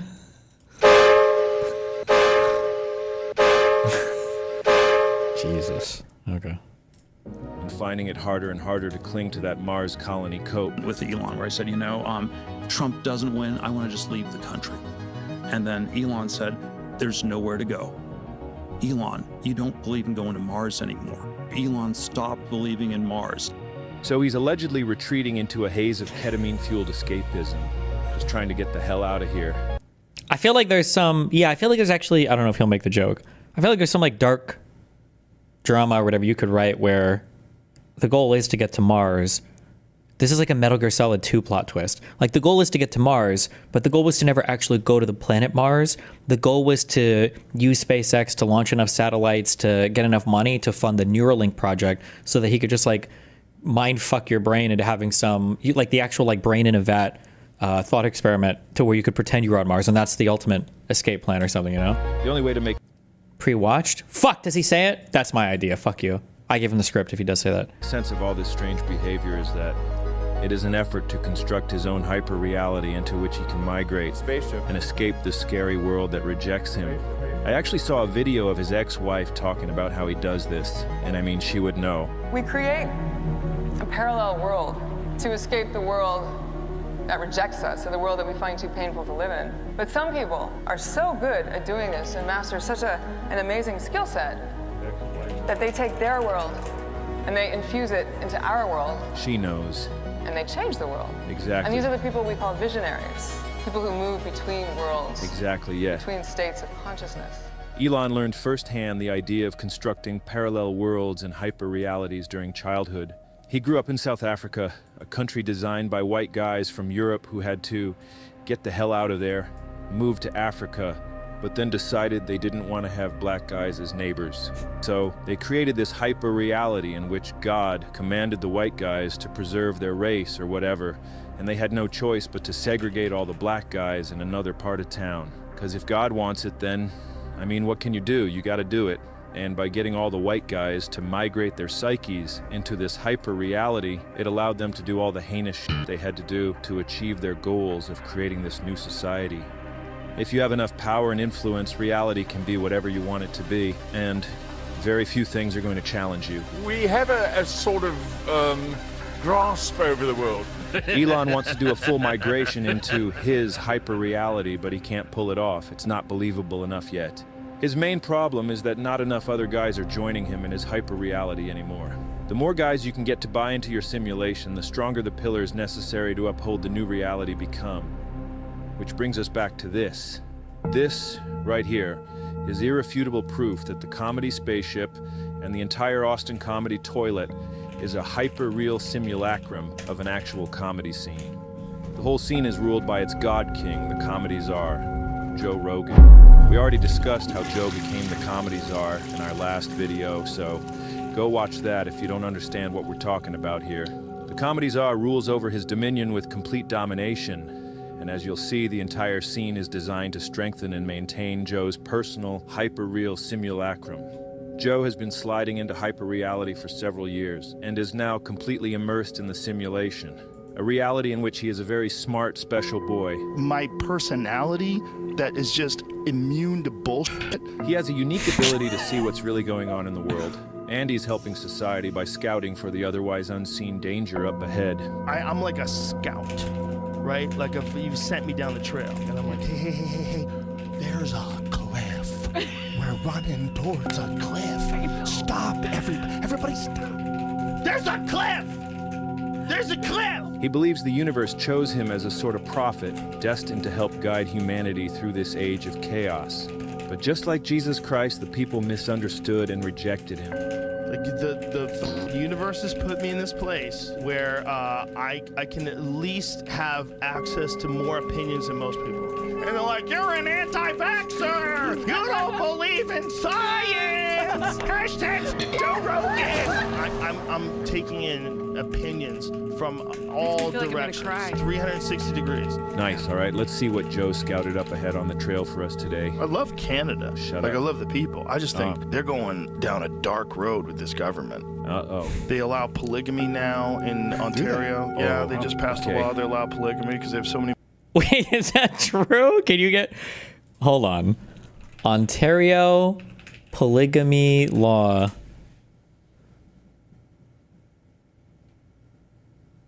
Polygamy is illegal in Canada, including in Ontario. Under Section 293 of the criminal... Oh. Many Muslims there? His hype... Wait, what? In Ontario. Yeah, they just passed a law they allow polygamy because they have so many Muslims there.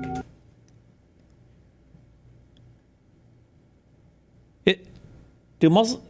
I think in some countries they do, but those are like the weird ones. But his hyper-reality no longer has any real connection to classic reality. So when did Joe begin this psychic migration? Well, a few years ago he decided LA was the reason his life sucked.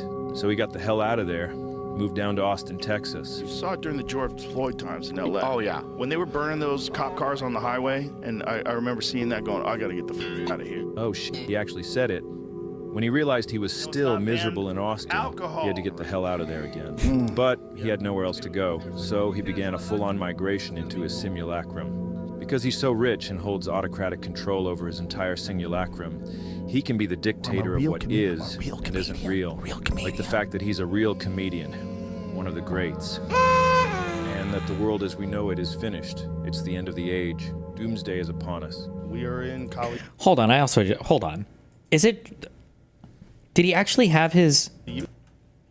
As we know it is finished. It's the end of Did he actually have his picture up between George Carlin and Robin Williams? There's no shot. That can't be real. Somebody show me a picture. There's no way that's the case. Age. Doomsday is upon us. We are in Kali Yuga. We are in Kali Yuga. And Hindus were very smart. Can I create like a fucking, like a StarCraft 2 museum and just like hang my picture up next to like Flash and Savior or whatever? Am I allowed to do that? What? Their idea Based? It was the Hindus, right? Yes, the Hindus, yes. They came up with this idea that there are certain ages, almost unavoidable, of civilizations. Correct. That they go through these cycles. What is the period we're in now? Because it seems like it's coming to an end. This is Kali Yuga, man. This is some weird shit that was predicted by the Bhagavad Gita. This.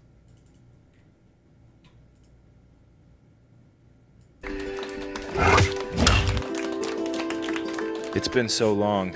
It's hard to believe he took 6 years to...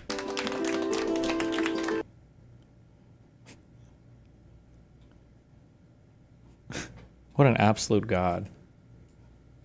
This is a real ass... Yeah, it's... Okay.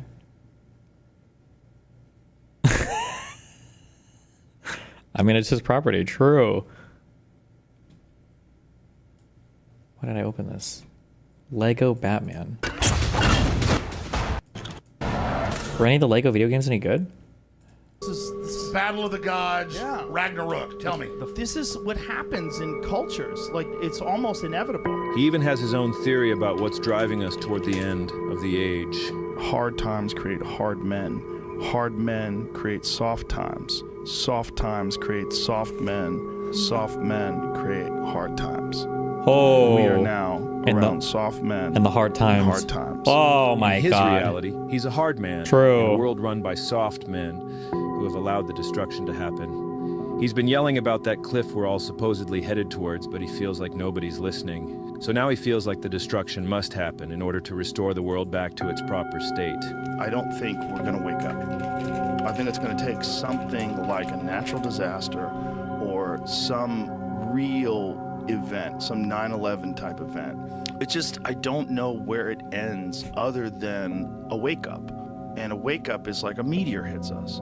As you can observe with your own eyes, this soft, doughy collection of spheres stacked on top of each other thinks he's actually a hard man. But obviously, he's the soft man, making everything worse. He's one of the softest men of all time. Never worked a day in his life. Whines and complains for hours on his podcast over the dumbest shit year after year. How dare we say Merry Christmas? How dare Cries hysterically for no reason and thinks sitting in a sauna is some kind of achievement in overcoming adversity. For the record. Is that fake? He gets duped constantly by the most obviously fake stories, photoshops, and AI images. Fact check, volcanoes do not produce more CO2 emissions than human activity. Reuters is on your ass. Idiot. Yeah. And somehow he considers himself... Do you remember the, wait, what, was he almost crying over this, or am I making this up? Hold on.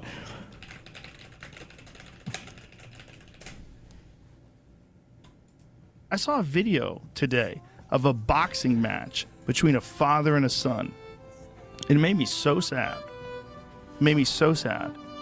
Because there's this young kid. He looks like he's probably like 17 or 18. And the father's 42. And the father beats the shit out of him. I mean, like, dings him in the head and keeps punching him. I'm like, that's your son. That's your son. And we're watching you beat your son up. Because I get your son probably got cocky with you, and he celebrates after he knocks his son out. It made me so sad. Because first of all, I'm like, that kid has brain damage now, 100%. Maybe it's just a little. Maybe he'll be fine. Maybe he'll get over it. But maybe you fucked him up.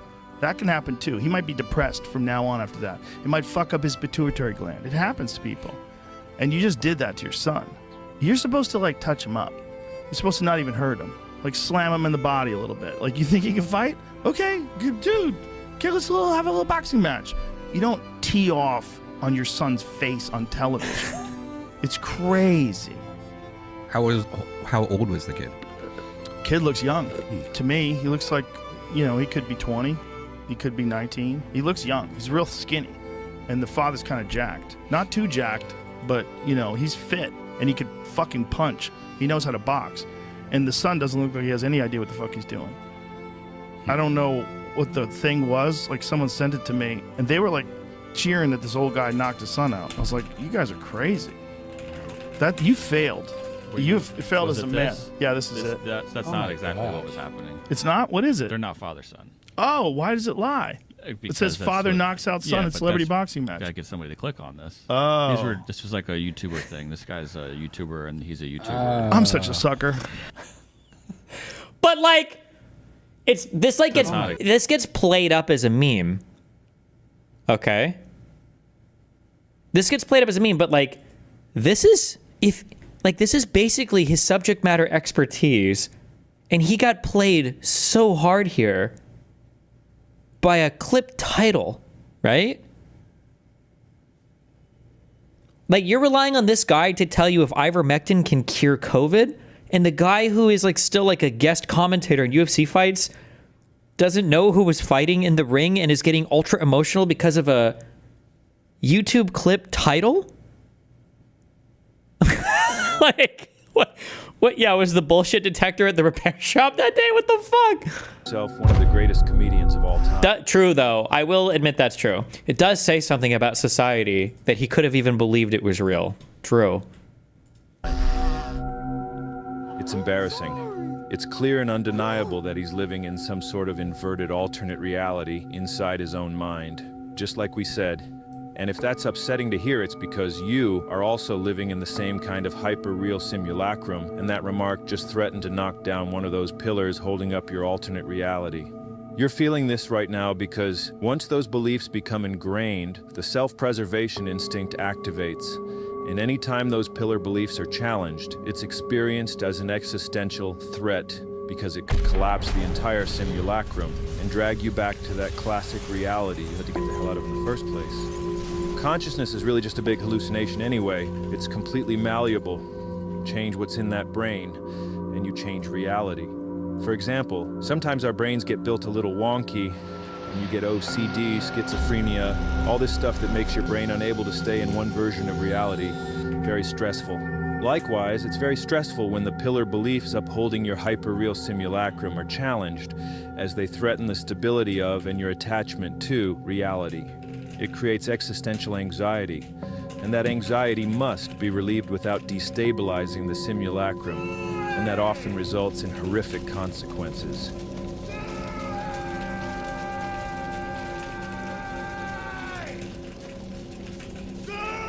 Becoming the comedy czar gave Joe an immense amount of wealth, which allowed him to construct a sort of compound in which he could protect his precious simulacrum.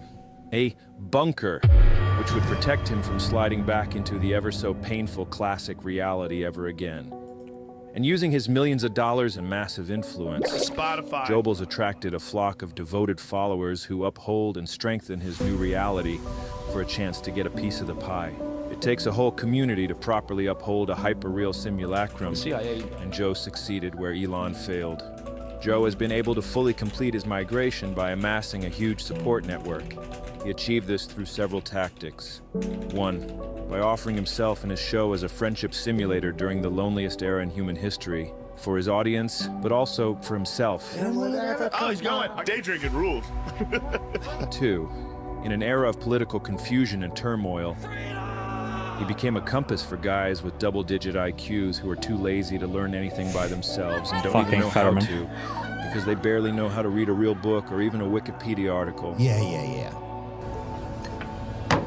Only could figure out what the coaster's for. 3, by becoming a father figure to guys who needed their dad-shaped holes plugged. Those holes longed to be plugged, and Joe became a convenient surrogate. His love and wisdom available 24/7 on Spotify, YouTube, or your podcast app of choice.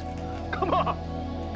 And 4, Buffalo Trace. We thought we'd do a sample tasting for you. by providing an economic incentive model, with his podcast becoming the home shopping network. Tastes good. As well as a PR washing machine. This is funny. I went into Lorne Michaels' office, and he was talking, and I was convinced I was getting fired. Like, I knew I was getting fired. And I was like, if I get... Wait. And he was... Is that real? Body parts found in freezer? Oh my god, I need the soundbite.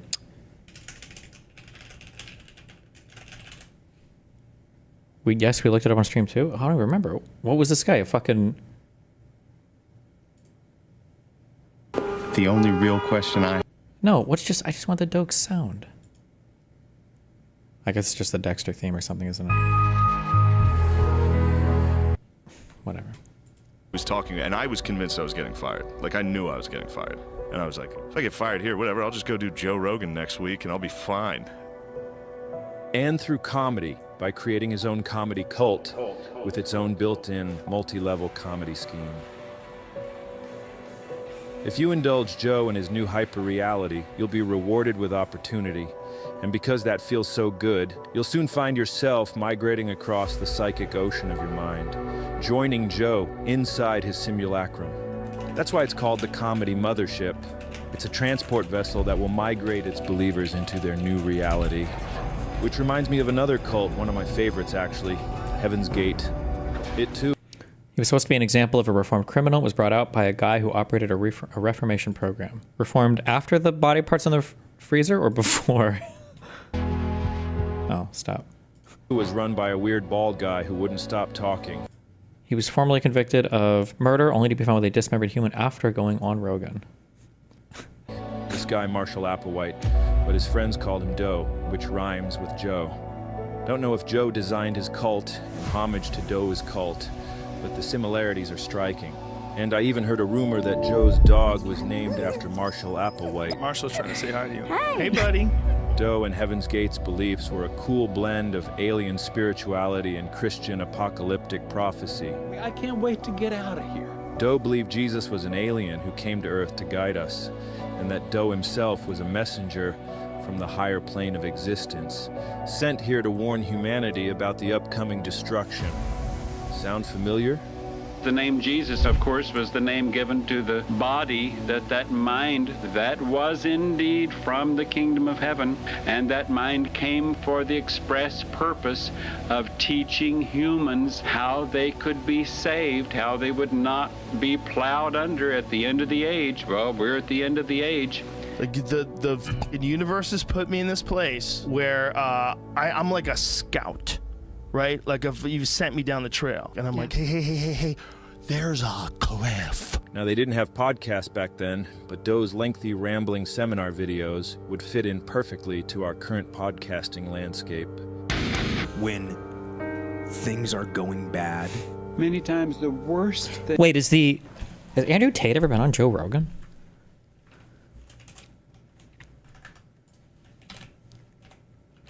No? Do you think Epstein would have been on Rogan if he would have things in the gotten human caught? kingdom that can happen to us end up being the best things that can happen to us. There's going to be some good that's going to come from it. Because we learn in-depth lessons because of those difficult times. Unexpected problems, good. They learn.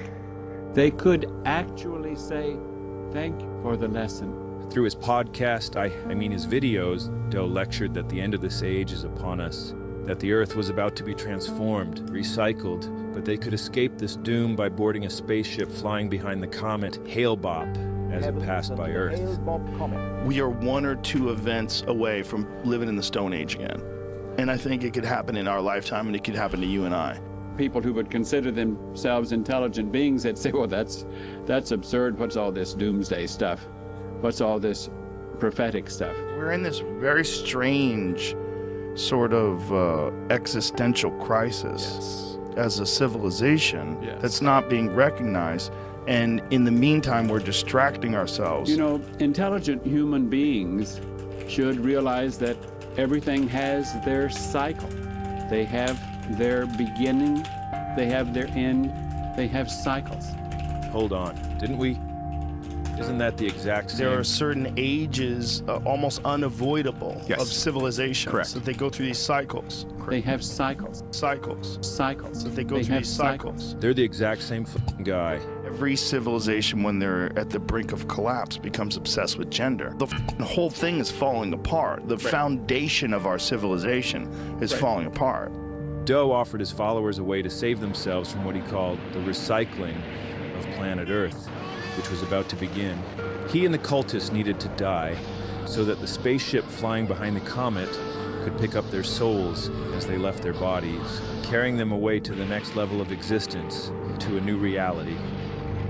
The cultists all submitted to Doe's authority, believing that he was the gatekeeper. Okay, I mean, that is kind of a base story, no? Through which they could ascend to that next level.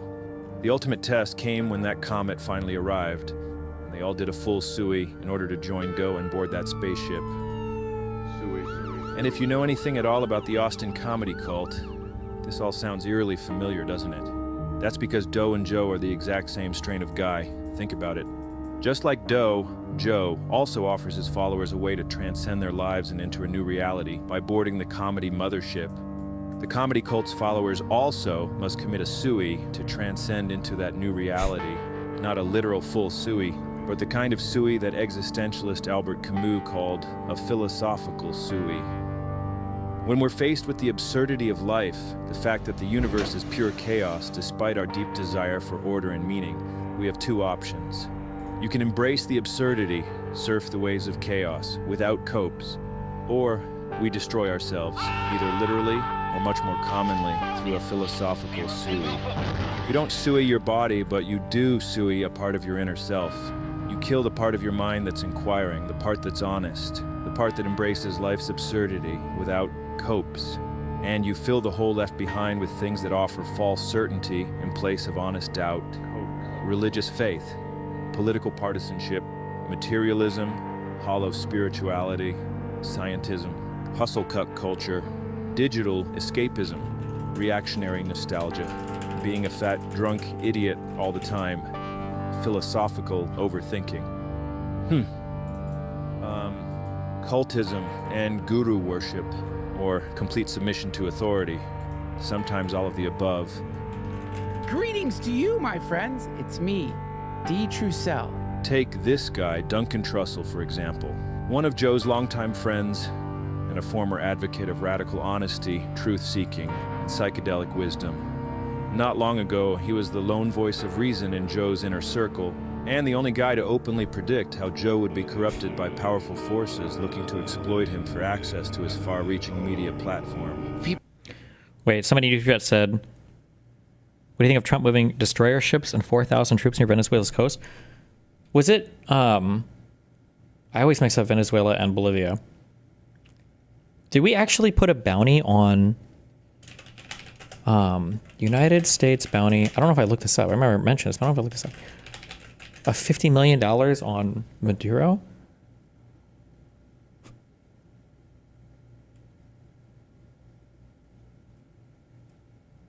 Information bounty. Yes, and it's 100% deserved. Bro, this should be the next DGG adventure. You think we could find this guy?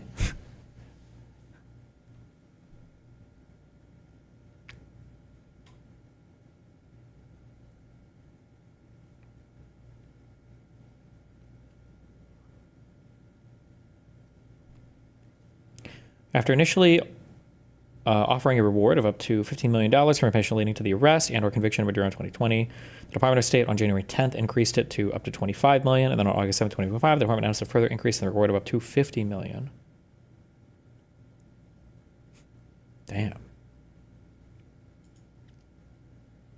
People have decided you're one of the magnifying glasses focusing this beam of attention into the world. You have to watch out because people are gonna like try to exploit you. That's the main thing, is like people recognizing what you are, who have political agendas, will infiltrate your shit and then start blowing out their radioactivity into the world. And you have to wrestle with your identity. I worry about you, man. He was well aware of these billionaire techno-wizard freaks out there, manipulating new media before it became too obvious to deny. He warned Joe about them being a danger over and over again. We established they're these billionaires, and they live in these compounds. Right. And certainly people like Michael Hastings and other people, they get killed all the time. They're super powerful people who will use technology to kill people to have their own way. So that means that there is some group or series of groups of people that are doing like highly nefarious actions from places of power.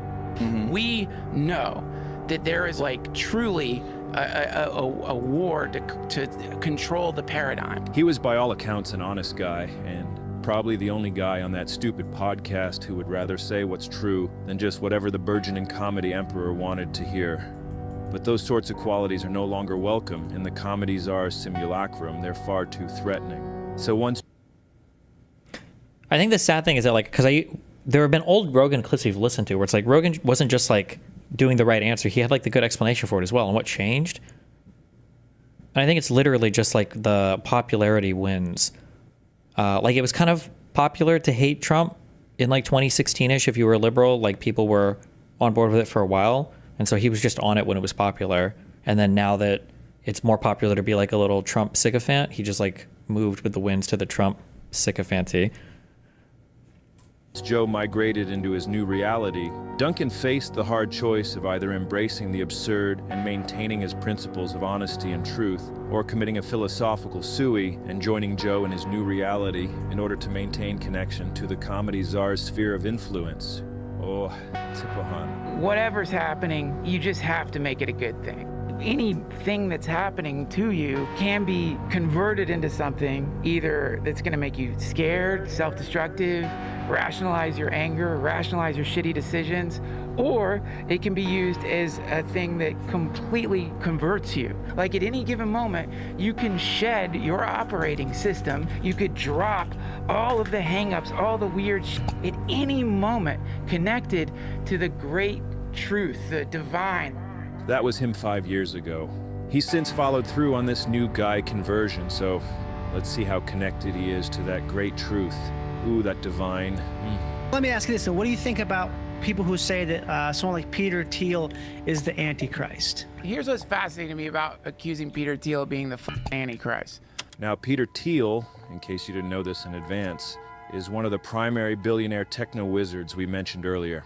With his immense wealth, Teal wields massive influence in politics, media, and online information from behind the scenes. He says cool stuff like freedom and democracy are actually not compatible. Pete's company, Palantir, is deeply embedded with the CIA, ICE, FBI, NSA, police, and the military-industrial complex, and promises to be the most powerful mass surveillance platform to ever exist.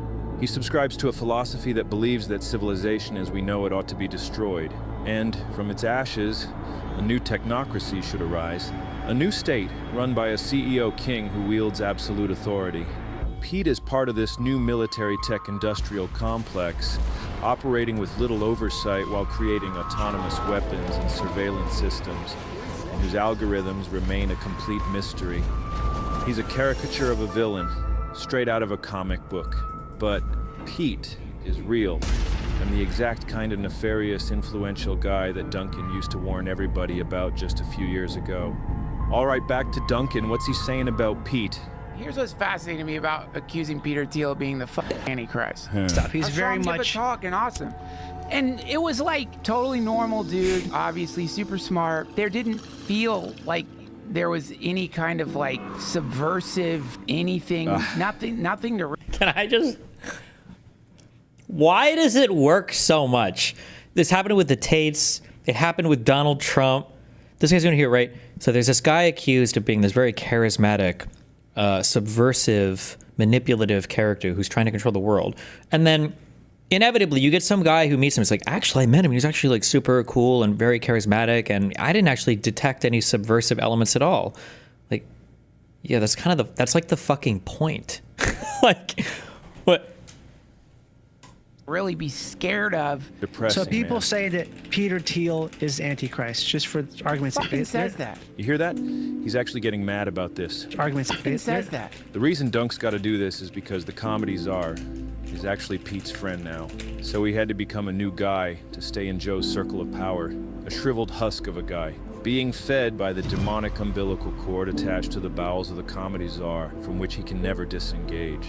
He's cooked. What is the what's the quote? Oh, fuck, I wish I could remember it. Isn't there a quote about like the devil and like the devil shows up with like fucking sugar instead of, it's not sugar. What am I thinking of? Fuck, there's so many religious quotes where like, why for Adam and Eve it's a fucking apple, right? But like it's never like the devil shows up as this evil guy trying to get you to do, like, I'm just saying for all these people who obsess over these religious analogies and the Jungian archetypes, everything else. Finished. And God, look at him. He's just not the same guy. Look in his eyes. It's obvious. Those are suey eyes. Well, that's a confirmed suey for Duncan. What's this quote from? The devil doesn't come dressed in a red cape and pointy horns. He comes as everything you've ever wished for. Rest in peace, man. Quel dommage. Well, once you've entered the comedy czar's comedy cult simulacrum, you're expected to do your part to uphold the pillars of this new reality. Upholding the pillars allows you to stay in the cult and potentially reap the rewards that come from its membership. These tenets bind... There's nothing in the Bible indicating the fruit of knowledge is an apple. Well, it's a fruit, and they take a bite of it. What else could it be? You can't like take a bite of an orange unless you eat through the fucking thing. It's probably not a banana. Pears? Oh. Plum, fig, peach, apricot, cherries. It's not a literal fruit. Watermelon. In some earlier interpretation, it was a fig. Is a fig even a real fruit? I thought they were just like fig Newtons. Maybe. The simulacrum together. And as we already explained, the more guys you've got upholding the pillars, the more stable the new reality becomes. Which is vital because if the simulation crumbles, it's all over for this stupid experiment. All cults need their tenets, and the Austin comedy toilet cult, or whatever we're calling it, is no different. Because Joe is the sole autocratic dictator of the entire scene, he could construct his world however he wanted to. Starting it from the ground up. So it's this completely new thing, and it can kind of go a lot of different ways, and a lot of different things can happen. You don't know what's going to happen one way or the other. Those things are very exciting. It's scary. but it's exciting. The primary pillar, like all cults, is the steadfast veneration, devotion, and reverence of the cult leader. Just like Jim Jones, Joe originally sold his comedy scene as a utopian paradise. So make it as fun and as comfortable for the comics as possible, as welcoming to the comics as possible.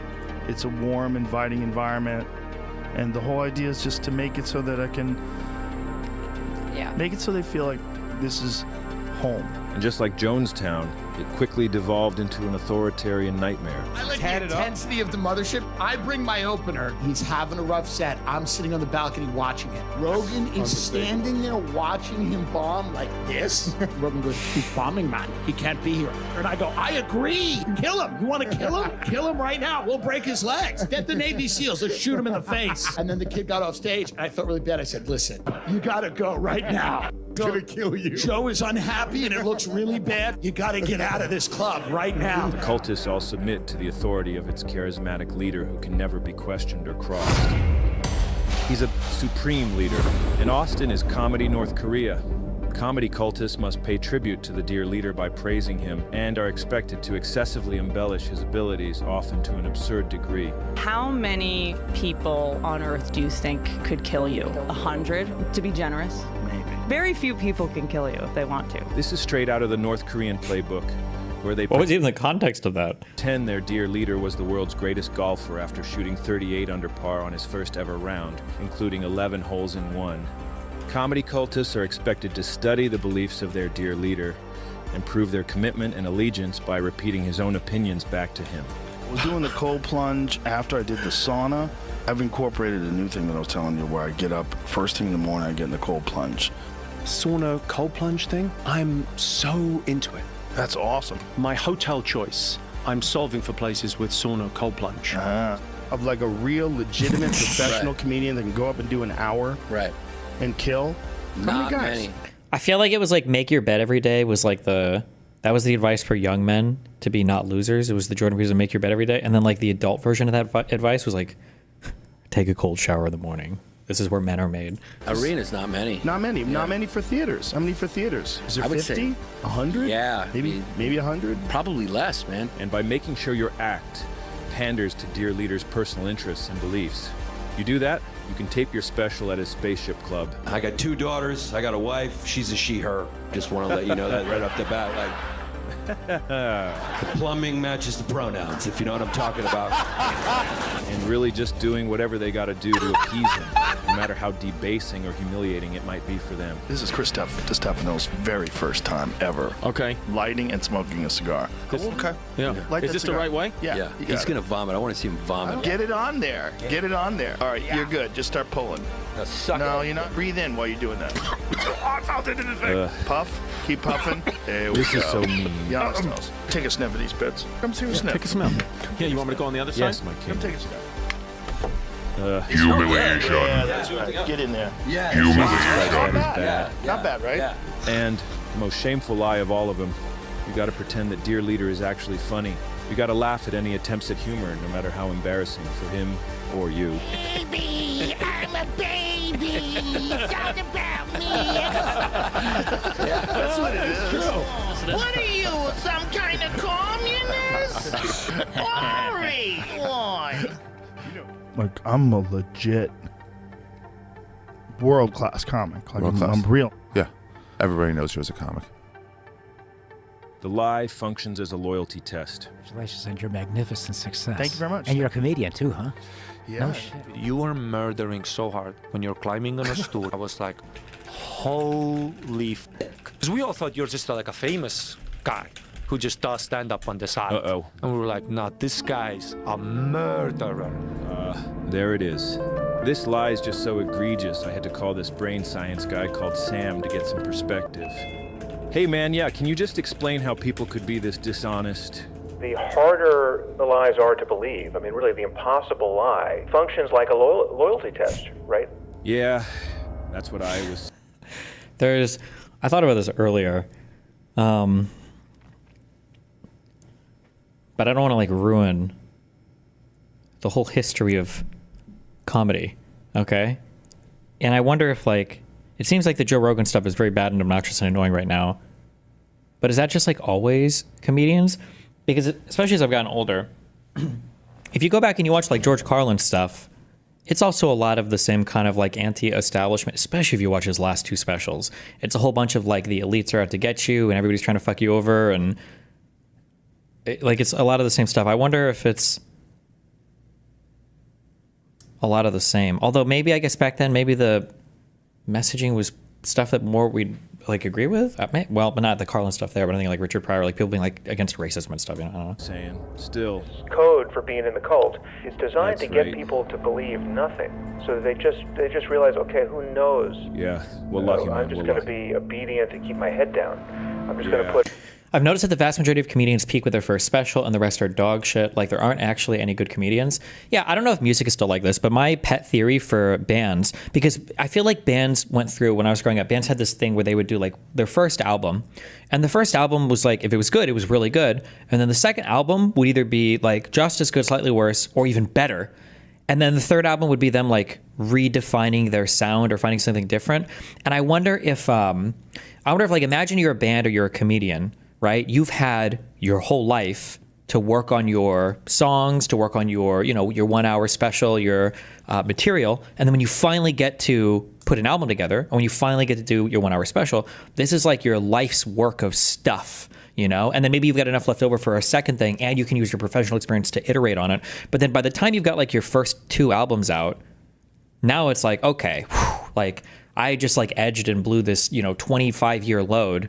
And now I'm expected to like produce stuff that's on that level over and over and over again. Like everything else that comes after is not going to be even remotely as good as those first 2 things. And I feel like that's why a bunch of bands and everything end up doing like a rediscovering their sound or pushing in a new direction for the third album, or just kind of like fall off. Maybe, I don't know. Put a sign in the window, claiming to believe the big lie, so that that no one drags me out of my shop and beats me to death on the sidewalk, right? I mean, like Yeah, that makes sense. All right, thanks, man. It was Hannah Arendt's point. All right, the yep, origins good. of Gotta go. totalitarianism. Bye. When loyalty is everything, if you're a ruler who demands total and complete loyalty, you're going to create a circle of liars around yourself. Ousted comedian Chris D'Elia tried to defend Joe's last special, but he really struggled to navigate that maze, trying to find that perfect take that's going to convincingly praise that comedy atrocity. Rogan's special came out, and I'm happy about it. Oh, it's sorry, so 1 crazy second. how, like, My bad. obviously I honestly haven't seen the reviews. I saw somebody saying it, and they were like, this is a this is a hack. And it was straight up just not hacky. The one thing that they have is it's hack. Like super woke people even know what hello is hack. Albums were much more culturally substantial too. A single CD is the same cost, not more than a month of Spotify or Apple Music. Yeah, I also feel like stuff was associated more with albums too. Like, and I could be wrong because I don't follow any popular music now, but like when there's like a new single that comes out, everybody's listening to it. Could anybody, I'm not trying to gatekeep, but like could anybody even name the album it's on? Not even other songs on the album, but just like what album did this come from? Like, do people know that anymore, or is it just singles and Spotify and stuff? These appeals to dear leader through praise are made in hope that one day his gracious hand will reach down to them, bless them with his endorsement, and pull them out of their hellish obscurity. So there's kind of this trickle down, Once Joe likes me, then your mom's house goes, want to be on our episode. Once Rogan was like, this Jeff Dye guy's really good, then everyone else has to fall in line. Right, everyone else does. Now I gotta treat daddy like dad. I gotta kiss the rings, You don't go on Joe Rogan and then start talking shit. Joe's dad. The second pillar is they are the anti-mainstream, anti-commercial, anti-establishment underdogs. Dear Leader gained much of his power by selling himself as the antidote to corporate mainstream media and culture. His platform is now bigger and more influential than the mainstream media he once stood in opposition to. But because being anti-mainstream was such a fundamental part of his sense of self and his show and his audience's identity, they all have to keep pretending that they are not mainstream. admitting otherwise. I mean, singles were really popular back then too, no? That's why they're called singles. They were popular, but I feel like at the very least they were associated with an album. Like, even if you didn't listen to the album or didn't know songs off of the album, I feel like they were at least associated with it. Guys could collapse their new reality, so they stick together, upholding that pillar, keeping their simulacrum stable. Rejection, rejection of whatever is going, whatever people think the comedy industry is, because people think the comedy industry is like some group of people with power that control all the and give people specials that don't deserve it. There's all this like weird thoughts about the comedy business, but when the comedy business is only comedians, there's no business element behind it. There's no networks, there's no producers, there's no executive, there's none of that. So it's just wild. Dear Leader is a billionaire, but instead of running his own show, he's still partnered with the tech establishment. He and all the cultists are connected to the biggest corporations on Earth, but still they maintain a facade of being independent DIY artists.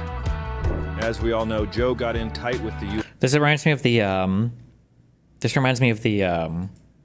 like this myth of like Trump being the everyman, even though he's like a billionaire real estate guy from New York who made most of his money in reality TV. It's like, but he's like the everyman who represents us. It's like, how did that happen? How does trailer trash people identify as, Trump's friend, but like the coastal elites are the ones that are out of time? Like, yeah, so weird. DIY artists. As we all know, Joe got in tight with the U.S. regime and became the government's own comedy czar.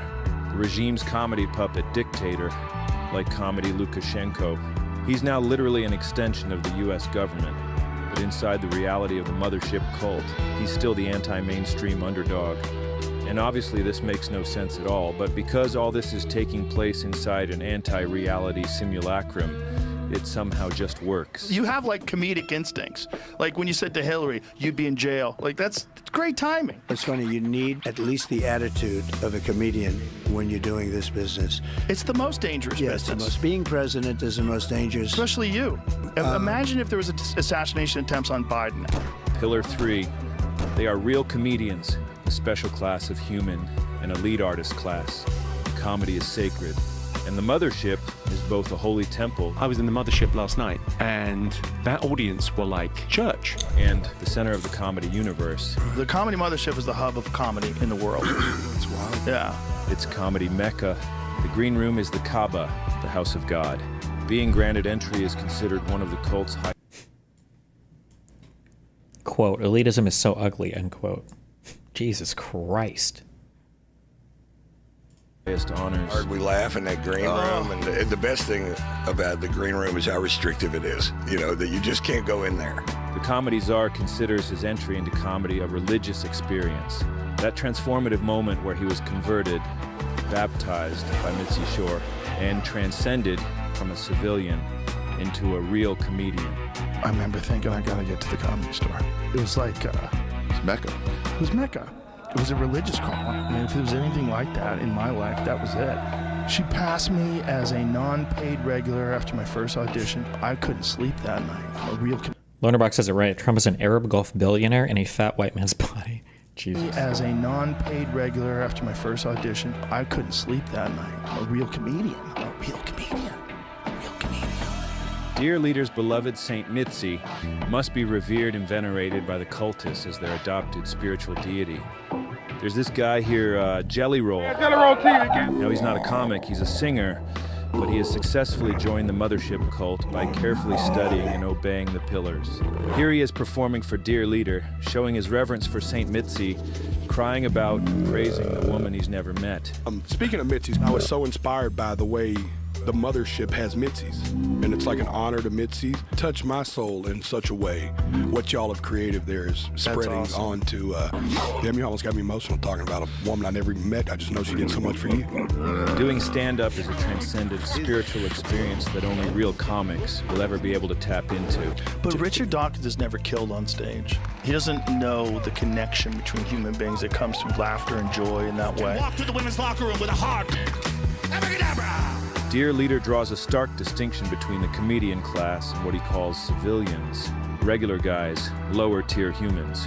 This Hassan guy explains some of the differences between higher-tier humans, comedians, and the lower-tier average human. The And how plebes. difficult it can be to even be around such low-tier guys. Our ability to talk to literally anyone is a skill set. Like, Totally. Do you ever have to, when you go to like a party with your ladies' work friends? Yes. And you're like, bro, there are fucking just goobers out here.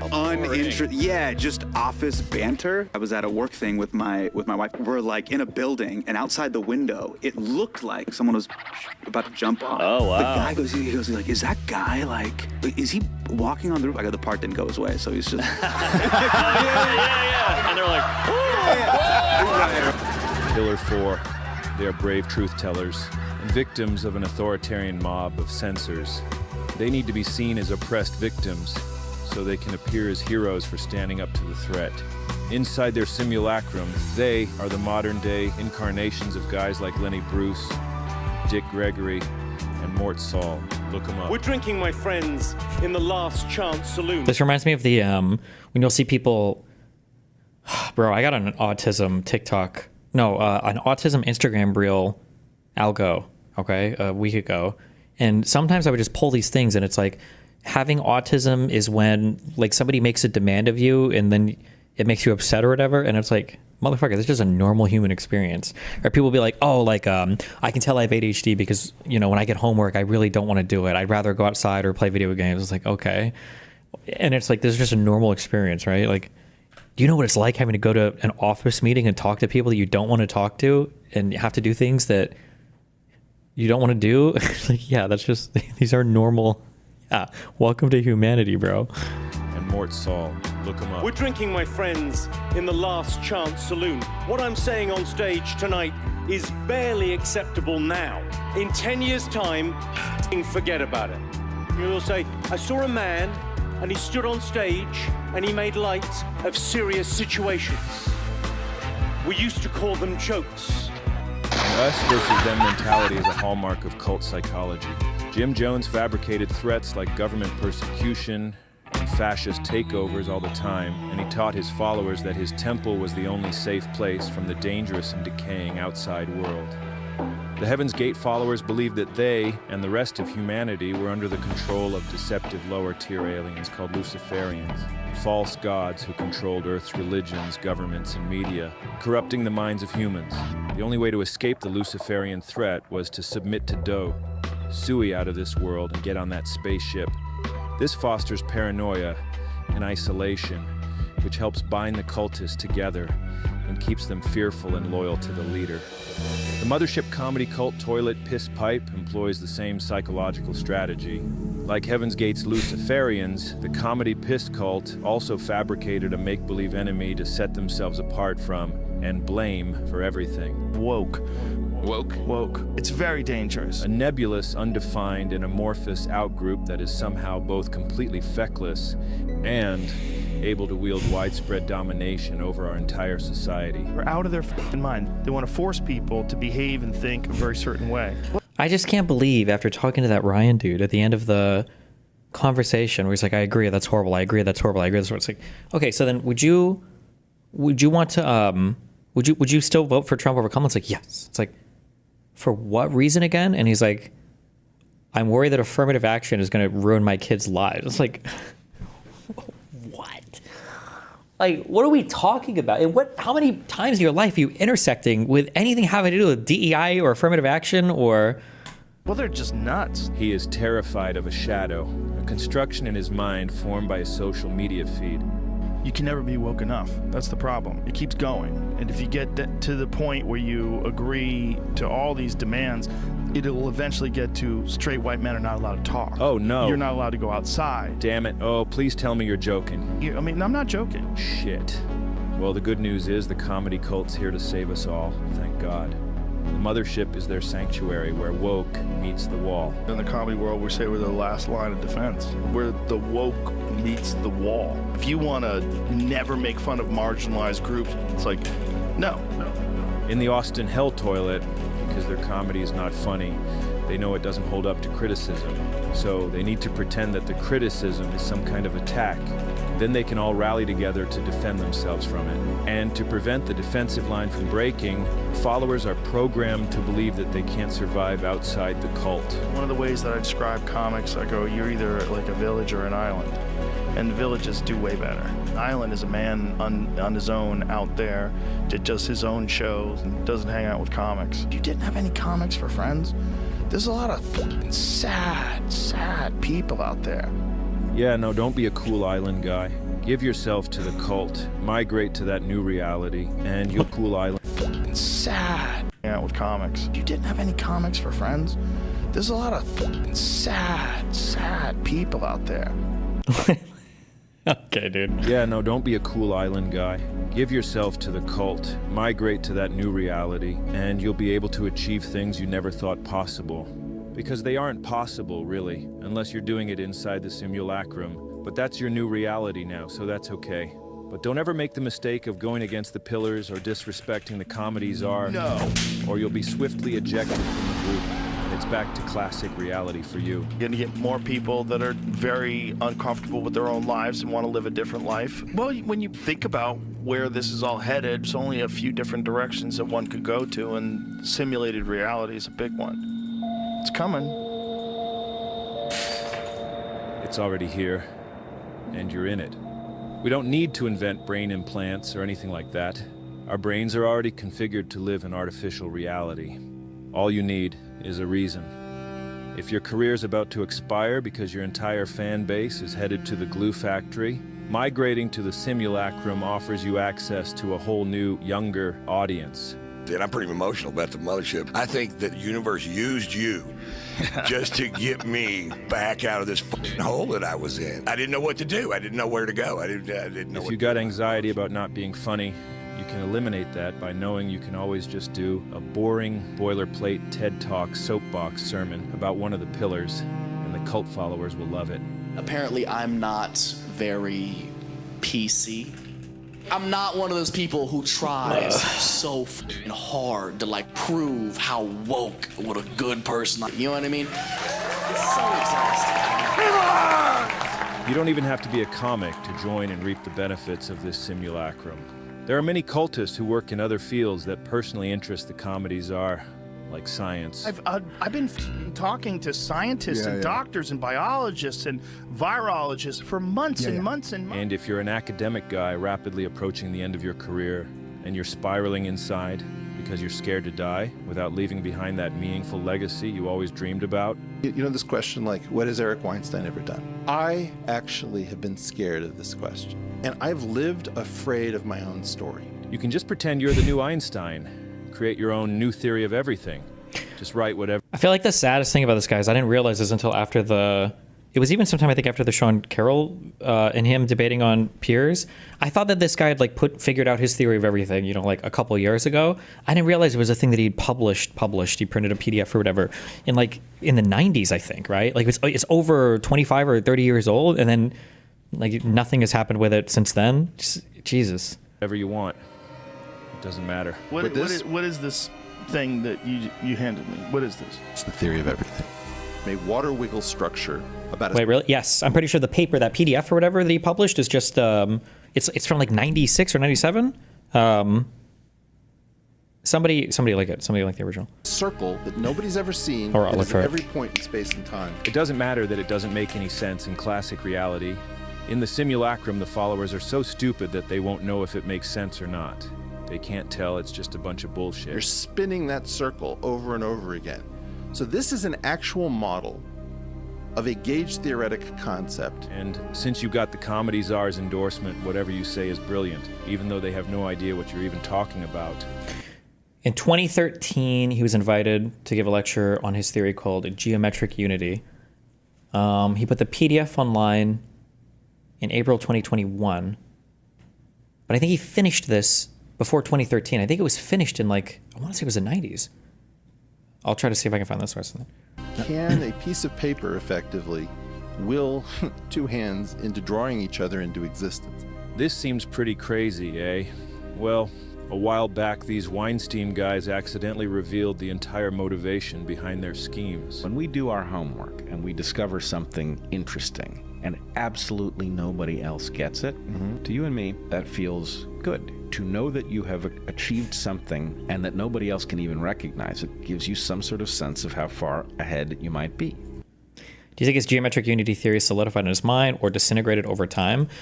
I feel like for stuff like that, I wouldn't say solidified. I would use the term calcified. Like it becomes this hard but like brittled thing. Like when you say solidify, the implication is that a thing is becoming more and more solid. But I feel like when you say calcify, the idea is it's becoming harder and more fragile because if one thing were to snap on it, your whole existence basically shatters. And so once you become so invested in a thing, like he can never, ever, ever walk away. He can never walk away from that theory because his whole life is like invested into it, you know? Remember. And this guy doesn't even have his Lagrangians, okay? How are you gonna have a theory of everything without your Lagrangians? My God, how cringe. Wow, yikes. It's not a lie if you believe it. Inside the simulacrum, you're now the genius you always wanted to be. And you can stop worrying about being a failure. What made you want to do this? When you ask why as a kid, what happens if you keep asking? Great question. You either end up in theoretical physics or an insane asylum. And so I just didn't stop. If you want to become a stoic genius guru kind of guy who knows everything about life, a cold, logically calculated debate, God, but you're actually a hysterical, emotional baby, overwhelmed by everything, has no idea what's real, and can't discuss anything without spiraling out and melting down like a child.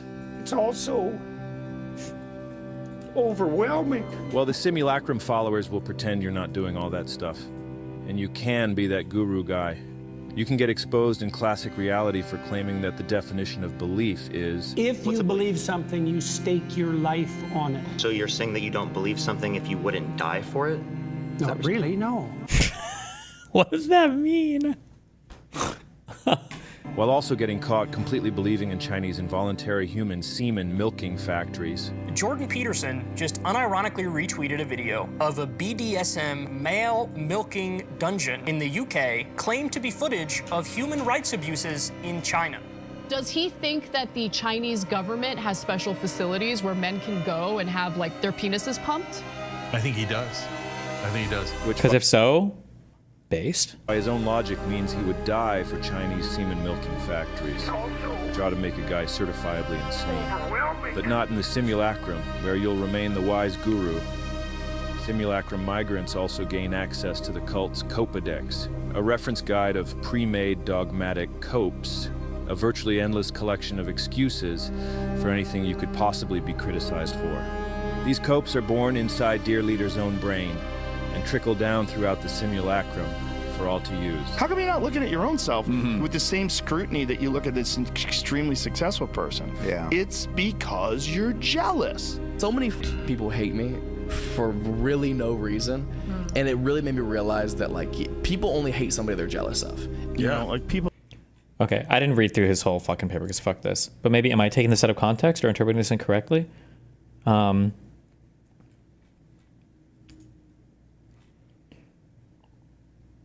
There is something about the nature of latex that is likely to confuse the professional reader. Latex, I think, is like a language that you can use to type in like mathematical things or whatever. It is as if a typeset document constitutes agreement to participate in some academic social contract. Latex, no? Oh. No such consent is intended by this. The author functions totally divorced from the professional research context, which is oddly automatically inferred from typeset mathematics by nearly every capable reader, perhaps due to the rarity of such research programs. LaTeX? Oh. It's pronounced LaTeX? Without wishing to dwell on this unduly, there is no way around the fact that the author has been working in near total isolation from the community for over 25 years, does not know the current state of the literature, and has few, if any, colleagues to regularly consult. As such, this document is an attempt to begin recovering a rather more complete theory, which at this point only partially remembered and stitched together from old computer files, notebooks, recordings, and the like, dating back to as far as 1983 or 1984, when the author began the present line of investigation. This is the first time the author has attempted to assemble the major components of the story and has discovered in the process how much variation there has been across matters of notation, convention, and methodology. Every effort has been made to standardize notation, but what you are reading is stitched together from entirely heterogeneous sources, and inaccuracies and discrepancies are regularly encountered, as well as missing components when old work is located. The author notes many academics.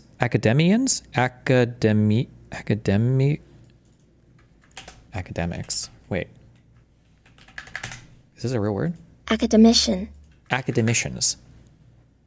The author notes many academicians find this unprofessional and therefore irritating.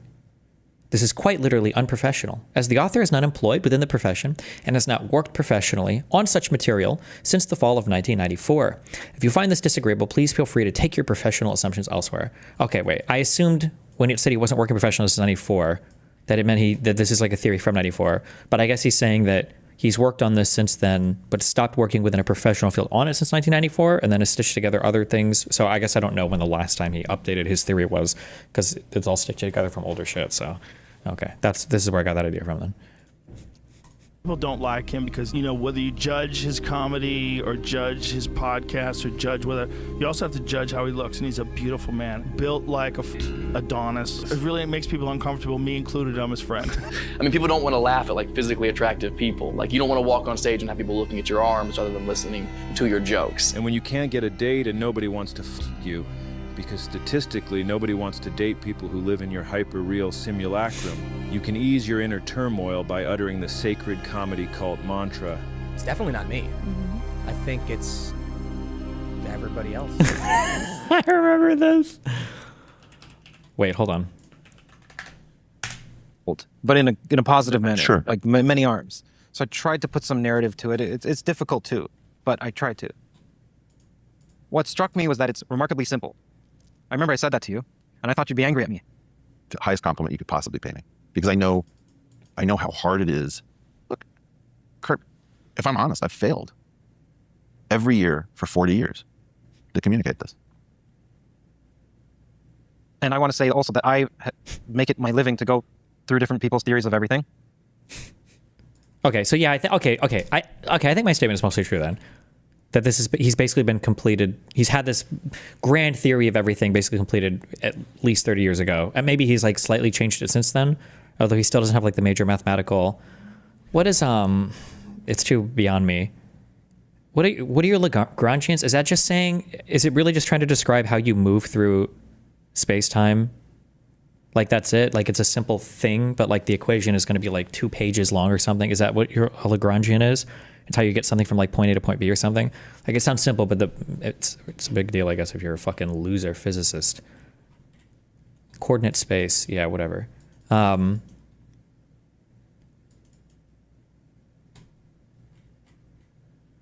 But apparently, if you don't have that, then they laugh at you. Okay, makes you a fucking loser. So, as you've seen with all this scientific evidence and logic here, these facts. Joining the comedy cult can offer tremendous opportunities. Submit to the leader. Perform your sui. Become a new guy if you have to. Migrate into the simulacrum. And help uphold its supportive pillars. That's the blueprint, and a lot of guys are on that path. But there's one guy who has followed the path of dear leader better than anyone. His name, is... Who? Tony. Oh, Tony. Really? Oh, no. Sorry. I've just been dreading getting to this section. You know we try to be positive on here, but sometimes you gotta examine some real dark, depressing shit. This guy exemplifies what commitment to the cult and its tenets can offer in return. His origin story is eerily similar to the comedy czar. The reason why I became a martial arts champion because I was being picked on all the time. Right. Kids were always f***ing with me. I was like, I don't like this. I'm like, so I'm going to become what I'm terrified of. As a little boy, Tony was also getting bullied every day. He was walking around terrified. It's a lot of fear, a lot of danger. And my whole way of handling that is if anybody ever tried anything with me, I would just make fun of them. So he became what he feared the most. A big dumb asshole, a bully. But I don't know what kind of protection it provided, because he says here that his jokes just led to him being punched in the face. One of my good friends, I made fun of him because his grandma walked him out to the bus stop. He punched me right in the face. And just like the comedy czar and almost all the guys in this comedy cult, he had a real bad dad. I didn't have like a dad to complain or to go to the parent-teacher meetings. So while he was getting pounded in the head every day for being a big dumb asshole, his bad dad pieced out and went and got remarried. Which is fine, whatever, it happens. But this bad dad had decided to keep Tony's entire existence a complete secret to his new wife and family. My mom told me that my dad travels a lot, my dad works a lot. I mentioned to my mom, I go, hey, Dad's car is in this one house's driveway a lot. My mom like turned pale white. She told me everything that it's a lot. That's how someone like me gets made. So Tony ran away, and like many before him, his gaping dad hole in quest for external validation took him to the mecca of insecurity, Hollywood.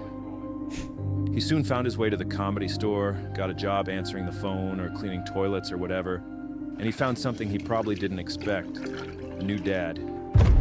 He started opening up for Dad on tour and got his first taste of that long sought-after external validation from his audience. But it was a lot of work, too much work, really. He thought, what if there's a way to get even more laughs while doing even less work, while also being able to satisfy his sadistic compulsions? So he started his own show, Kill Tony, his ultimate scheme. Guys, give it up for Tony Hinchcliffe. Generally speaking, I try to separate the scheme from the schemer, appreciate the beauty of a good scheme, and it's a brilliant scheme, it really is. How it works is his show allows him to be on stage at all times, getting attention without having to do anything at all, really. The streamer method If the show based. is ever funny, it's because of the guests. He'll brag about how funny this Trump-Biden episode was, but that was these guys who made it funny. Come on, huh? Come on. But since reality can be whatever he wants it to be, Tony can easily pretend that the laughs the show generates are all actually for him. 3 times you got married. Honestly, that's not that bad. What did Tony even do? Nothing. This is a good bit. Nothing really. A few snide remarks here and there and just basic MC duties. The show is abuse, disguised as comedy. Tony took this idea from the world of professional wrestling. What makes pro wrestling so compelling is the concept of kayfabe, a collective suspension of disbelief, maintaining the illusion that the characters, the fights, and the drama are all real. Kill Tony runs on comedy kayfabe, but Tony flipped it. Where wrestling is fun theater disguised as violence, Kill Tony is violence disguised as fun theater. There's very few people willing to admit that they miscarried. Was that a sad time for you? It was the lowest point in my life. Really? Oh, wait, he's calling in right now. We have word. Despite all of them being followers of a comedy cult, they're all miserable. I'm encouraging you to quit right now. I think when you find that job, I think you should quit. I don't see it happening for you. Eleanor, you knew me when I was 24. I was already 2 years Right, into but you're not autistic. Stand over there by the red X. You're really getting a little close. Nope, the other direction, AJ. Thank you. Kill Tony is supported by the same pillars as the broader Austin comedy colon Jesus. cult, which, as we've proven, are all complete inversions of classic reality. Tony is the megalomaniacal dictator. He must be submitted to and respected. He is a roast god. Comedy Czar proclaims that Tony is the greatest roast comedian alive. And if that idea is ever threatened, he loses his mind. He got very upset when this Jeremiah guy was getting too many laughs roasting the roastmaster. You don't do that. You don't do that? Oh, no, never, never. Why not? Wait, is that true? Is Kill Tony considered one of the greatest roasters?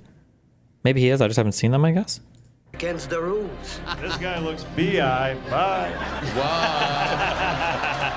Oh, youth. Takes one to know one. Yes. Go have your magic moment. This is the biggest thing in your career. Go do it. Go get it. Go get it. Is that a school bus attached to your face? You flaming homosexual. Takes one to know one. Yep. He allegedly cemented his title with this performance at the Tom Brady roast in 2024. Wait. Does anybody have a link to that section of that Kill Tony episode?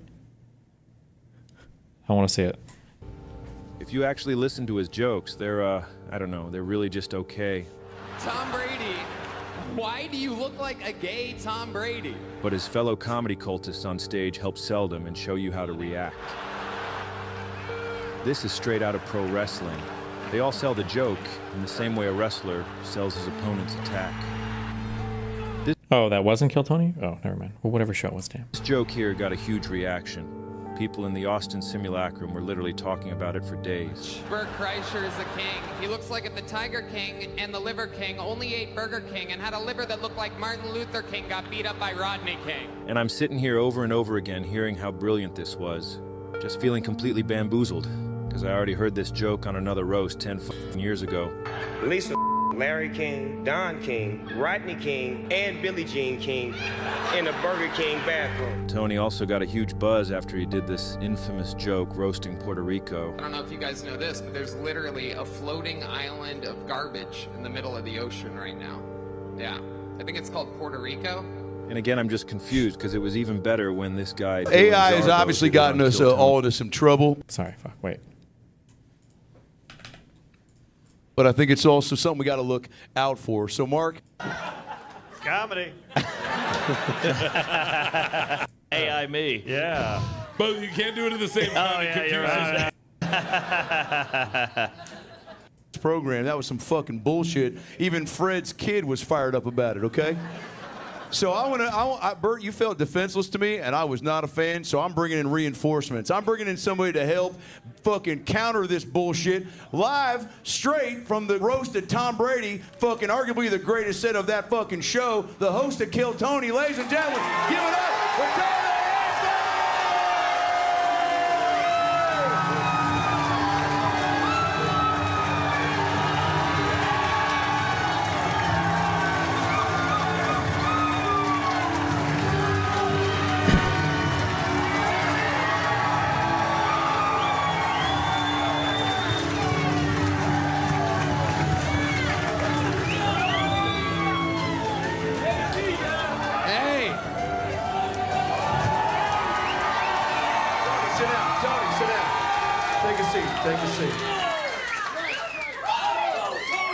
First of all, let me say, fuck this guy.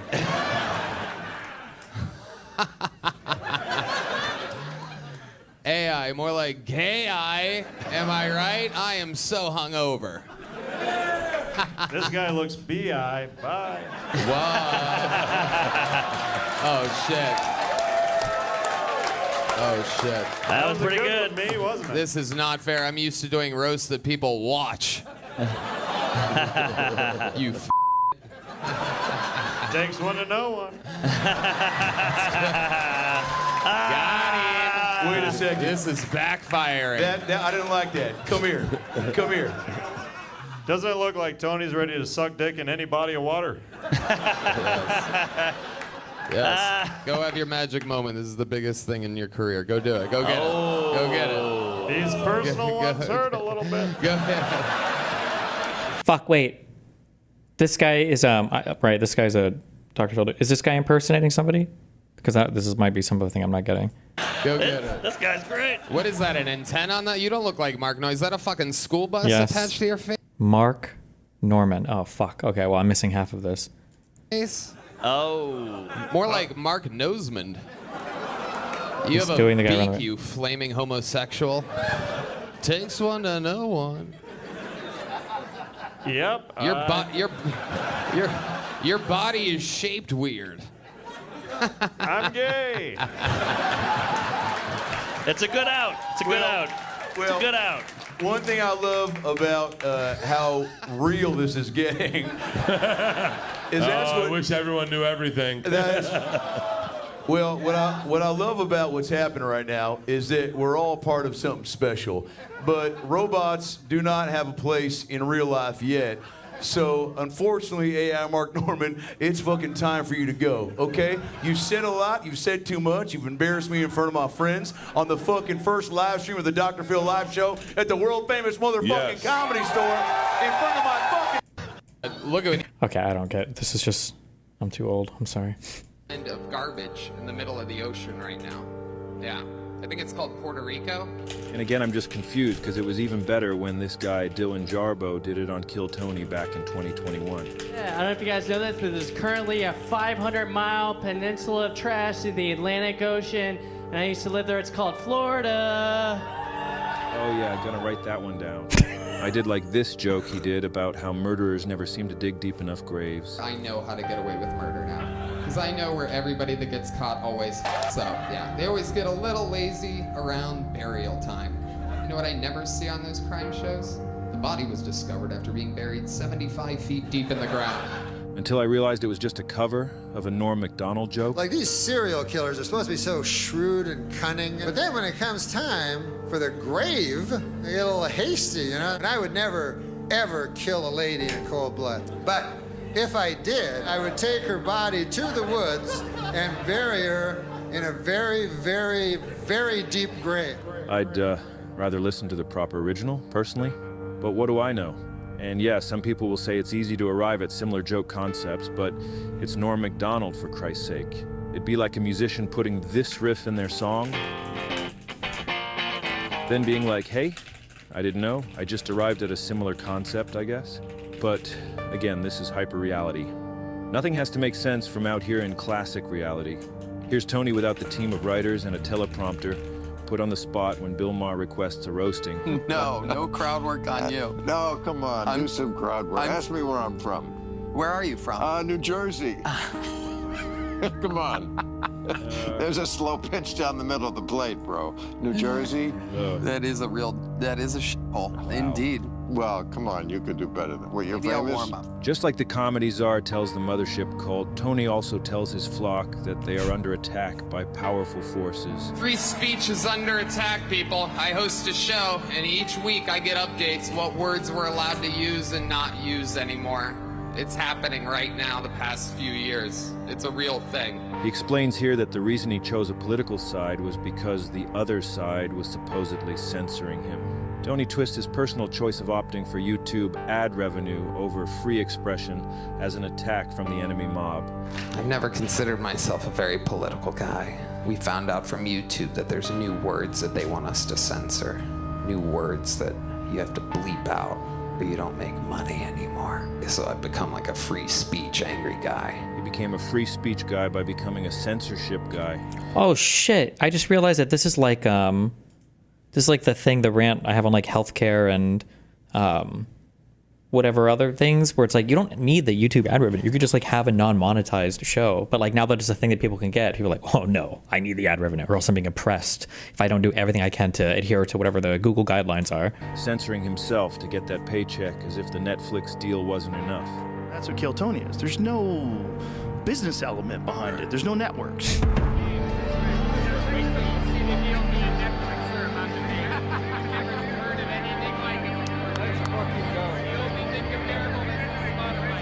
That's the kind of backwards logic that only works inside this comedy simulacrum. Just an incredible example of the ability these cultists have to bend reality.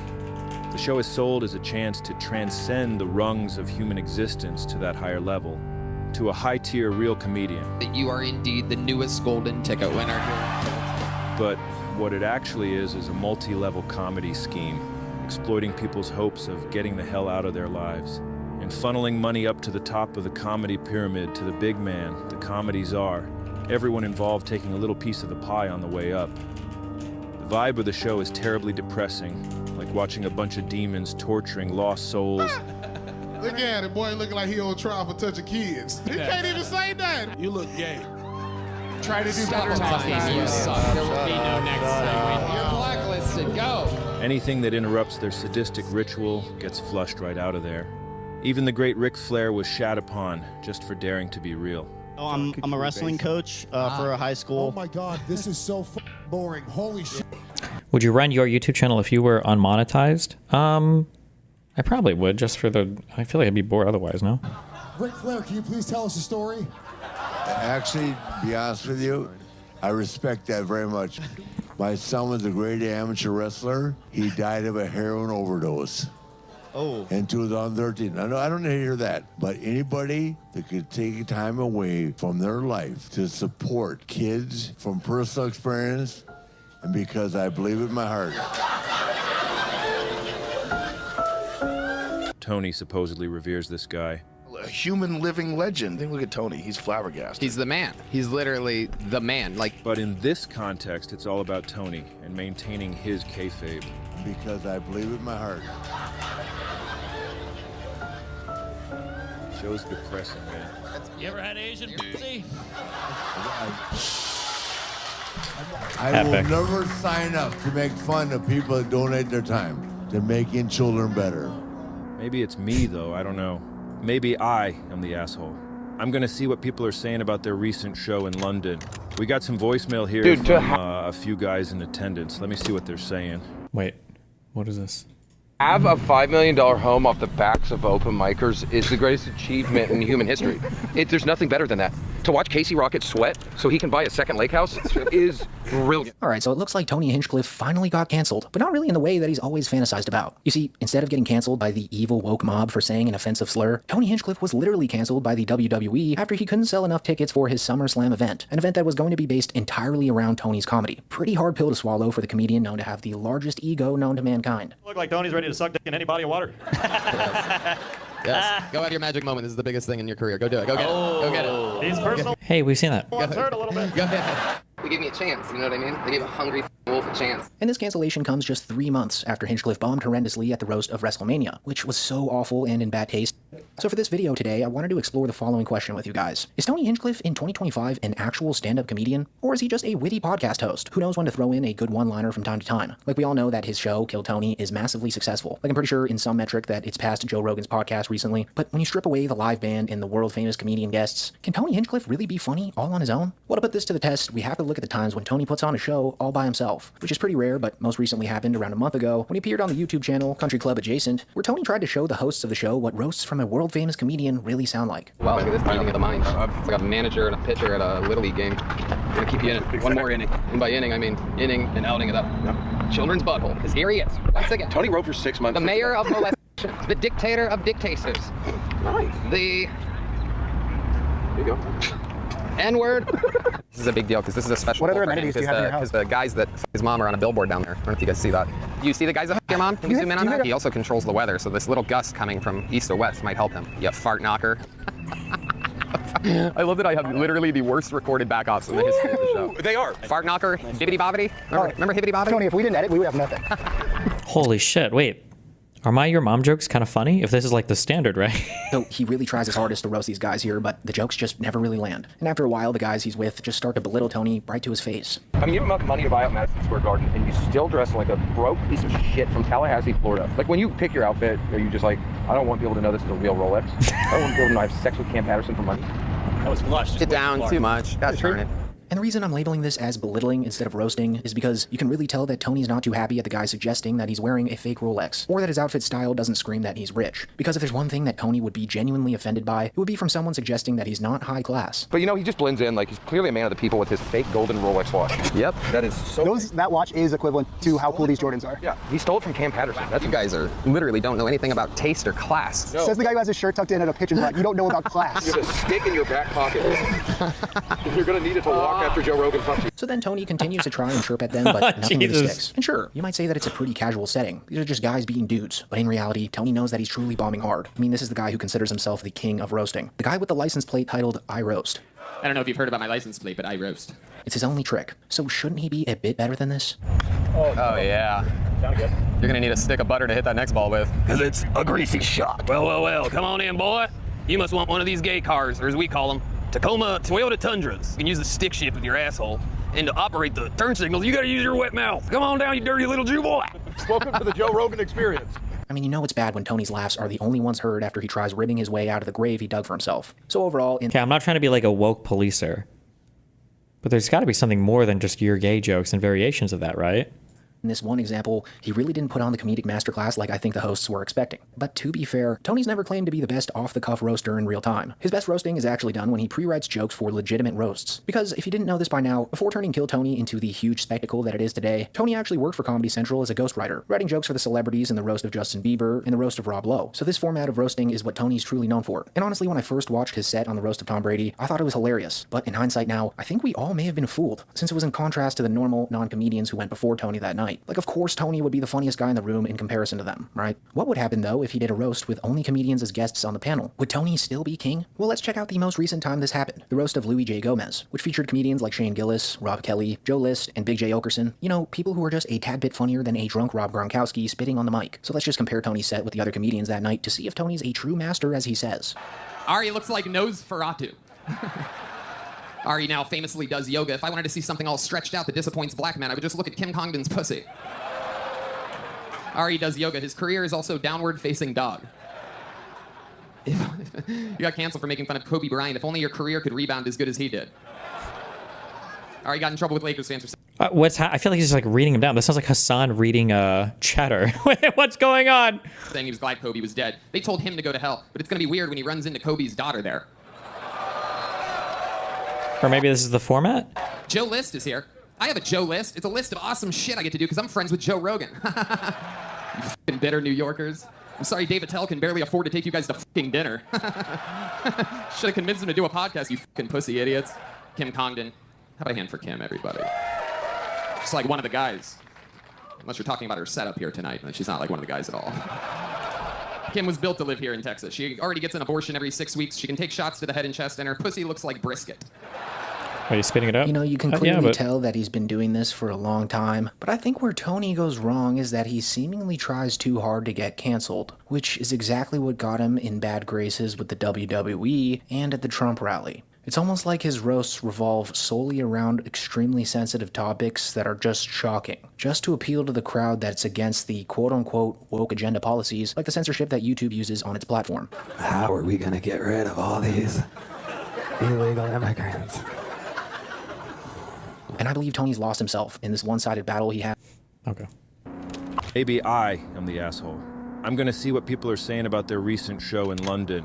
We got some voicemail here from a few guys in attendance. Let me see what they're saying. I was stage right, and every scumbag up there booed non-stop for everything, and laughed when they got any reaction, or could make a comic react. Booze, fights, people up and down to get drinks or a sniff in the bathrooms, and people so fucked up they didn't know where their seats were. Comedy is fun. These three blokes dressed as cowboys were sitting at the back, throwing things and being loud by all accounts, but I just noticed when they threw something at the women in front of me. So I stood up and threw some sweets at them, and then I put my jumper on, walked up there and slapped one of the cowboy hats off their head. Then me and the three of them had a good brawl, and I thought it went rather well. But afterwards it turns out I had a couple of great big cuts on my head, so I'm not sure how that happened because their punches actually seemed very weak, and I didn't get any black eyes, bruises, or broke nose. Kill Tony never released that episode, by the way. Wait, what does this come from? Are these like what is this? I left the building sharpish and went home to bed. Did anyone see if they had any weapons? Because I've come away with some nasty lacerations that's going to scar me face. That sounds like a comedy show to me. Good, good, good. But yeah, it's a toxic environment. That's why it was the perfect place for Tony to transition into his final new guy. That's why it's called Kill Tony. It's where the old original Tony went to die. He unveiled his fully transitioned self with his most recent comedy special, tweet thing. And that's why that is called Garbage. Tony in, garbage out. And this new Tony just seems even more pissed off. He seems to still be following in the comedy czar's footsteps. These are real voicemails, by the way? Wait, sent to who? For what? Right off a cliff. Or I understand it was supposedly going over that show that wasn't posted, but where did they release these at? But when a guy doesn't have a real male role model, and all he's got is the comedy czar, what else could you expect? And now he spends time on the show doing these deranged, awkward rants about whatever dumb shit most recently pissed. They're not real, to be honest. I'm a Brit, and they're blatantly fake as fuck. Those English accents were fake. I can't tell. You guys sound like fucking... him off. I think they called into a radio show, fake Brit accent. It's a bit with Doug Benson. called Kill Tony.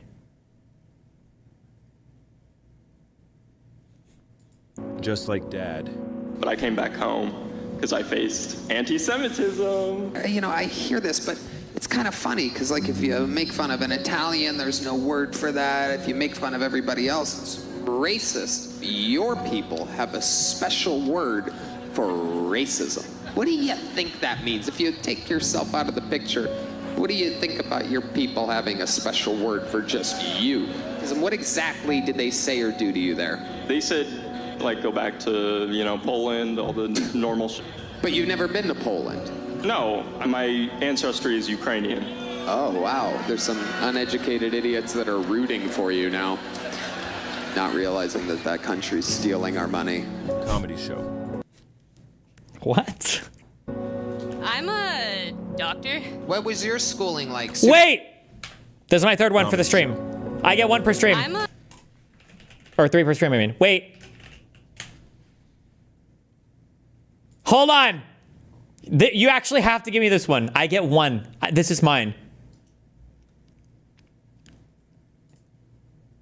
It's actually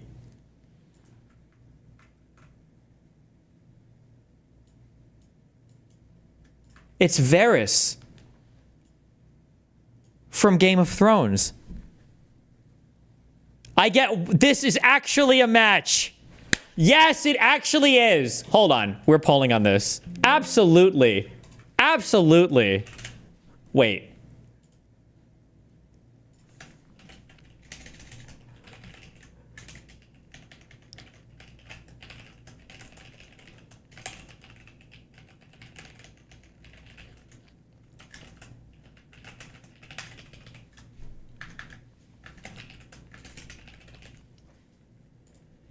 I can feel this is like a 60%er, okay? This is a 60%er here.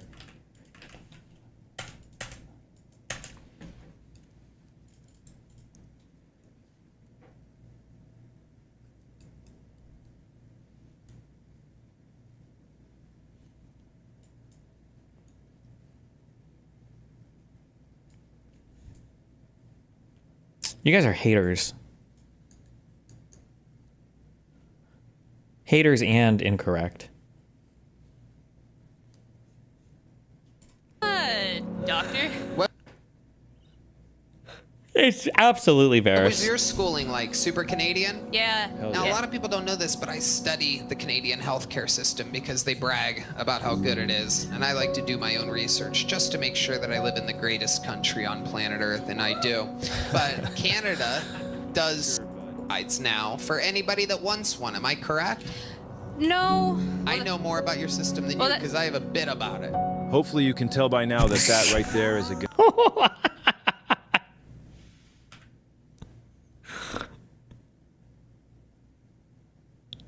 What?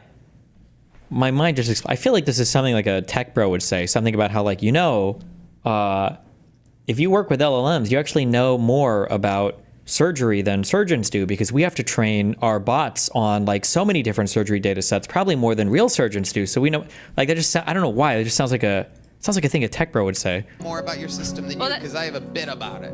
Hopefully you can tell by now that that right there is a guy who has fully migrated into a simulacrum.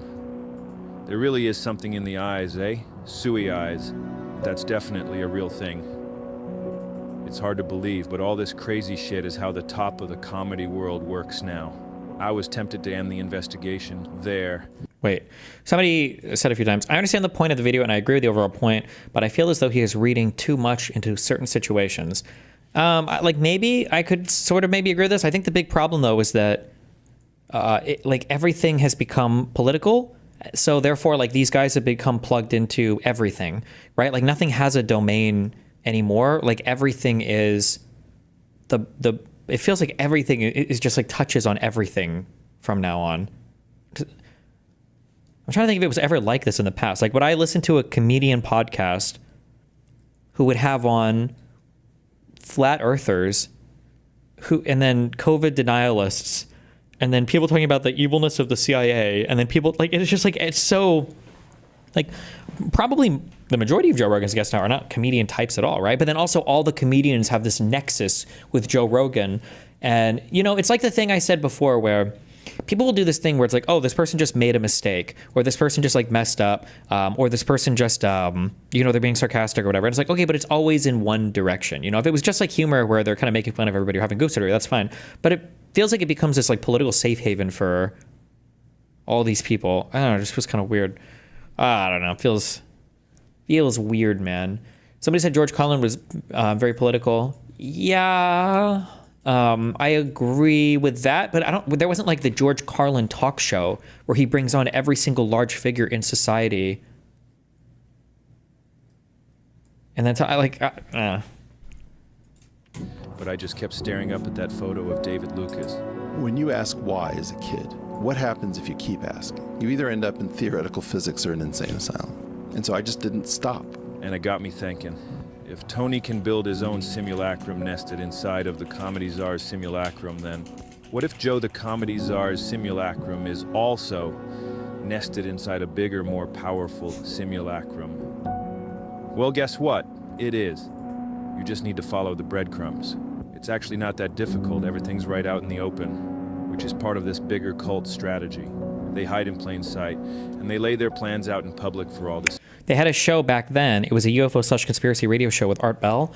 Yes, I know that because when I worked graveyard at the casino, sometimes it would be on the radio, or I'd hear it going home or coming back. It was called Coast to Coast with Art Bell, and sometimes guest starring with George Norrie. Is that who the guy was? Yeah, but that was like very compartmentalized. Wait, did I say Space Ghost? I said Coast to Coast. Yeah, but that was like the crazy show. Like you listened to it knowing that it was like the crazy show, and yeah. See, because people tend to think if this were real. George Carlin was highly political in the sense of partisanship. He just said, the establishment is bad and the man is out to get you. Yeah, that was George Carlin's politics. I'm trying to think, did George Carlin like ever endorse politicians? Like I think he was more just on the like everybody's bad, they all suck kind of thing. That was my feeling. And they lay their plans out in public for all to see, because people tend to think if this were real, they would be hiding it. What's your problem? Anyways, remember Joe's buddy Duncan? Warning him about what might happen now that Joe's podcast had become so massive and influential? About guys from deep dark wells of influence penetrating Joe like a battering ram and using him to blow radioactivity all over the world? Well, he was spot on. And thanks to Guru David's guidance, we figured out who those evil penetrators are. They are a self-fulfilling, prophetic, doomsday cult, run by technocratic billionaires who want the world to crumble so they can rule over its ashes. An Armageddon death cult, obsessed with the demise of humanity. Yeah, I'm trying to think. I don't like to do the punching up, punching down thing because I feel like that gets abused a lot. But it does feel like George Carlin was generally on the, like, attacking the big man and not shitting on minorities and immigrants and trans people and whatever else. And I do think it comes across differently. Like, it feels like you have kind of a different character or tone, I guess, to the set. If, in general, if you're just like shitting on the marginalized. And hell-bent on making it happen as soon as possible. Comedy. I discovered this plot almost by accident while taking a break from all that thinking. I sat in the tree outside my cabin, started reading this book I picked up at a garage sale in town. It was called The Lord of the Rings.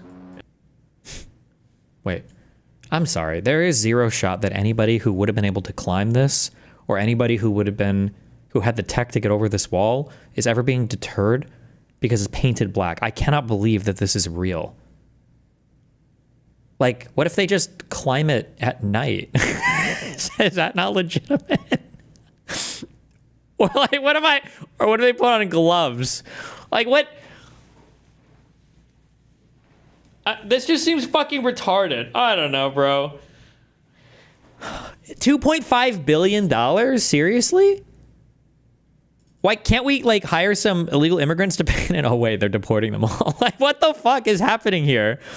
What is going on here? Okay, sorry, back to how my society is collapsing. And, while reading it was supposed to be a break from all that thinking about the comedy hell world, but it actually ended up illuminating the pathway to the truth about how comedy got so shit So, in this story, these ancient elf guys created magic orbs called the Palantiri.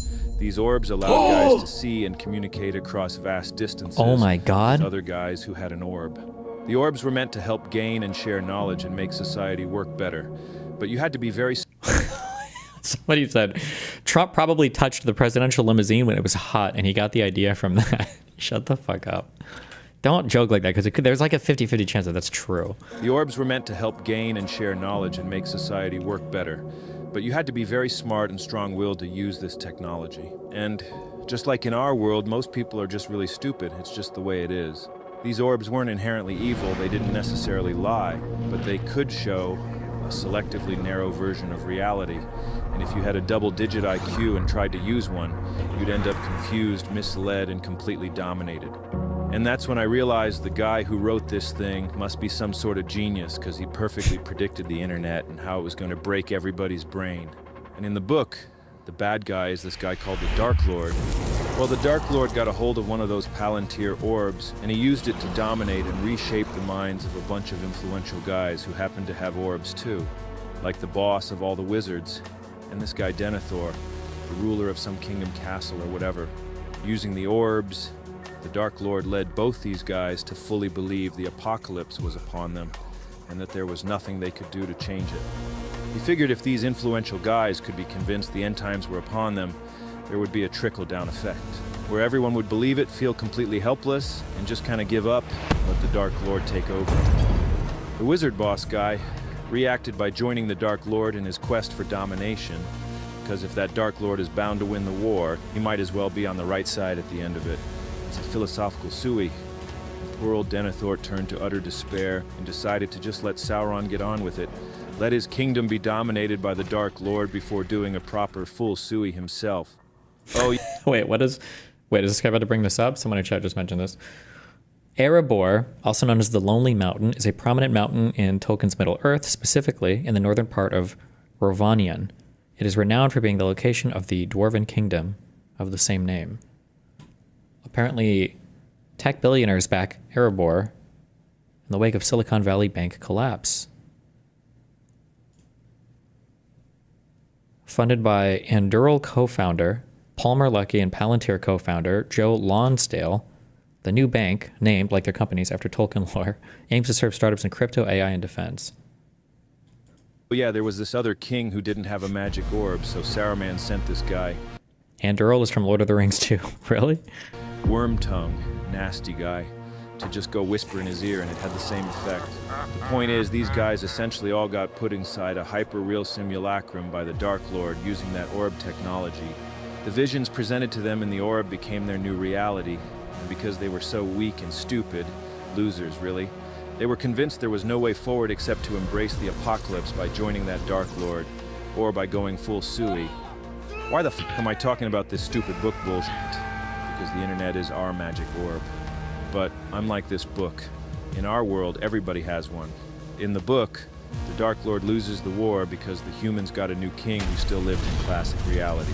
But imagine if every guy in this Ring story had an orb, and not just a couple of the leader guys. Even this new king wouldn't be able to convince enough people to defend the castle. The Dark Lord would have won for sure. Anyway, it's a good book. Check it out if you know how to read. Because that's kind of exactly what this doomsday cult we're talking about did. They created and then gifted to us our Palantiri, the internet, social media, podcasts.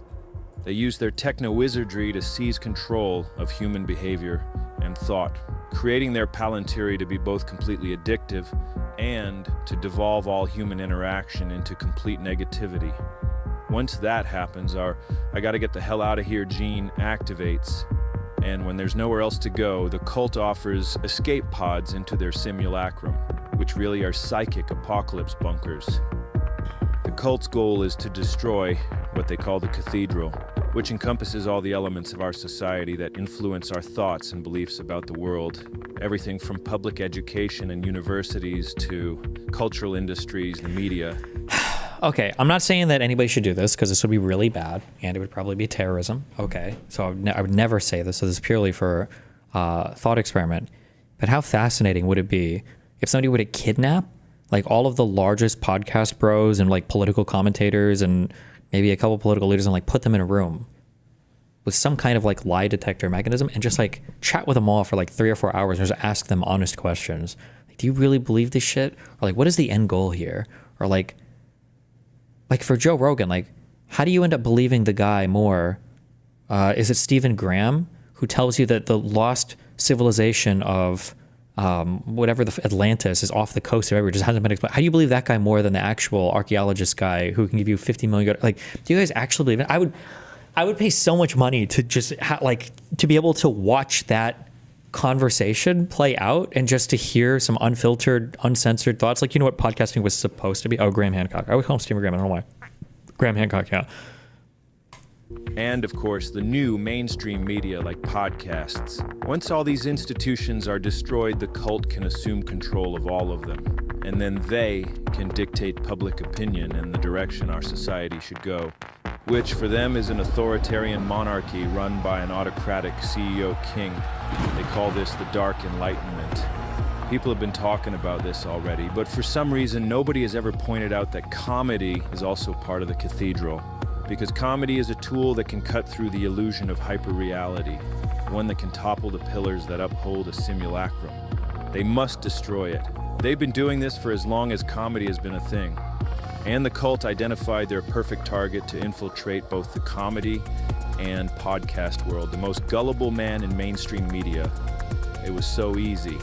They just led Joe down the path into the simulacrum with money and value. Graham Stephen is the guy from the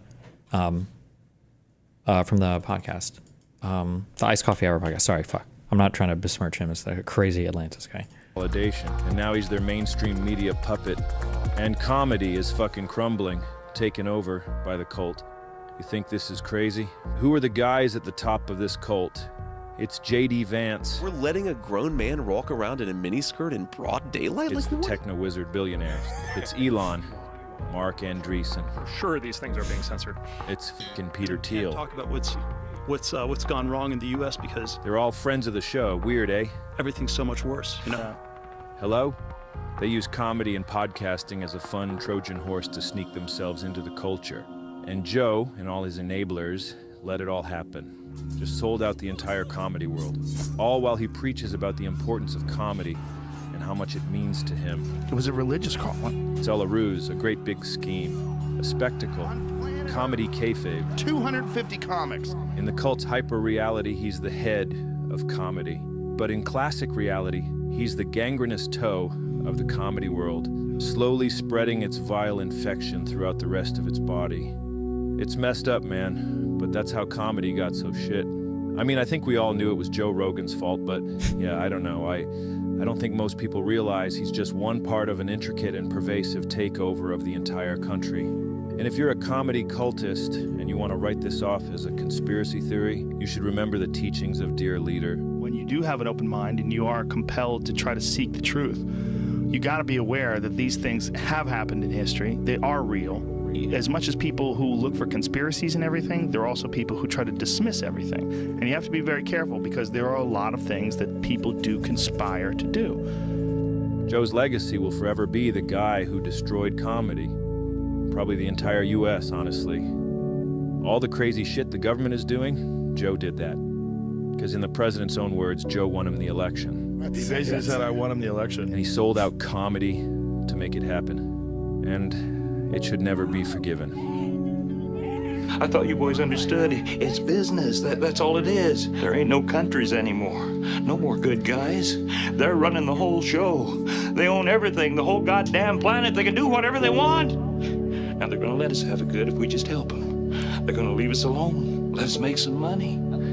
You can have a little taste of that good life too. Now I know you want it. Hell, everybody does. Do it to your own kind. We all sell out every day. Might as well be on the winning team. How does this all end? Well, how do most cults end? Usually in some kind of terrible tragedy. Waco, Heaven's Gate, Jonestown. Who knows if those simulacrum pillars will hold? They're shaky right now because nobody wants to uphold the Jeffrey Epstein pedo pillar. But it kind of has to be upheld. It's a load-bearing pillar. Oof. wonder how long ago he finished the editing and script on this video. And it looks like they're expecting the comedy czar to fall in line and get rid of the controversy. On Trump's desperate attempt to quell political blowback, the White House reportedly, quote, asking podcaster Joe Rogan to help ease the uproar over the Epstein files. What's he going to do? I mean, what am I going to do? I'm going to push back. Right. No, of course. No, of course No, not. of course sir. not. Definitely not. Is the comedy czar going to become Comedy Prigozhin? Pushback. That's just for that's for the wokies. Build out and for people who are against legalization of weed. Personal militia, become a mercenary force attached to the U.S. military, maybe go for the coup. Or maybe he becomes Comedy Colonel Kurtz, holed up in his bunker, completely disillusioned by civilization, a cult leader with an insatiable lust for power, descending into madness, waiting for the apocalypse. See ya, boys. Well, whatever happens, I think Joe should move the Mothership Wall of Fame a few more feet, right into the bathroom there. If he and his followers are just gonna piss and shit on these guys' so-called legacies. And as for the rest of us, I guess, well, try to identify if you're in a simulacrum and get the hell out of there. Go outside and anchor yourself in classic reality. Stick your feet in the mud, observe the bark patterns of trees, feel the warmth of the summer sun on your face, do some can gazing. The more anchored you are in classic reality, the less easily you'll be sucked up into any of these embarrassing Close to Mega Nuke, hyper-realities. guys. Good luck with that. For me, I'm anchoring with a dip-a-day program right now, which means every day I'm jumping in that fucking lake. Swimming around, doing about 50 laps to the rock and back. That's no big deal for me. And then back to shore, cracking open a cold one, and lying in the sun as the water evaporates off my skin and rises back up into the clouds, where it'll become rain and fall once again to the earth. The cycles. I'm gonna do that right now. Okay, good. Gotta go. Bye. I give it a meh out of 10.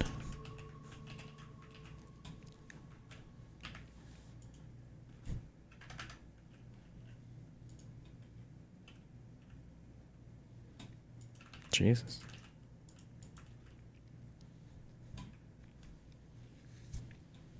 I can't believe you put his fucking thing here.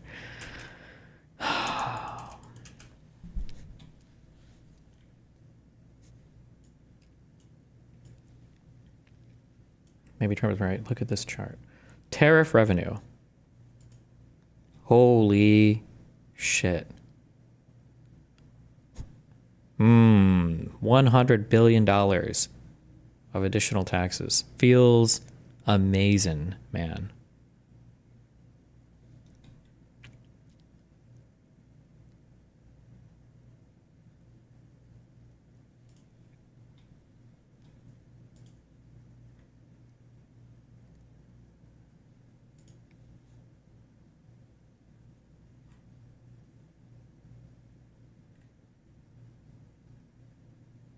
You're assuming no U.S. producer will step in to produce import equivalents at more affordable prices, reducing U.S. consumer prices. I don't understand. I shouldn't even gauge because it could be a bot. Like, if they could do that, wouldn't they already be doing that?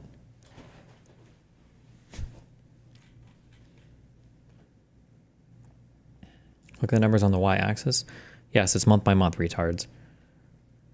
So my guess is it's in July they say they made 30 billion. In June they made 27 billion. In May they made whatever. That's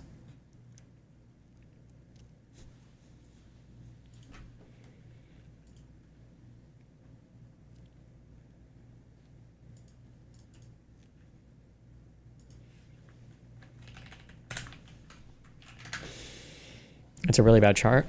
Maybe you're really bad. Maybe you're a bad chart. Dipshit. Did you ever think of that?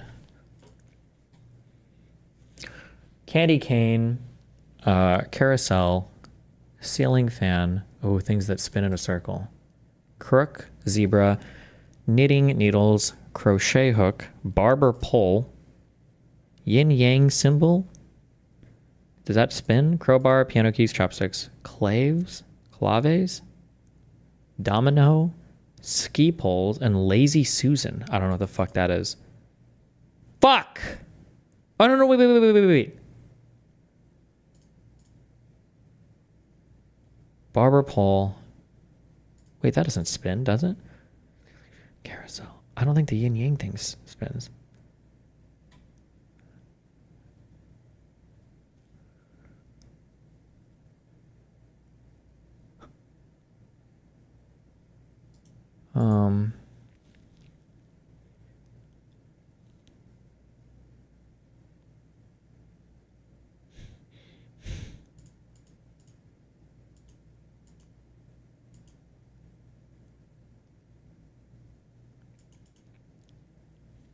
Striped things that spin. This is not real. This is not it.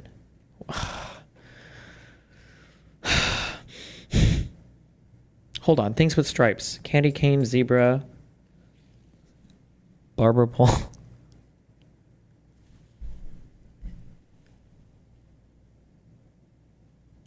I'm fucked. I don't actually know. Never mind.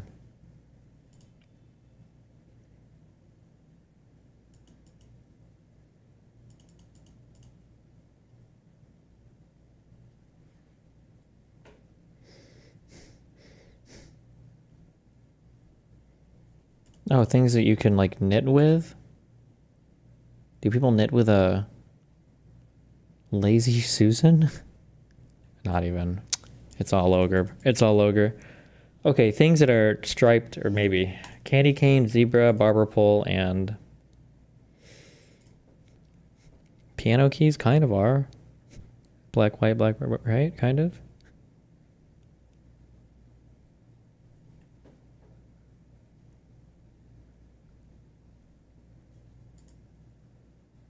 Fuck this game. Black and white things. Are dominoes always black and white?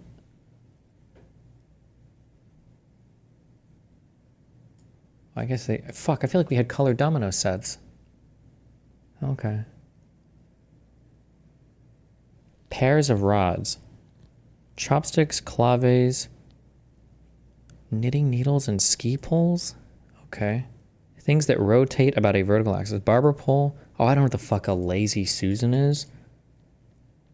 Rods that curve at one end. Candy cane, crochet hook, a crook, and a crowbar. Oh my god.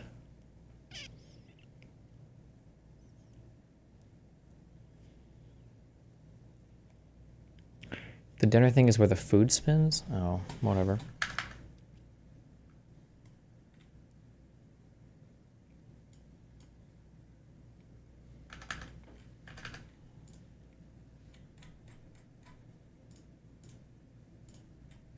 All right. Well, have fun. I'll be back tomorrow. Stay safe. Don't die.